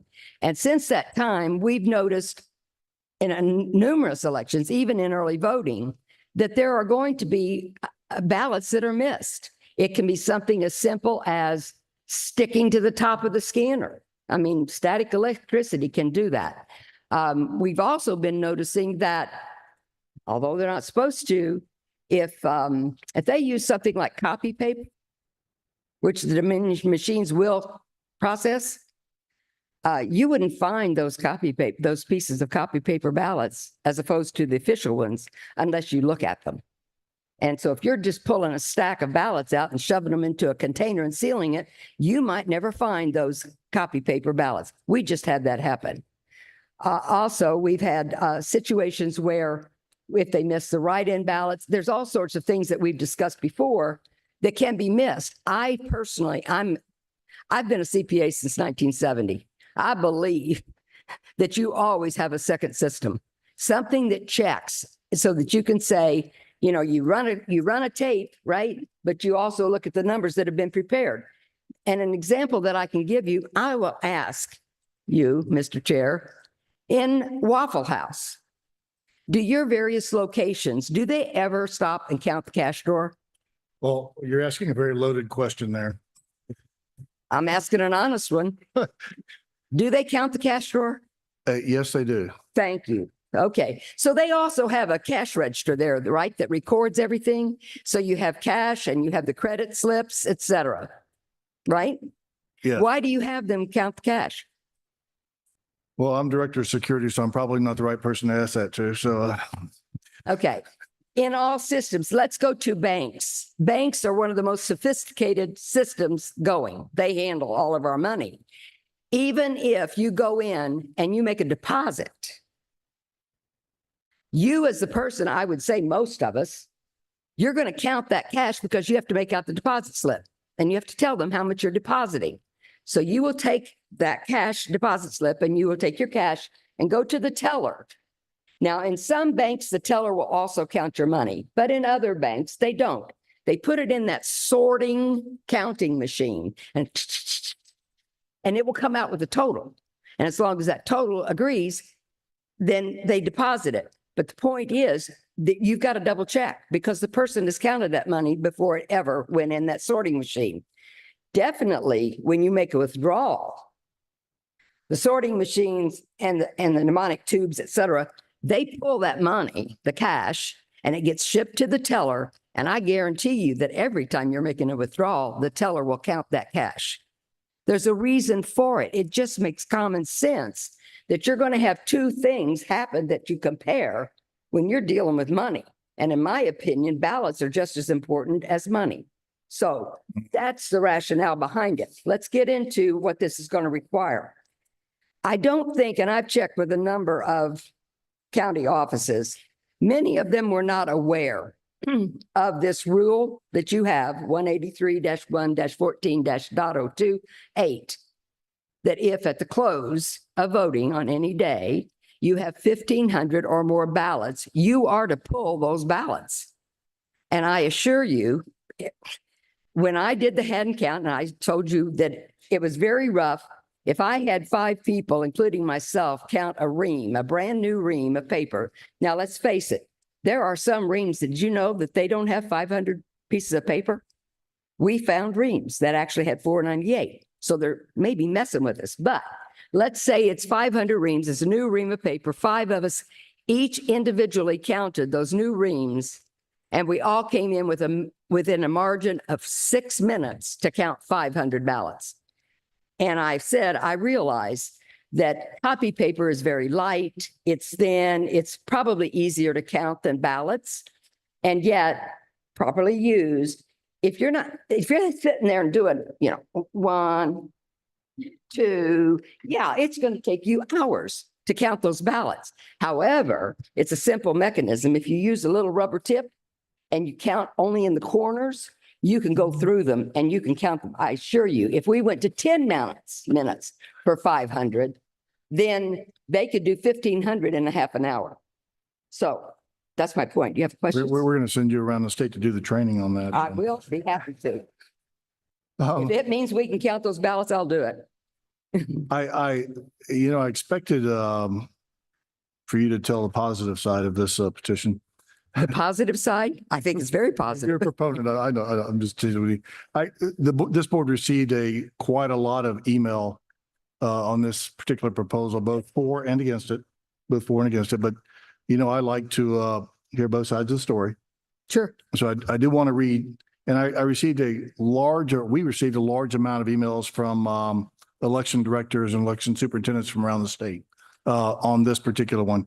And I want to read a couple of the comments and Sure. you can respond to them. and these are kind of from around the state, literally. This one came from a election director. If we count ballots at the precinct on election day, how can you honestly expect a true authentic chain of custody? Taking ballots from a scanner to a locked sealed container is one thing, but you have, say, 6 hands or more in that cookie jar. Trying to count thousands of ballots at 46 different precincts, which means it'll be done 46 different ways, not to mention the delay in results being reported because poll workers will be there trying to count until however long it takes. This was another one.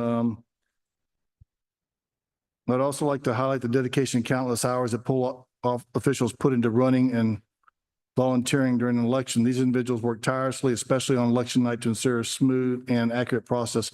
The proposed rule amendment would add to their already significant workload and could lead to increased fatigue and burnout among poll workers. Furthermore, there's a requirement to report results to the Secretary of State by 10 p.m. pursuant to OCGA 21-2-421A. While this hand count at many polls may not significantly impact smaller counties, larger counties may experience delays in reporting tabulation results. This delay affects not only the state, but also candidates and constituents awaiting the outcome of the election. This one,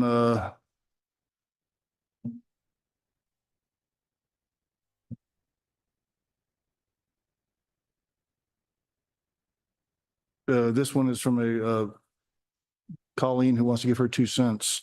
I am concerned what the process for this is if the scanner must be emptied throughout the day or during the day. I see this causing extended stoppage in voting while the removed ballots are counted. As I'm not sure what this extra step actually accomplishes, I do not see it worth the added time to an already long day poll workers have, and I duly believe many poll workers will quit as it's just too much. What happens when precincts have thousands of voters and their paper ballots must be recounted before leaving the poll in stacks of 50? Arriving at the central location for tallying, they will be there all night. Results would not come in timely per Georgia law. And lastly, another one, poll workers have been working for at least 14 hours by the time polls close. Many of our poll workers are elderly. I'm getting there quickly. In November 2022, we saw almost 27,000 voters participate on election day, and I expect at least that many in the upcoming presidential election. Counting and recounting ballots to achieve an accurate total would be extremely burdensome at any age. And poll workers already have other closing duties to perform. Adding to the time-consuming task of counting and recounting ballots wouldn't necessarily keep them at the polling place even longer, making it more difficult to report the results in a timely manner. Those are just some, 4 people of the many, many comments that would oppose this. So I'd like to hear both sides of the story, so. Okay, may I respond? Absolutely. I am getting tired of hearing about the people, the poll workers being elderly. I'm going to be 78. I know I should have left that word out. I know I should have left it out. And that's all I hear. They've worked a long day and they're elderly. Well, I'm going to be 78 in 2 months. I assure you, I have worked those 14, 16-hour days. And yeah, I might be a dynamo, but there are plenty of people that are interested in these votes and these elections being accurate. Now, I will also say that there is a rule 183-1-12-.11.8 that says the election superintendent shall cause each polling place to be sufficiently staffed. There also is another one that says that you have the right, 21-2-405, you can have subs and you can have them sitting over at the side. So nothing in this code section shall prohibit a county or municipality from offering poll officers other than the chief manager and assistant managers the option of working part of an election day rather than the entire day from the opening of the polls to the closing of the polls and completion of the required duties following the closing of the polls. In such cases, any poll officer who begins a shift of work after the opening of the polls shall take and subscribe to the same oath as required of poll officers in subsection A in this code and shall handle such duties as are assigned by the chief manager.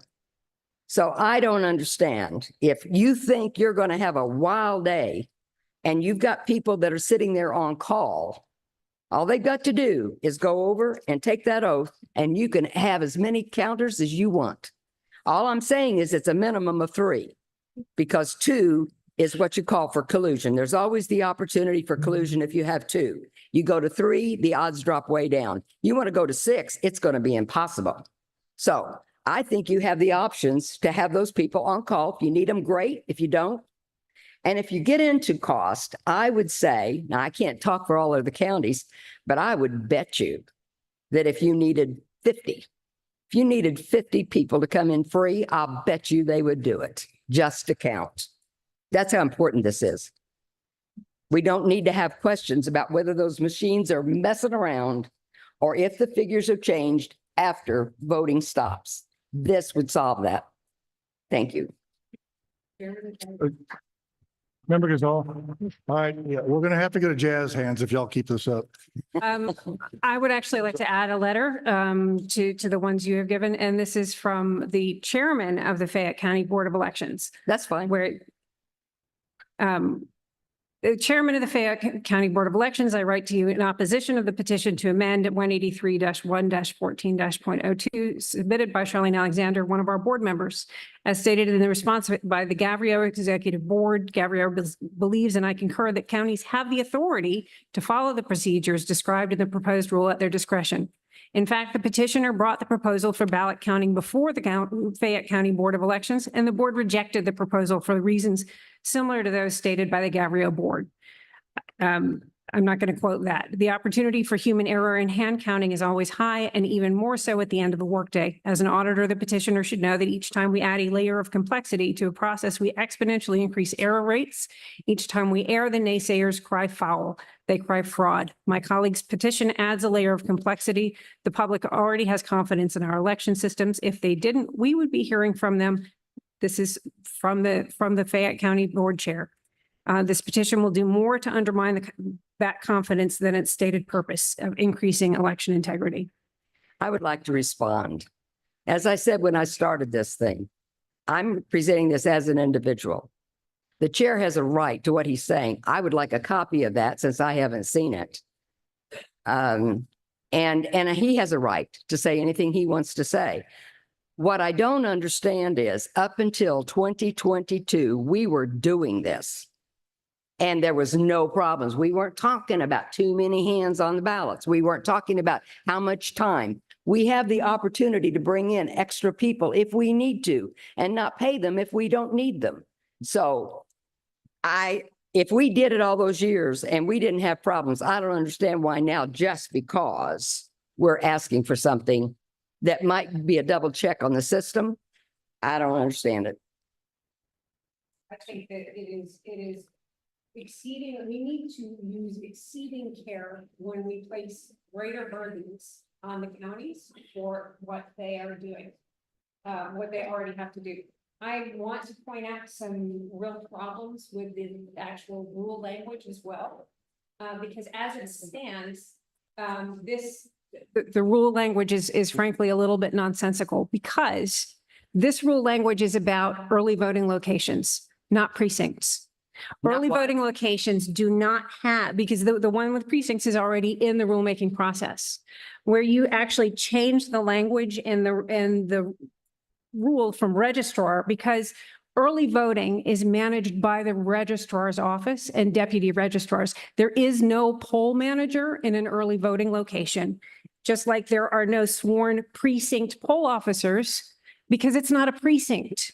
There are words of art, there are terms of art used for staffing of early voting locations and staffing of election day precincts, because they are distinct units, distinct activities under the law, and we can't mix it up, because then it becomes nonsensical. So this would have to be reworked for it to apply to early voting locations. That's news to me, and I thank you for that correction, because in our county, we call them poll managers. I don't care whether it's early voting. You can or call them election what day. you want, but under the law, it's different. Great. Oh, And what are they called in early voting locations? Well, they're definitely headed by deputy registrars. I would have to go back and look for the exact correct language because I did not rewrite the rule to make it more It's workable. my understanding that the poll managers are deputy registrars. Correct, which is why the original language in the rule said registrar, but that was removed and changed to manager. And that's my point. That the rule as proposed says poll manager, and these are not, and it talks about precinct poll officers, because these aren't precincts. So these are not precinct poll officers. Is that your only issue? That's. Oh, no, it's not my only issue, Okay. but I maintain all of my objections that I had to the election day one. Mr. Chair. Member Johnston? Mr. Chair, thank you. And thank you, Ms. Alexander, for submitting this petition. Some counties count and some do not. Some polling places count and some do not. A letter that says they have the authority to count will result in some may count and some may not. And it's our duty and within our authority to try to provide uniformity in the conduct of elections. And this is no better place to provide that than right here with this petition. The counting of the ballots is the paper trail, part of the chain of custody that is a critical step for audits and recounts. So if the paper ballots have not been counted, you void the chain of custody and have an inauthentic accounting of that entire process. So it's actually imperative that the ballots be counted. Now, Ms. Alexander, in your petition, you mentioned recorded as on precinct poll pads and ballot marking devices, but during early voting, sometimes there are 2 or 3 scanners. So people check in, they vote on the BMDs, and then they may put their ballot in any one of 1, 2, or 3 scanners, which would not allow for reconciling those 3 devices at the same time when 1,500 ballots are removed. So I would make a friendly amendment to this petition and remove poll pads and ballot marking devices and compare this to the number on the scanner to the number of ballots counted and to make sure that reconciles. And there would be a cumulative accounting of those ballots until the end of early voting period. Does that make sense? That makes perfect sense. Right. And I would also make a friendly amendment to remove poll manager and revert back to registrar. Fine. I have a question for the Attorney General again. At what point do changes become minimal versus substantial in a petition? I think that's a matter of degree. The board is entitled to propose its own as well as accepting a rule petition from a citizen. So that's something I think if there's any changes, it would be better for the board to propose its own. Okay.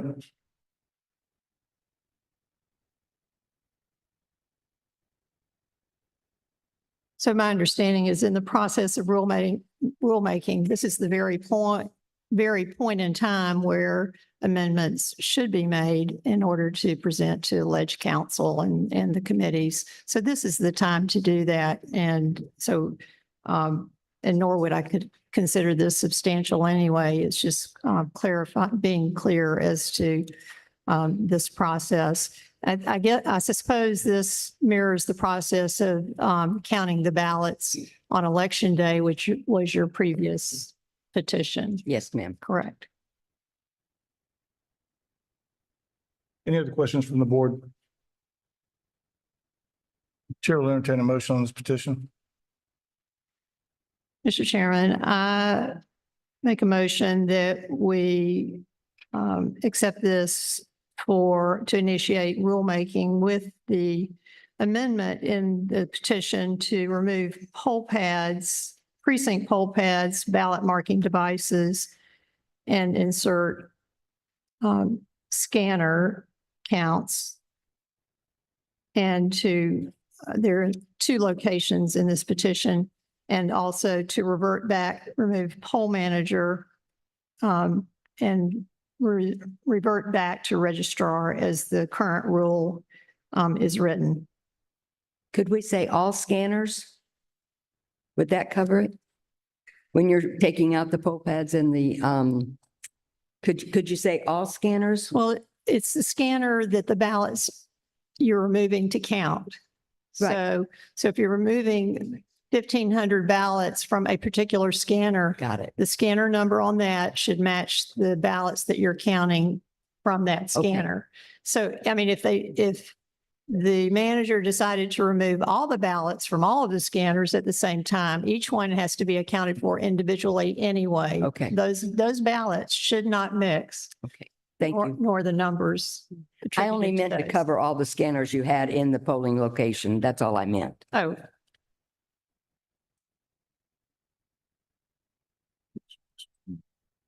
Let's change this. And we're. It's, I got the. you got that in there. And here and here. Let me change the list of scanners. Let's take those out and change them. We'll do one of Let's these see here. here. Let me give this to you. Yep.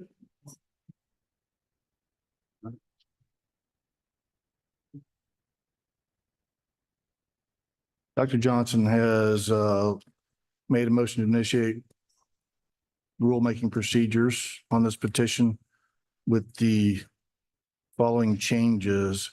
Every place in this petition where the word registrar has been marked out and poll manager has been put in, you would go back to the original text of registrar. And every place where poll pads, ballot marking devices would be removed and scanners would be put in its place. We have a motion. Do we have a second? Second. We have a motion and a second. Any discussion? I would like to reiterate my concern about the timing here. This is not the only substantial change we are making to procedures days before the election begins. This would come into force on September 29th, 2 weeks before early voting starts. So we are asking 159 counties to develop policies and procedures to implement a rule in 2 weeks and training. And I have a hard time understanding how this is not a recipe for disaster. It's all well and good when counties have been doing this, but to be required to do this and to develop the procedures and to develop the training in so little time is a dereliction of the duty of this board. Right. The But you're- early voting, counting of the ballot. Yes, yes, ma'am. Okay, so Not in it's, 159 counties. but it has been done before. Yes, ma'am. Okay, so we have precedent. What? We have precedent. Yes. Okay. This is initiating rulemaking procedures. This will go for legislative council and another input, and there will be another meeting at which this board will vote on whether to accept this or not. Alexander, did you get all the changes? Okay. We have a motion and a second to initiate rulemaking procedures on this. Any further discussion? Hearing no discussion, all those in favor signify by saying aye. Aye. Aye. Any nays? Nay. The vote carries 3-1. Thank you. Thank you.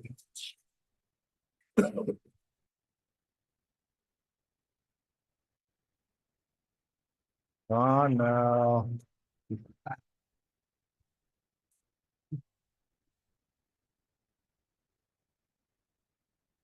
That does it for our petitions. We should do the wave. Is that what you're saying? Okay. Oh. Like, please don't beat me. We're going to move into a couple items in old business. We've already talked about the Fulton election monitor, and that was tabled to the next meeting. The next item on the agenda is guidance letter to counties for poll watchers. I believe that's Dr. Johnson's addition to the agenda, right?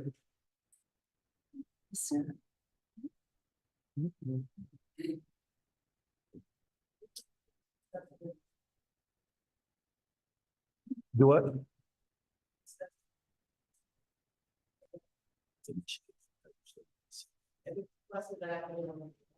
Yeah, the initiative to send letters out to the poll watchers. Are we supposed to discuss it at this meeting?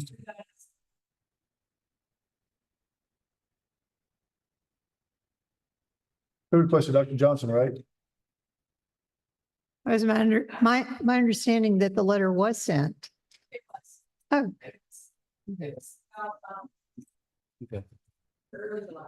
Well, that's the shortest discussion we've had yet. Just to clarify, this is about for the tabulation centers. Yeah. Okay. Okay. We finish things before we even know it.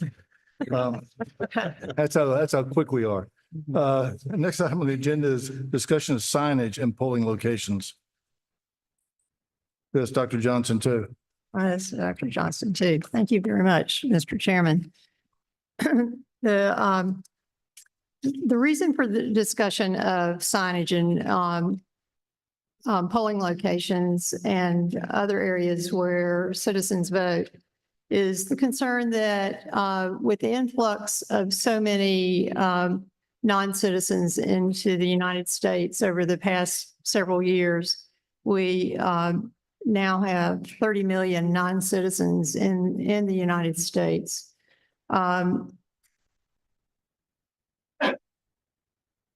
Some of that includes lawful permanent residents, some non-immigrant visa holders, some asylees, some parolees, some illegal aliens. The number of illegal aliens varies from 5 to 11 million by reports in the media. What's this one? I would like to give you 12 reasons for a sign to be placed in every polling place, in every election office, in every voter check-in table. Did you know that about 99% of voters use a driver's license as a photo ID to vote? Did you know that non-citizens may obtain a driver's license and a social security number? And that any non-citizen that claims asylum can get a regular driver's license with no indication on the driver's license that they are a non-citizen. Or if you're from Samoa or other Southeast Asia islands, you may obtain a driver's license with no indication that you're a non-citizen. Did you know that the driver's license real ID program does not mean that you are a U.S. citizen? It only means you have identity papers that say you're the person with that name. Did you know that a driver's license for a non-citizen is marked with an inconspicuous label, limited term? Did you know that poll workers are not educated or trained to look for the label limited term? Did you know that screening through the SAVE, that is Systemic Alien Verification Entitlement Program system, is voluntary and only works if you are registered and participating in the government system? So checking for citizenship with SAVE is no guarantee that a person is a U.S. citizen. Did you know that you can register to vote with only a utility bill or a bank statement, neither of which are photo ID? And you can get a voter ID card without photo identification. Did you know that when you register to vote, that you're given a voter registration number before your application for registration is verified and accepted or rejected? Did you know that President Biden issued an executive order to provide voter registration applications to any person that interacts with a government agency, whether they are citizens or non-citizens? Did you know that citizens are the least informed about voting laws, the most susceptible to unknowingly registering to vote, and most easily duped into registering to vote or trying to vote absentee by mail? Did you know that you cannot ask a voter if they are a U.S. citizen in the polling place? Did you know that it's much more valuable to our entire electoral process to prevent non-citizens from registering to vote or voting than trying to find, investigate, and prosecute cases of non-citizen voting, which rarely get heard and almost never get prosecuted? Only the chief election official of the state who holds our voter rolls can make sure that only eligible U.S. citizens and eligible Georgia citizens are allowed to be on the voter rolls and allowed to vote. So understanding this, and with I see a constant number of articles in the media, on television, in the paper, with concerns about possible non-citizen voting this year in the upcoming election.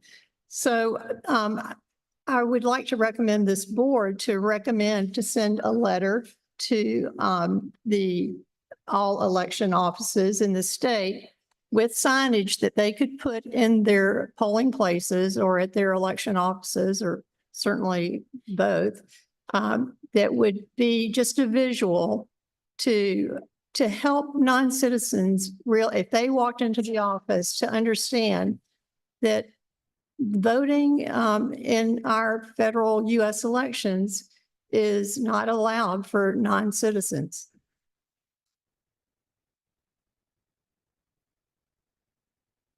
So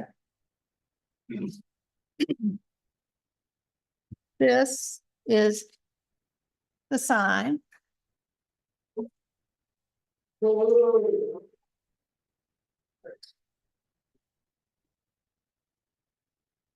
And I think it's an easy visual for people to understand. And it would help anything to help non-citizens from unwittingly violating election law.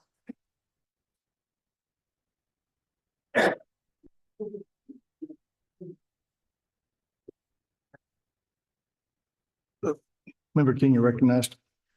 Thank you, Member Dr. Johnston. I think this is extremely important. As I'm sitting here and I'm looking out, I see there's some people who are not in favor of encouraging our new members of the family, I guess you could say, that are not yet citizens, encouraging them to follow our laws. That's what this is all about. This is the purpose of this. I don't think any U.S. citizen should be upset with the plan, or at least the option to encourage our election officials to abide by the law. That's what this is about. It's about abiding by the law. So thank you, Member Johnson, and you have my support. Any other questions or comments from the board?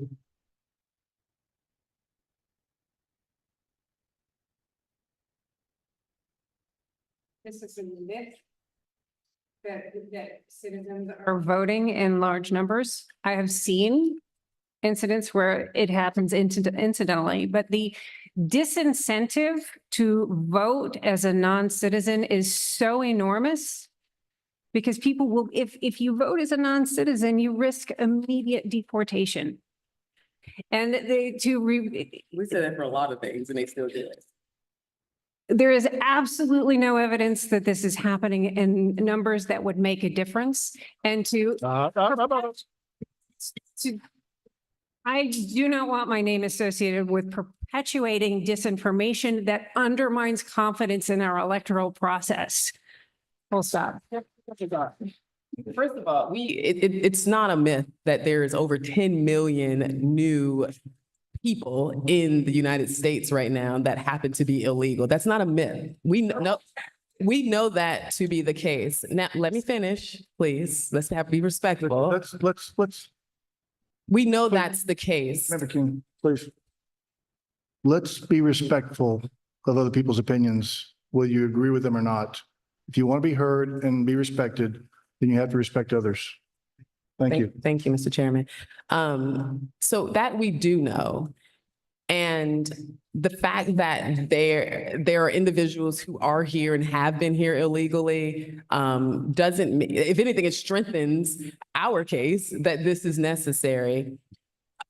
Again, we're not trying to prevent any U.S. citizen from voting. We're encouraging U.S. citizens to vote. We are trying to get ahead of the problem. There's nothing wrong with being proactive in a situation like we're in. I mean, it's no secret that there are people here. And to say that telling them that they'll be deported if they vote will somehow deter them from breaking the law, well, that clearly doesn't work. If we tell you if you commit murder, you're going to be deported, and they still commit murder. So I absolutely believe that there is an important step that we're making by getting ahead of a potential problem, not saying that it has happened, but we're getting ahead of it. We're just encouraging. It's just a sign. So I just think it's just a bit odd to me when I hear other U.S. citizens who are afraid of standing on the law and protecting our laws. That makes me a little concerned. Nobody's denying the fact that we have many people who are here unregistered and who cross the border illegally.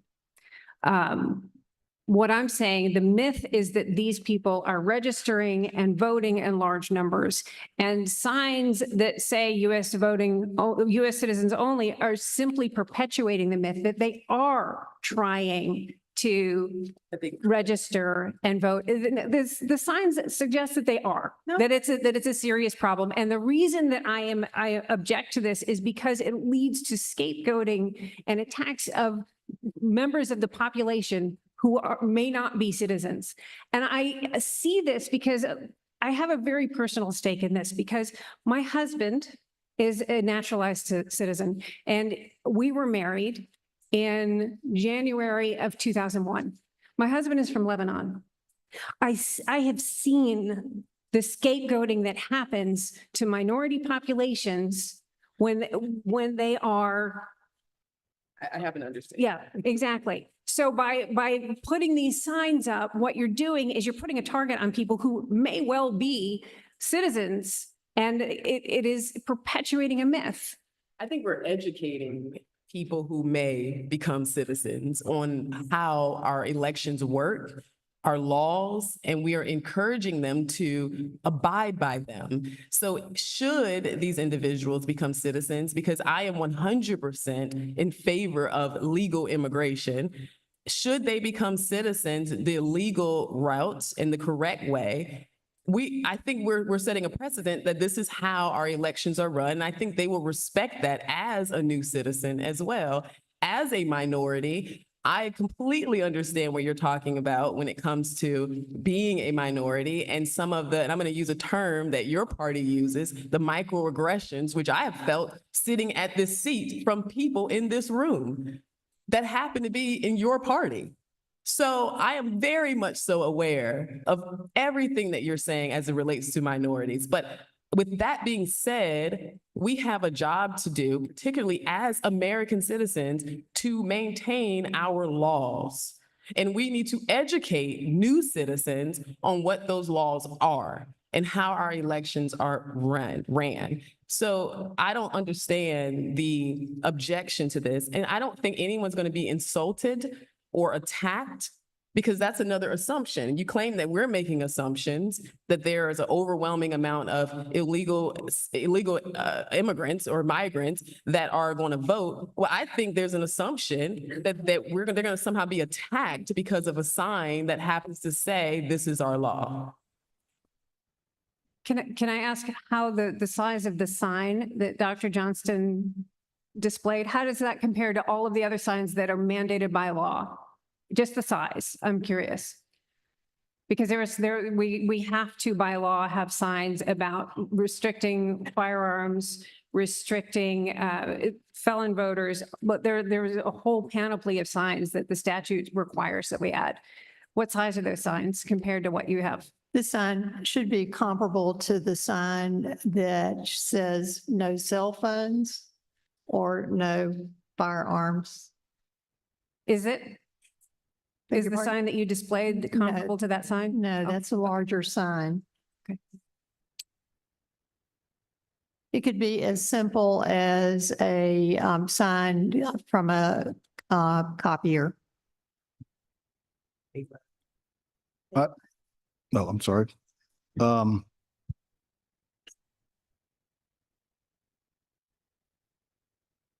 Surprisingly, I'm gonna be kind of agnostic in this whole argument.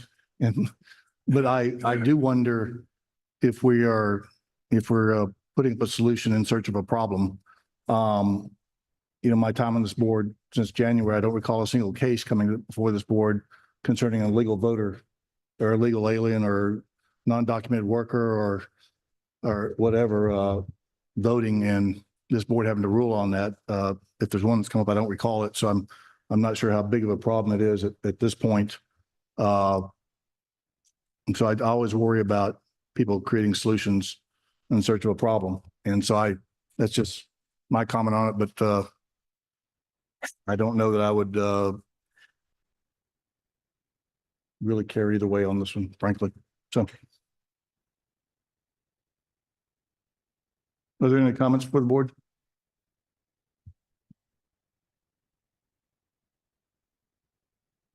What is the pleasure of the board on this? Mr. Chair. Yep. I make a motion to send a letter to all county supervisors and superintendents to recommend placement of signage in each polling place with the available PDF download or image download, should they want to use this for free, to provide a signage that says U.S. citizens only. We have a motion to send a letter as stated by Member Johnston. Do we have a second? Second. You have a motion and a second. Any discussion? I would request that any such letter make it clear that it is the option of the county to make that decision on its own, and that it is not a direction or directive from this board. Member Gazal has requested that the motion be altered to add a sentence in the letter that it be at the option of the county. Member Johnson? Would you accept that? I would accept that. You would? I would. You would. So a motion has been made. Think about this. A motion has been made to alter the original motion to add language to the letter that says it is optional for the county. Is there a second? Second. We have a motion and a second. Is there any discussion? Hearing no discussion, all those in favor of adding a language to the original motion that says that the letter or the posting of signs is optional, signify by saying aye. Aye. Any opposition? Hearing no opposition, so moved. Back to the original motion. The original motion is that this board will send a letter to the counties to encourage posting of the sign that was recently revealed by Dr. Johnson. with the additional language that it is optional for the county to post the signage. And we have a second. We have a second from Member King. Any further discussion? Hearing no further discussion, all those in favor signify by saying aye. Aye. Aye. Any opposition? Nay. Motion carries 3-1.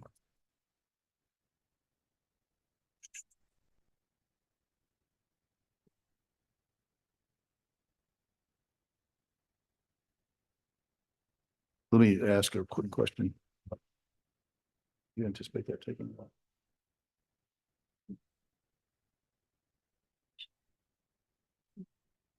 Yeah. Comfort break. Yeah. Okay. Just a quick comfort break. Can we get a motion from the board to take a quick comfort break before we move into the last couple of items on the agenda? So moved. All in favor? Good. We'll take a 7-minute comfort break. 3:18. We'll be back here.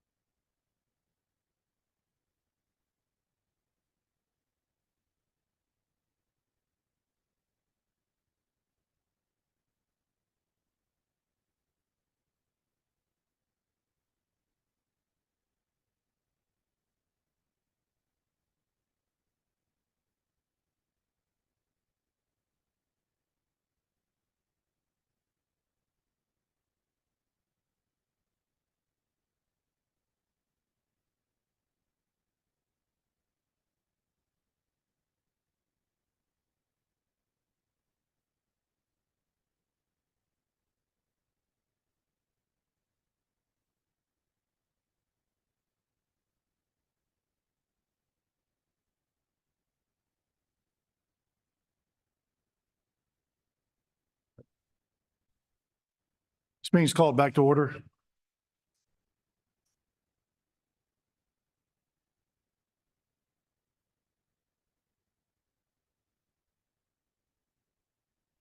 The next item on the agenda under old business, the discussion of SCB 2023-025.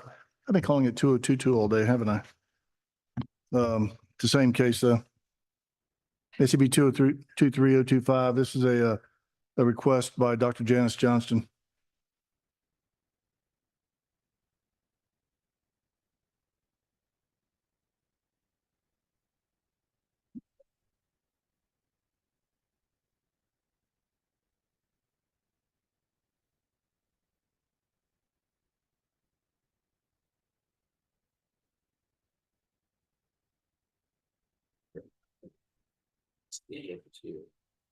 Big old wood, you've seen it. Yeah.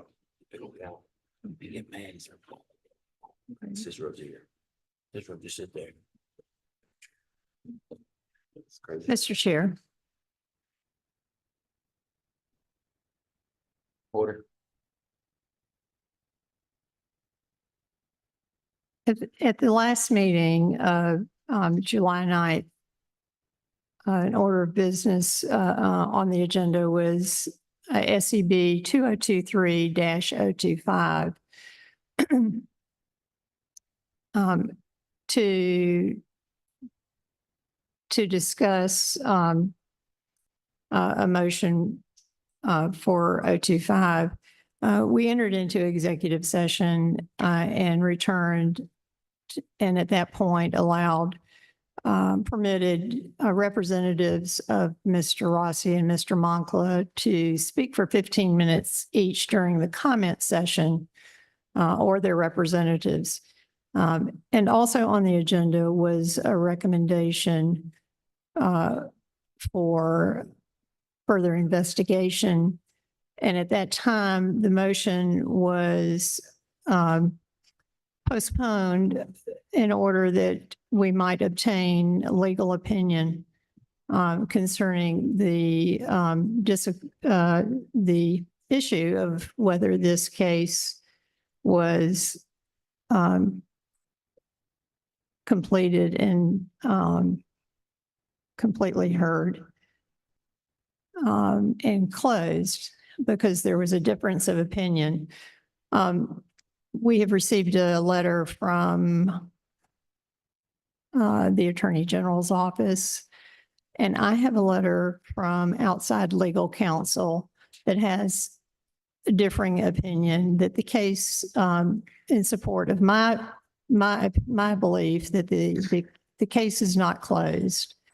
So to refresh everyone's memory, the motion for a monitoring team and letter of reprimand was voted on by 2 members of the board on May 7th, 2024. And it clearly states that any effort to resolve this matter with an agreed upon monitoring team expired on July 9th. I quote from the transcript of the motions presented. On the first part of the motion, Mr. Lindsay said, "I am recommending a letter of reprimand with the understanding that the respective parties will reach an agreement as to a mutually agreeable monitor by the next meeting, which is presently being contemplated in July." And he added later, quote, "And if I may, as a part of that, let the board know that should an agreement not be reached as to a monitor in July, that I will come back with a motion to reconsider and send it to the Attorney General." So that's a little bit of emphasis for all of us to reach an agreeable monitor by July. Mr. Lindsay emphasized that the monitor should be a mutually agreeable monitor and that the agreement be reached by the July 9th meeting of the board. The offer is void ab initio as of July 9th. The offer was not satisfied and Fulton County is not compliant with the terms of the motion as stated by Mr. Lindsay in May. Since then, there is no agreement on that deal. The minutes reflect these matters need to be referred to the Attorney General with a bill of particulars stating the violations that have occurred. I have here, I do have a chart of the list of violations.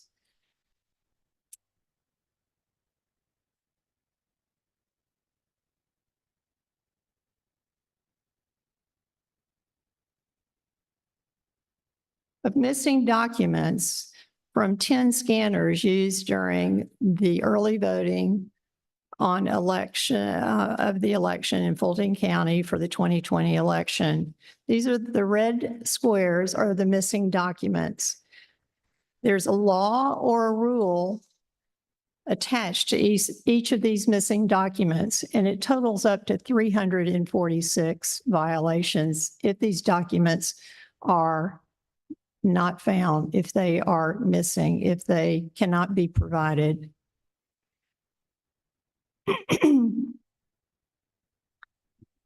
And there are other violations, including federal election law violations for double counting of votes.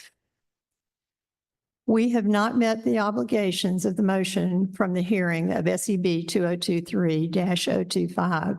Therefore, this case should be referred to the Attorney General with the instruction to immediately investigate with outside investigators the missing 17,852 ballot images, the 3,125 duplicated recount votes, and the missing documents proving that 10 scanners containing 20,713 votes were legally used at early voting sites during the election as listed in the complaint. Based on the advice of counsel, I believe the Attorney General may be conflicted and should seek advice of conflicts counsel to determine who should represent the State Election Board in investigating this matter. The Attorney General shall report their findings in 30 days to the State Election Board. If they are unable or unwilling to conduct this focused investigation, they should report to the State Election Board immediately, report it to the State Election Board immediately so that we may hire outside legal counsel and investigators to complete the investigation.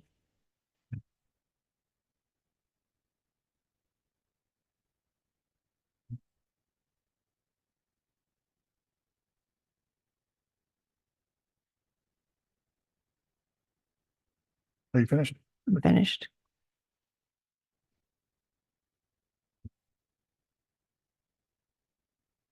Dr. Johnson, at the last meeting, the chair asked that this discussion take place in executive session appropriately because there is a potential litigation involved with this case.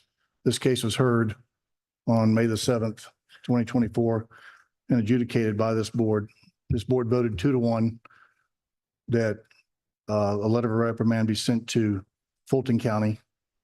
The letter was sent to Fulton County. In that letter, when it was sent, I knew that there was no monitoring teams in place and no proposals been made. So I stated in that letter, and that letter is a public record that Fulton County had until August to respond to the monitor. Fulton County, though, did 2 proposals were made in early July to Fulton County. Fulton County considered both those proposals, as did the Secretary of State, and selected a monitor. Secretary of State selected a monitor. This board's failure to act doesn't constitute a violation of that. We also, as you read,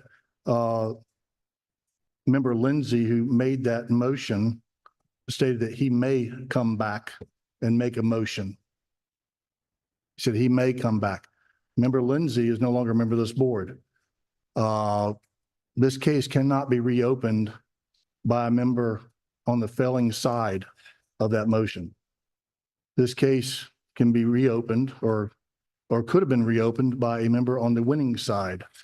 But that's not even possible anymore because action's already been taken in that case. A letter of reprimand's already been received by Fulton County. You can't undo that at this point. Action's already been taken. There's also a principle in law that I've been advised of called res judicata. It's double jeopardy for criminal cases. It's res judicata for civil cases where you can't be tried twice for the same thing. Fulton County's been tried. Fulton County's been tried Fulton County's been heard by this board. This board ruled on that on May the 7th. As I stated earlier, there is potential litigation on this. The Attorney General is the appropriate counsel for this board. This is a government board, the state of Georgia board. The Attorney General is our counsel for this. I haven't been advised by any outside counsel. I have not sought the advice of any outside counsel because the Attorney General represents this board. They represent me. They represent each member of this board.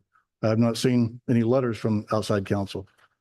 So the chair's position, my position, is that that case has been adjudicated, that Fulton County has met its obligation. The Secretary of State met their part of the obligation. This board's failed to meet its portion of that obligation. But even so, Member Lindsay is not here to introduce that motion, which he said he may. And therefore, I see that case as being over at this point. Member Gazal. Just briefly, I would like to add for the record, a citation of authority, OCGA 45-15-14. The Attorney General is invested with complete and exclusive authority and jurisdiction in all matters of law related to state authorities, and no such state authority shall be authorized without the approval of the Attorney General to employ other counsel in any matter whatsoever. The Attorney General is authorized to designate and assign any Attorney General, Deputy Assistant Attorney General, Special Deputy Assistant Attorney General, or attorney to perform legal services for any such state authority. Let me add one further comment that reopening this case, the attempt to reopen this case sets a horrible precedent for this board. There are hundreds, if not thousands of cases that have been adjudicated by this board to date.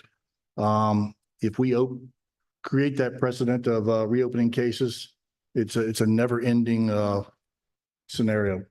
So, Question. Member King. Thank you. It's just for clarity. When was the Fulton County trial? I'm sorry. When was the Fulton County trial? You said it's already been tried. I The said case the has case already was been tried. adjudicated. The case. No, you said it was tried in Fulton County. I don't recall saying it was tried in Fulton County. I said the case was adjudicated. Okay, so there hasn't been a trial. Do you remember saying anything about the word trial at all a few minutes ago? I don't recall using the word trial. Okay, so there was no Maybe trial. I said it was tried and adjudicated. Where was it tried? Well, this board adjudicated that case. We tried it? Yes, on May the 7th. Okay, because I wasn't here, that's what I'm asking. I'm just Right. trying to make sure I It was on- understand. It was during the board meeting on May the 7th. Okay, so the board tried this case. The board heard the case, yes, Okay, on May the I'm 7th. just being clear because you Yes, said yes, the tried. board heard Okay. the case. The board voted on May the 7th. Okay, so I've sent emails to, and this is, with respect to y'all being here, I have sent email to the AG's office asking for some specific information in regards to another matter, and I've yet to receive anything back. So are you saying that if we don't hear from our counsel, that we can't seek counsel outside if we have no communication with our counsel? As an individual, you can talk to anybody you want, but as the board, Correct. our Okay. legal representation is the Attorney Okay. General's office. So if I, as an individual, because I haven't received any information from those who are supposed to be representing us, if I, as an individual, seek outside counsel just to ensure that I'm doing what I'm proposing to do or is correct, I can do that, correct? Of course. Okay. The outside counsel information you received, Dr. Johnston, it's in reference to this because we have very little communication with our counsel, correct? It's not because of a communication issue, it's because of a concern of perhaps conflict of interest. Okay, so it's because our attorney also represents the Secretary of State's office.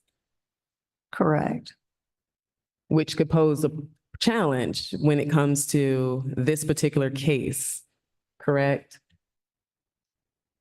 It may, and So that's an issue.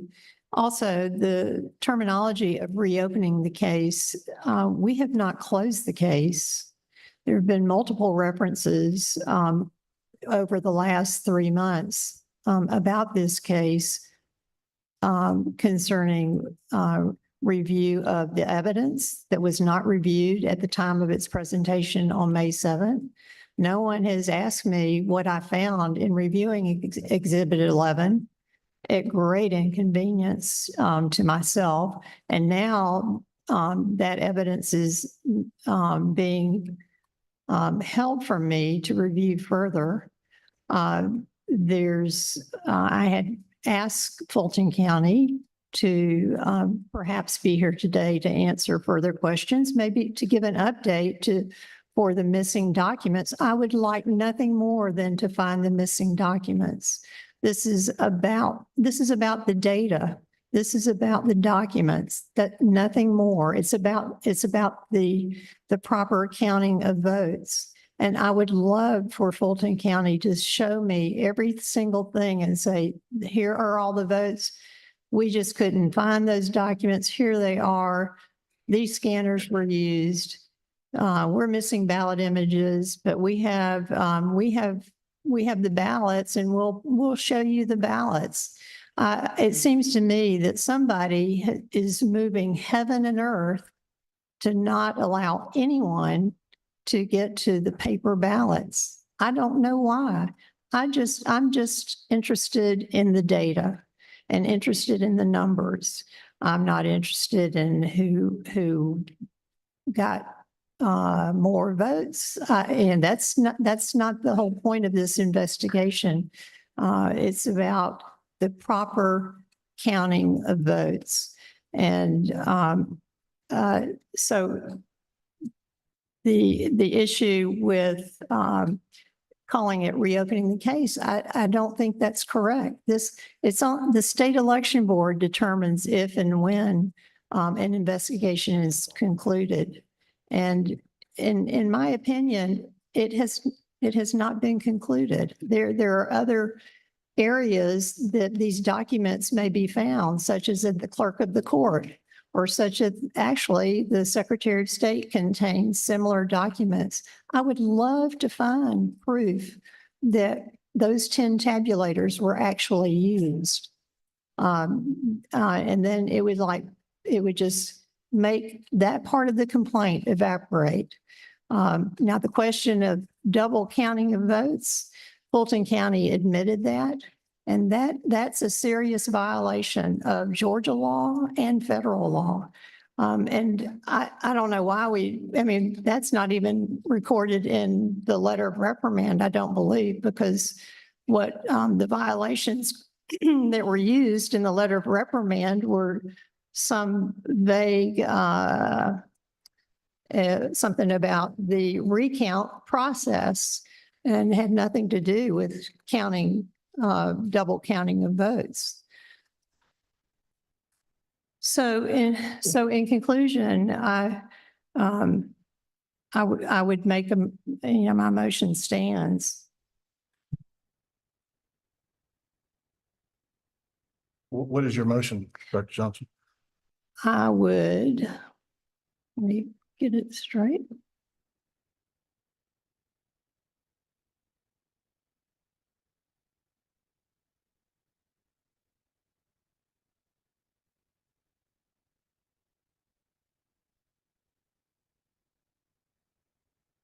I move that we refer this case to the Attorney General with instruction to immediately investigate with outside investigators for the missing documents, the duplicated counting of ballots, and the missing ballot images listed in the complaint. And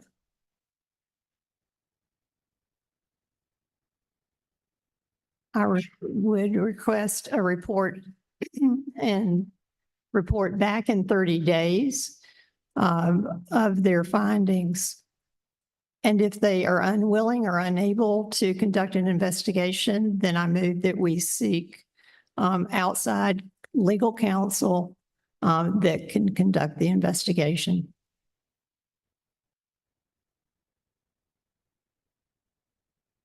Once again, the chair is going to rule that motion out of order. For reasons previously stated, that case has been adjudicated by this board on May the 7th by a vote of 2-1. The Fulton County was sent a letter of reprimand and an agreement was made to institute a monitor for the upcoming election, which Fulton County has agreed to and Secretary of State's office has agreed to. Member Lindsay stated in his statement that if it wasn't agreed to, then he would come back and may introduce a motion to further it.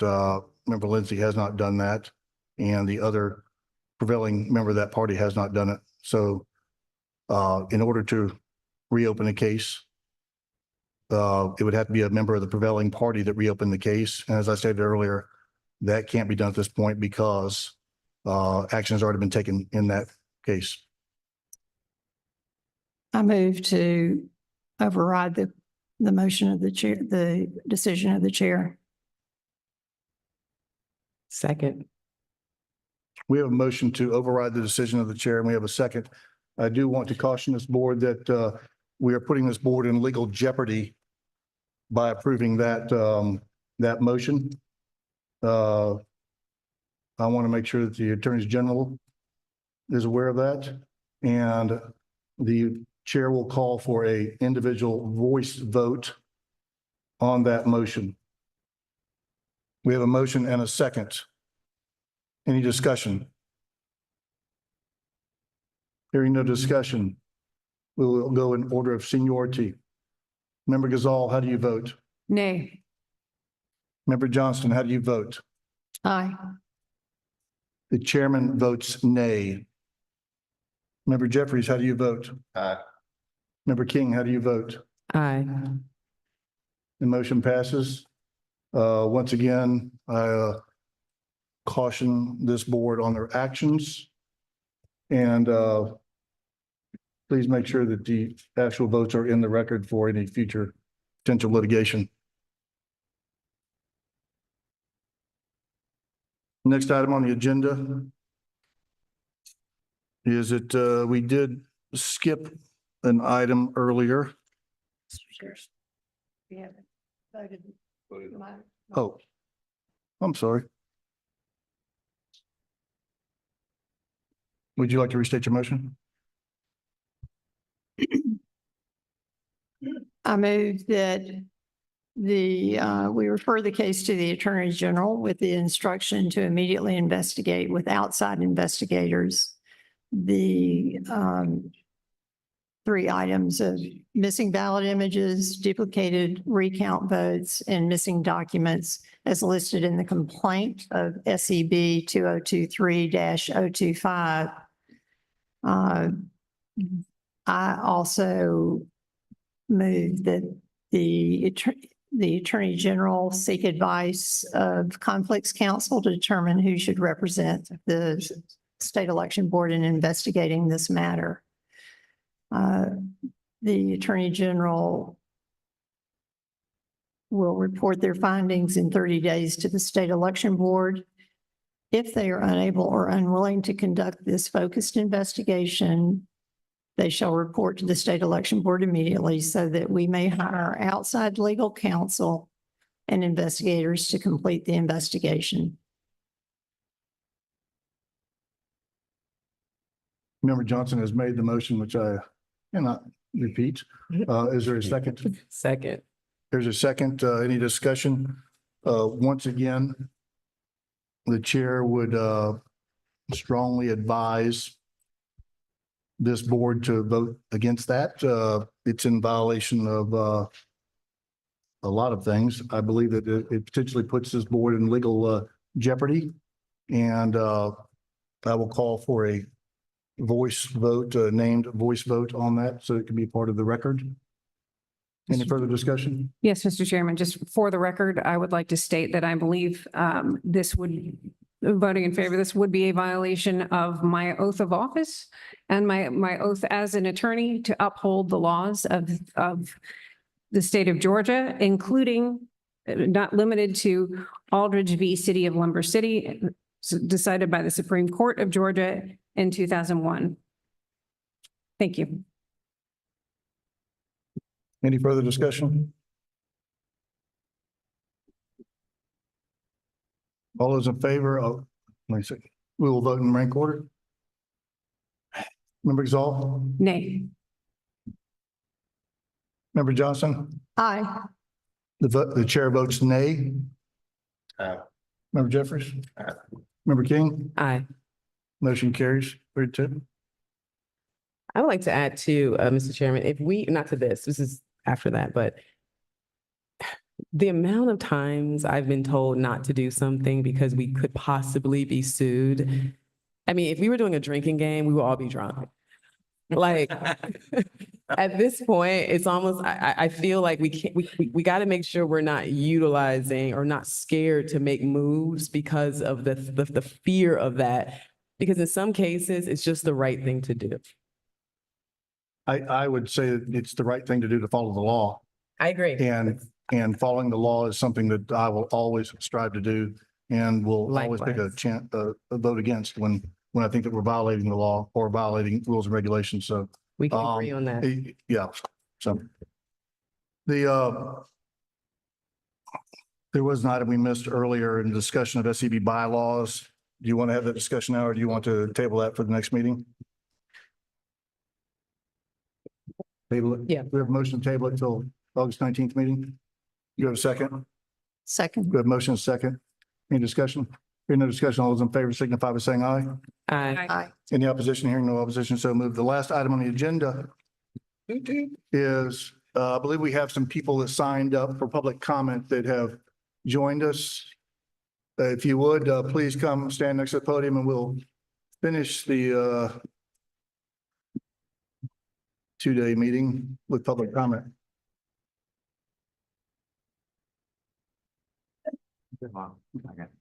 We still have a quorum. All right.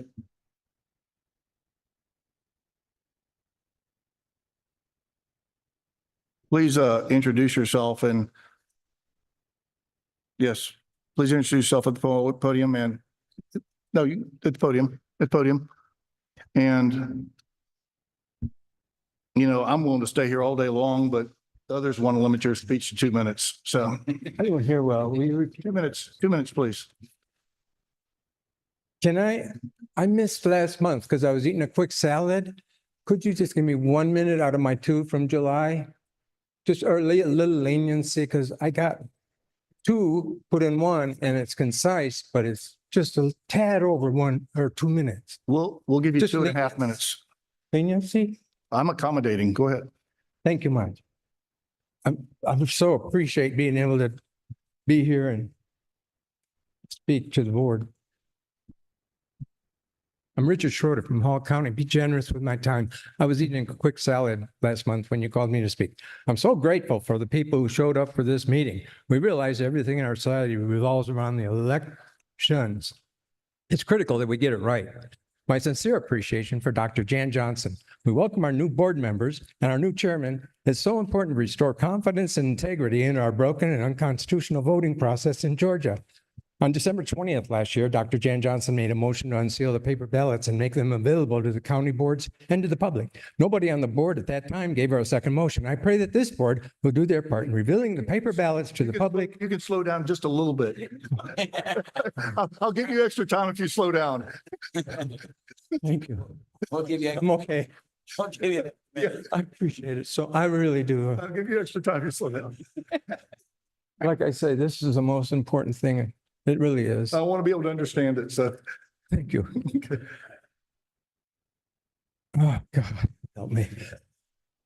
On December 20th last year, Dr. Jan Johnson made a motion to unseal the paper ballots and make them available to the county boards and to the public. Nobody on the board at that time gave her a second motion. I pray that this board will do their part in revealing the paper ballots to the public and revealing the true transparency of our elections.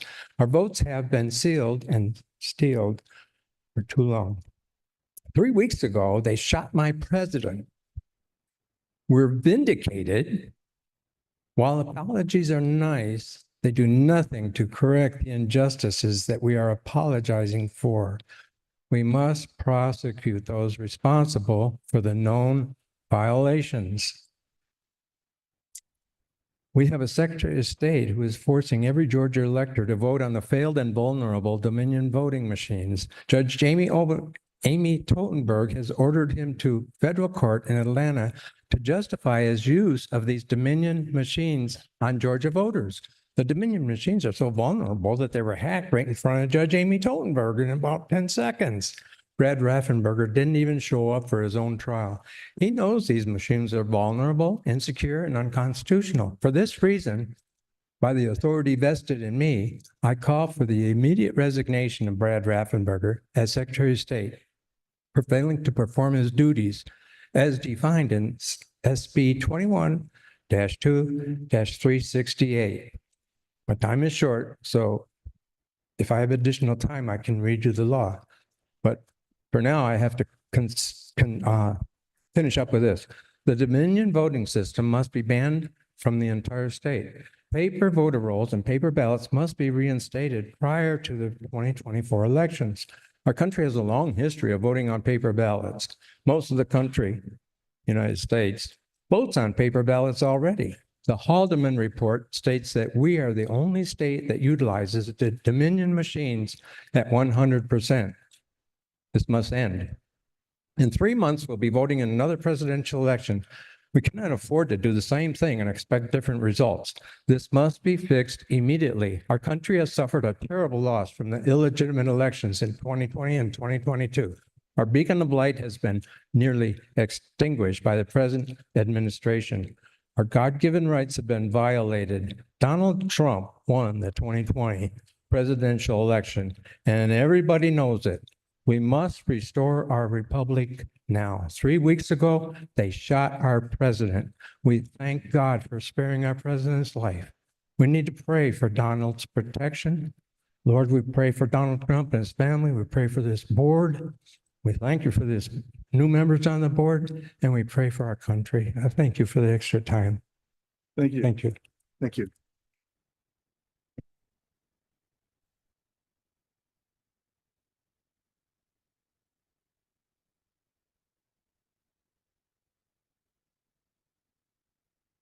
Was Ms. Grubbs on the list? Man. Okay. My name is Ralph O'Connor. I live in Atlanta. I've been a Georgia voter for over 40 years and a Fulton County poll clerk on election day for the last 3. I've helped with a number of voter registration drives as recently as noon today, which is why I missed most of the morning session. At the board's July 9th meeting, and I've heard it again yesterday and today, several people publicly said that Georgia driver's license citizen information is based on the honor system, is not to be trusted. I'd like to correct that misinformation. Since 2012, all driver's licenses issued or renewed in Georgia have been Real ID compliant. The Real ID compliant law requires U.S. citizens must verify their identity by submitting a birth certificate, U.S. passport, or naturalization certificate the first time they get a Real ID driver's license identified by a star in the upper right-hand corner. This means the driver's license citizenship is accurate except for newly naturalized citizens. That's why the Georgia League of Women Voters brings copiers to their voter registrations drives that they hold after naturalization ceremonies. They make copies of the newly signed certificates of naturalization and put a folded copy in the pocket of the voter registration form before it's submitted. Georgia election clerks and others can be assured U.S. citizenship of all registered voters in Georgia has been verified. I have copies of the DDS checklist for U.S. citizens. If anyone's interested, there's a separate list for non-U.S. citizens who also can get driver's license. Regarding voter registration, as I said, we registered 15 students and 3 staff at Cristo Rey Atlanta Jesuit High School at lunchtime today. The minimum information on the form, aside from name, address, gender, sex, whatever, is a Georgia driver's license or the last 4 of your social. If you don't have either one of those, you cannot register to vote. We had several students that did not have either one with them. We're going back tomorrow. Hopefully they'll bring it with you. Thanks very much. Thank you.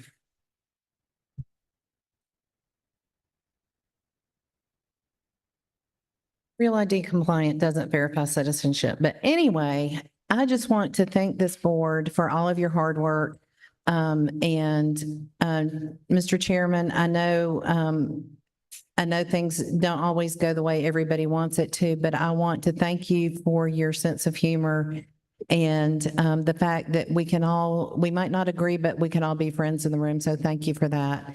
The reason why I wanted to just come up here and put a bug in your ear is I still have my complaint about Cobb County and the unconstitutional maps that were used by the Cobb County Board of Elections. And I've sent a couple of emails and I kind of feel like Dr. Johnston, I haven't gotten a response on that. So I would like to be sure, because it's still an issue and there still needs to be consequences for using the home rule maps outside of the authority of the legislative maps. If we're going to talk about following the law and we're going to honor the official code of Georgia annotated and what our legislators have to say, when they are making rules and laws, then I would like to see Cobb County held accountable for using illegal maps. So if you could put that on your list of things to do, I'd appreciate that so much. If that complaint hadn't been forwarded, it will be. I'm sorry. If that complaint has not been forwarded, it will be. Okay, awesome. Thank you so much. I still look forward to my dinner. Arm wrestling contest. She owes me a dinner. Nan Stevens. Would like to give the emphasis of Mary Bell Hodges' notice yesterday. It's not a matter of political party because in our constitutions, there are no political parties. It is a matter about following the rule of law. And it is very clear in the constitutions that there can be no laws enacted that do not follow the constitutions. That the legislators can make all sorts of laws, they can do all sorts of bills, they can do all, but if they're not in pursuance of the constitutions, they are null and void on their face. Okay? So thank you very much.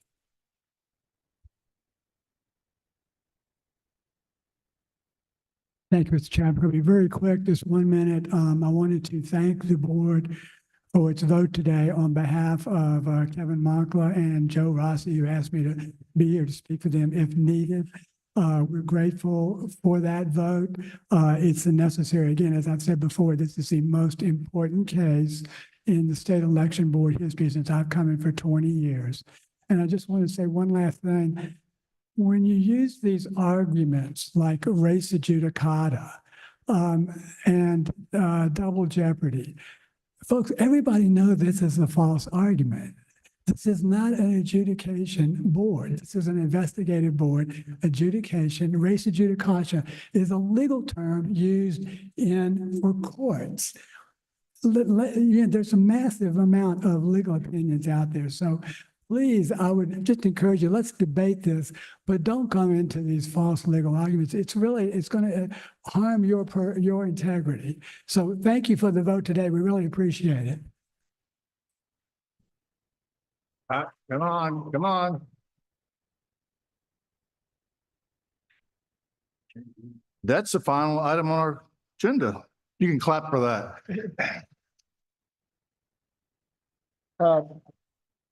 The chair will entertain a motion to adjourn. So moved. We have a second. We have a motion and a second. All those in favor signify by saying aye. Motion carries. This meeting is adjourned.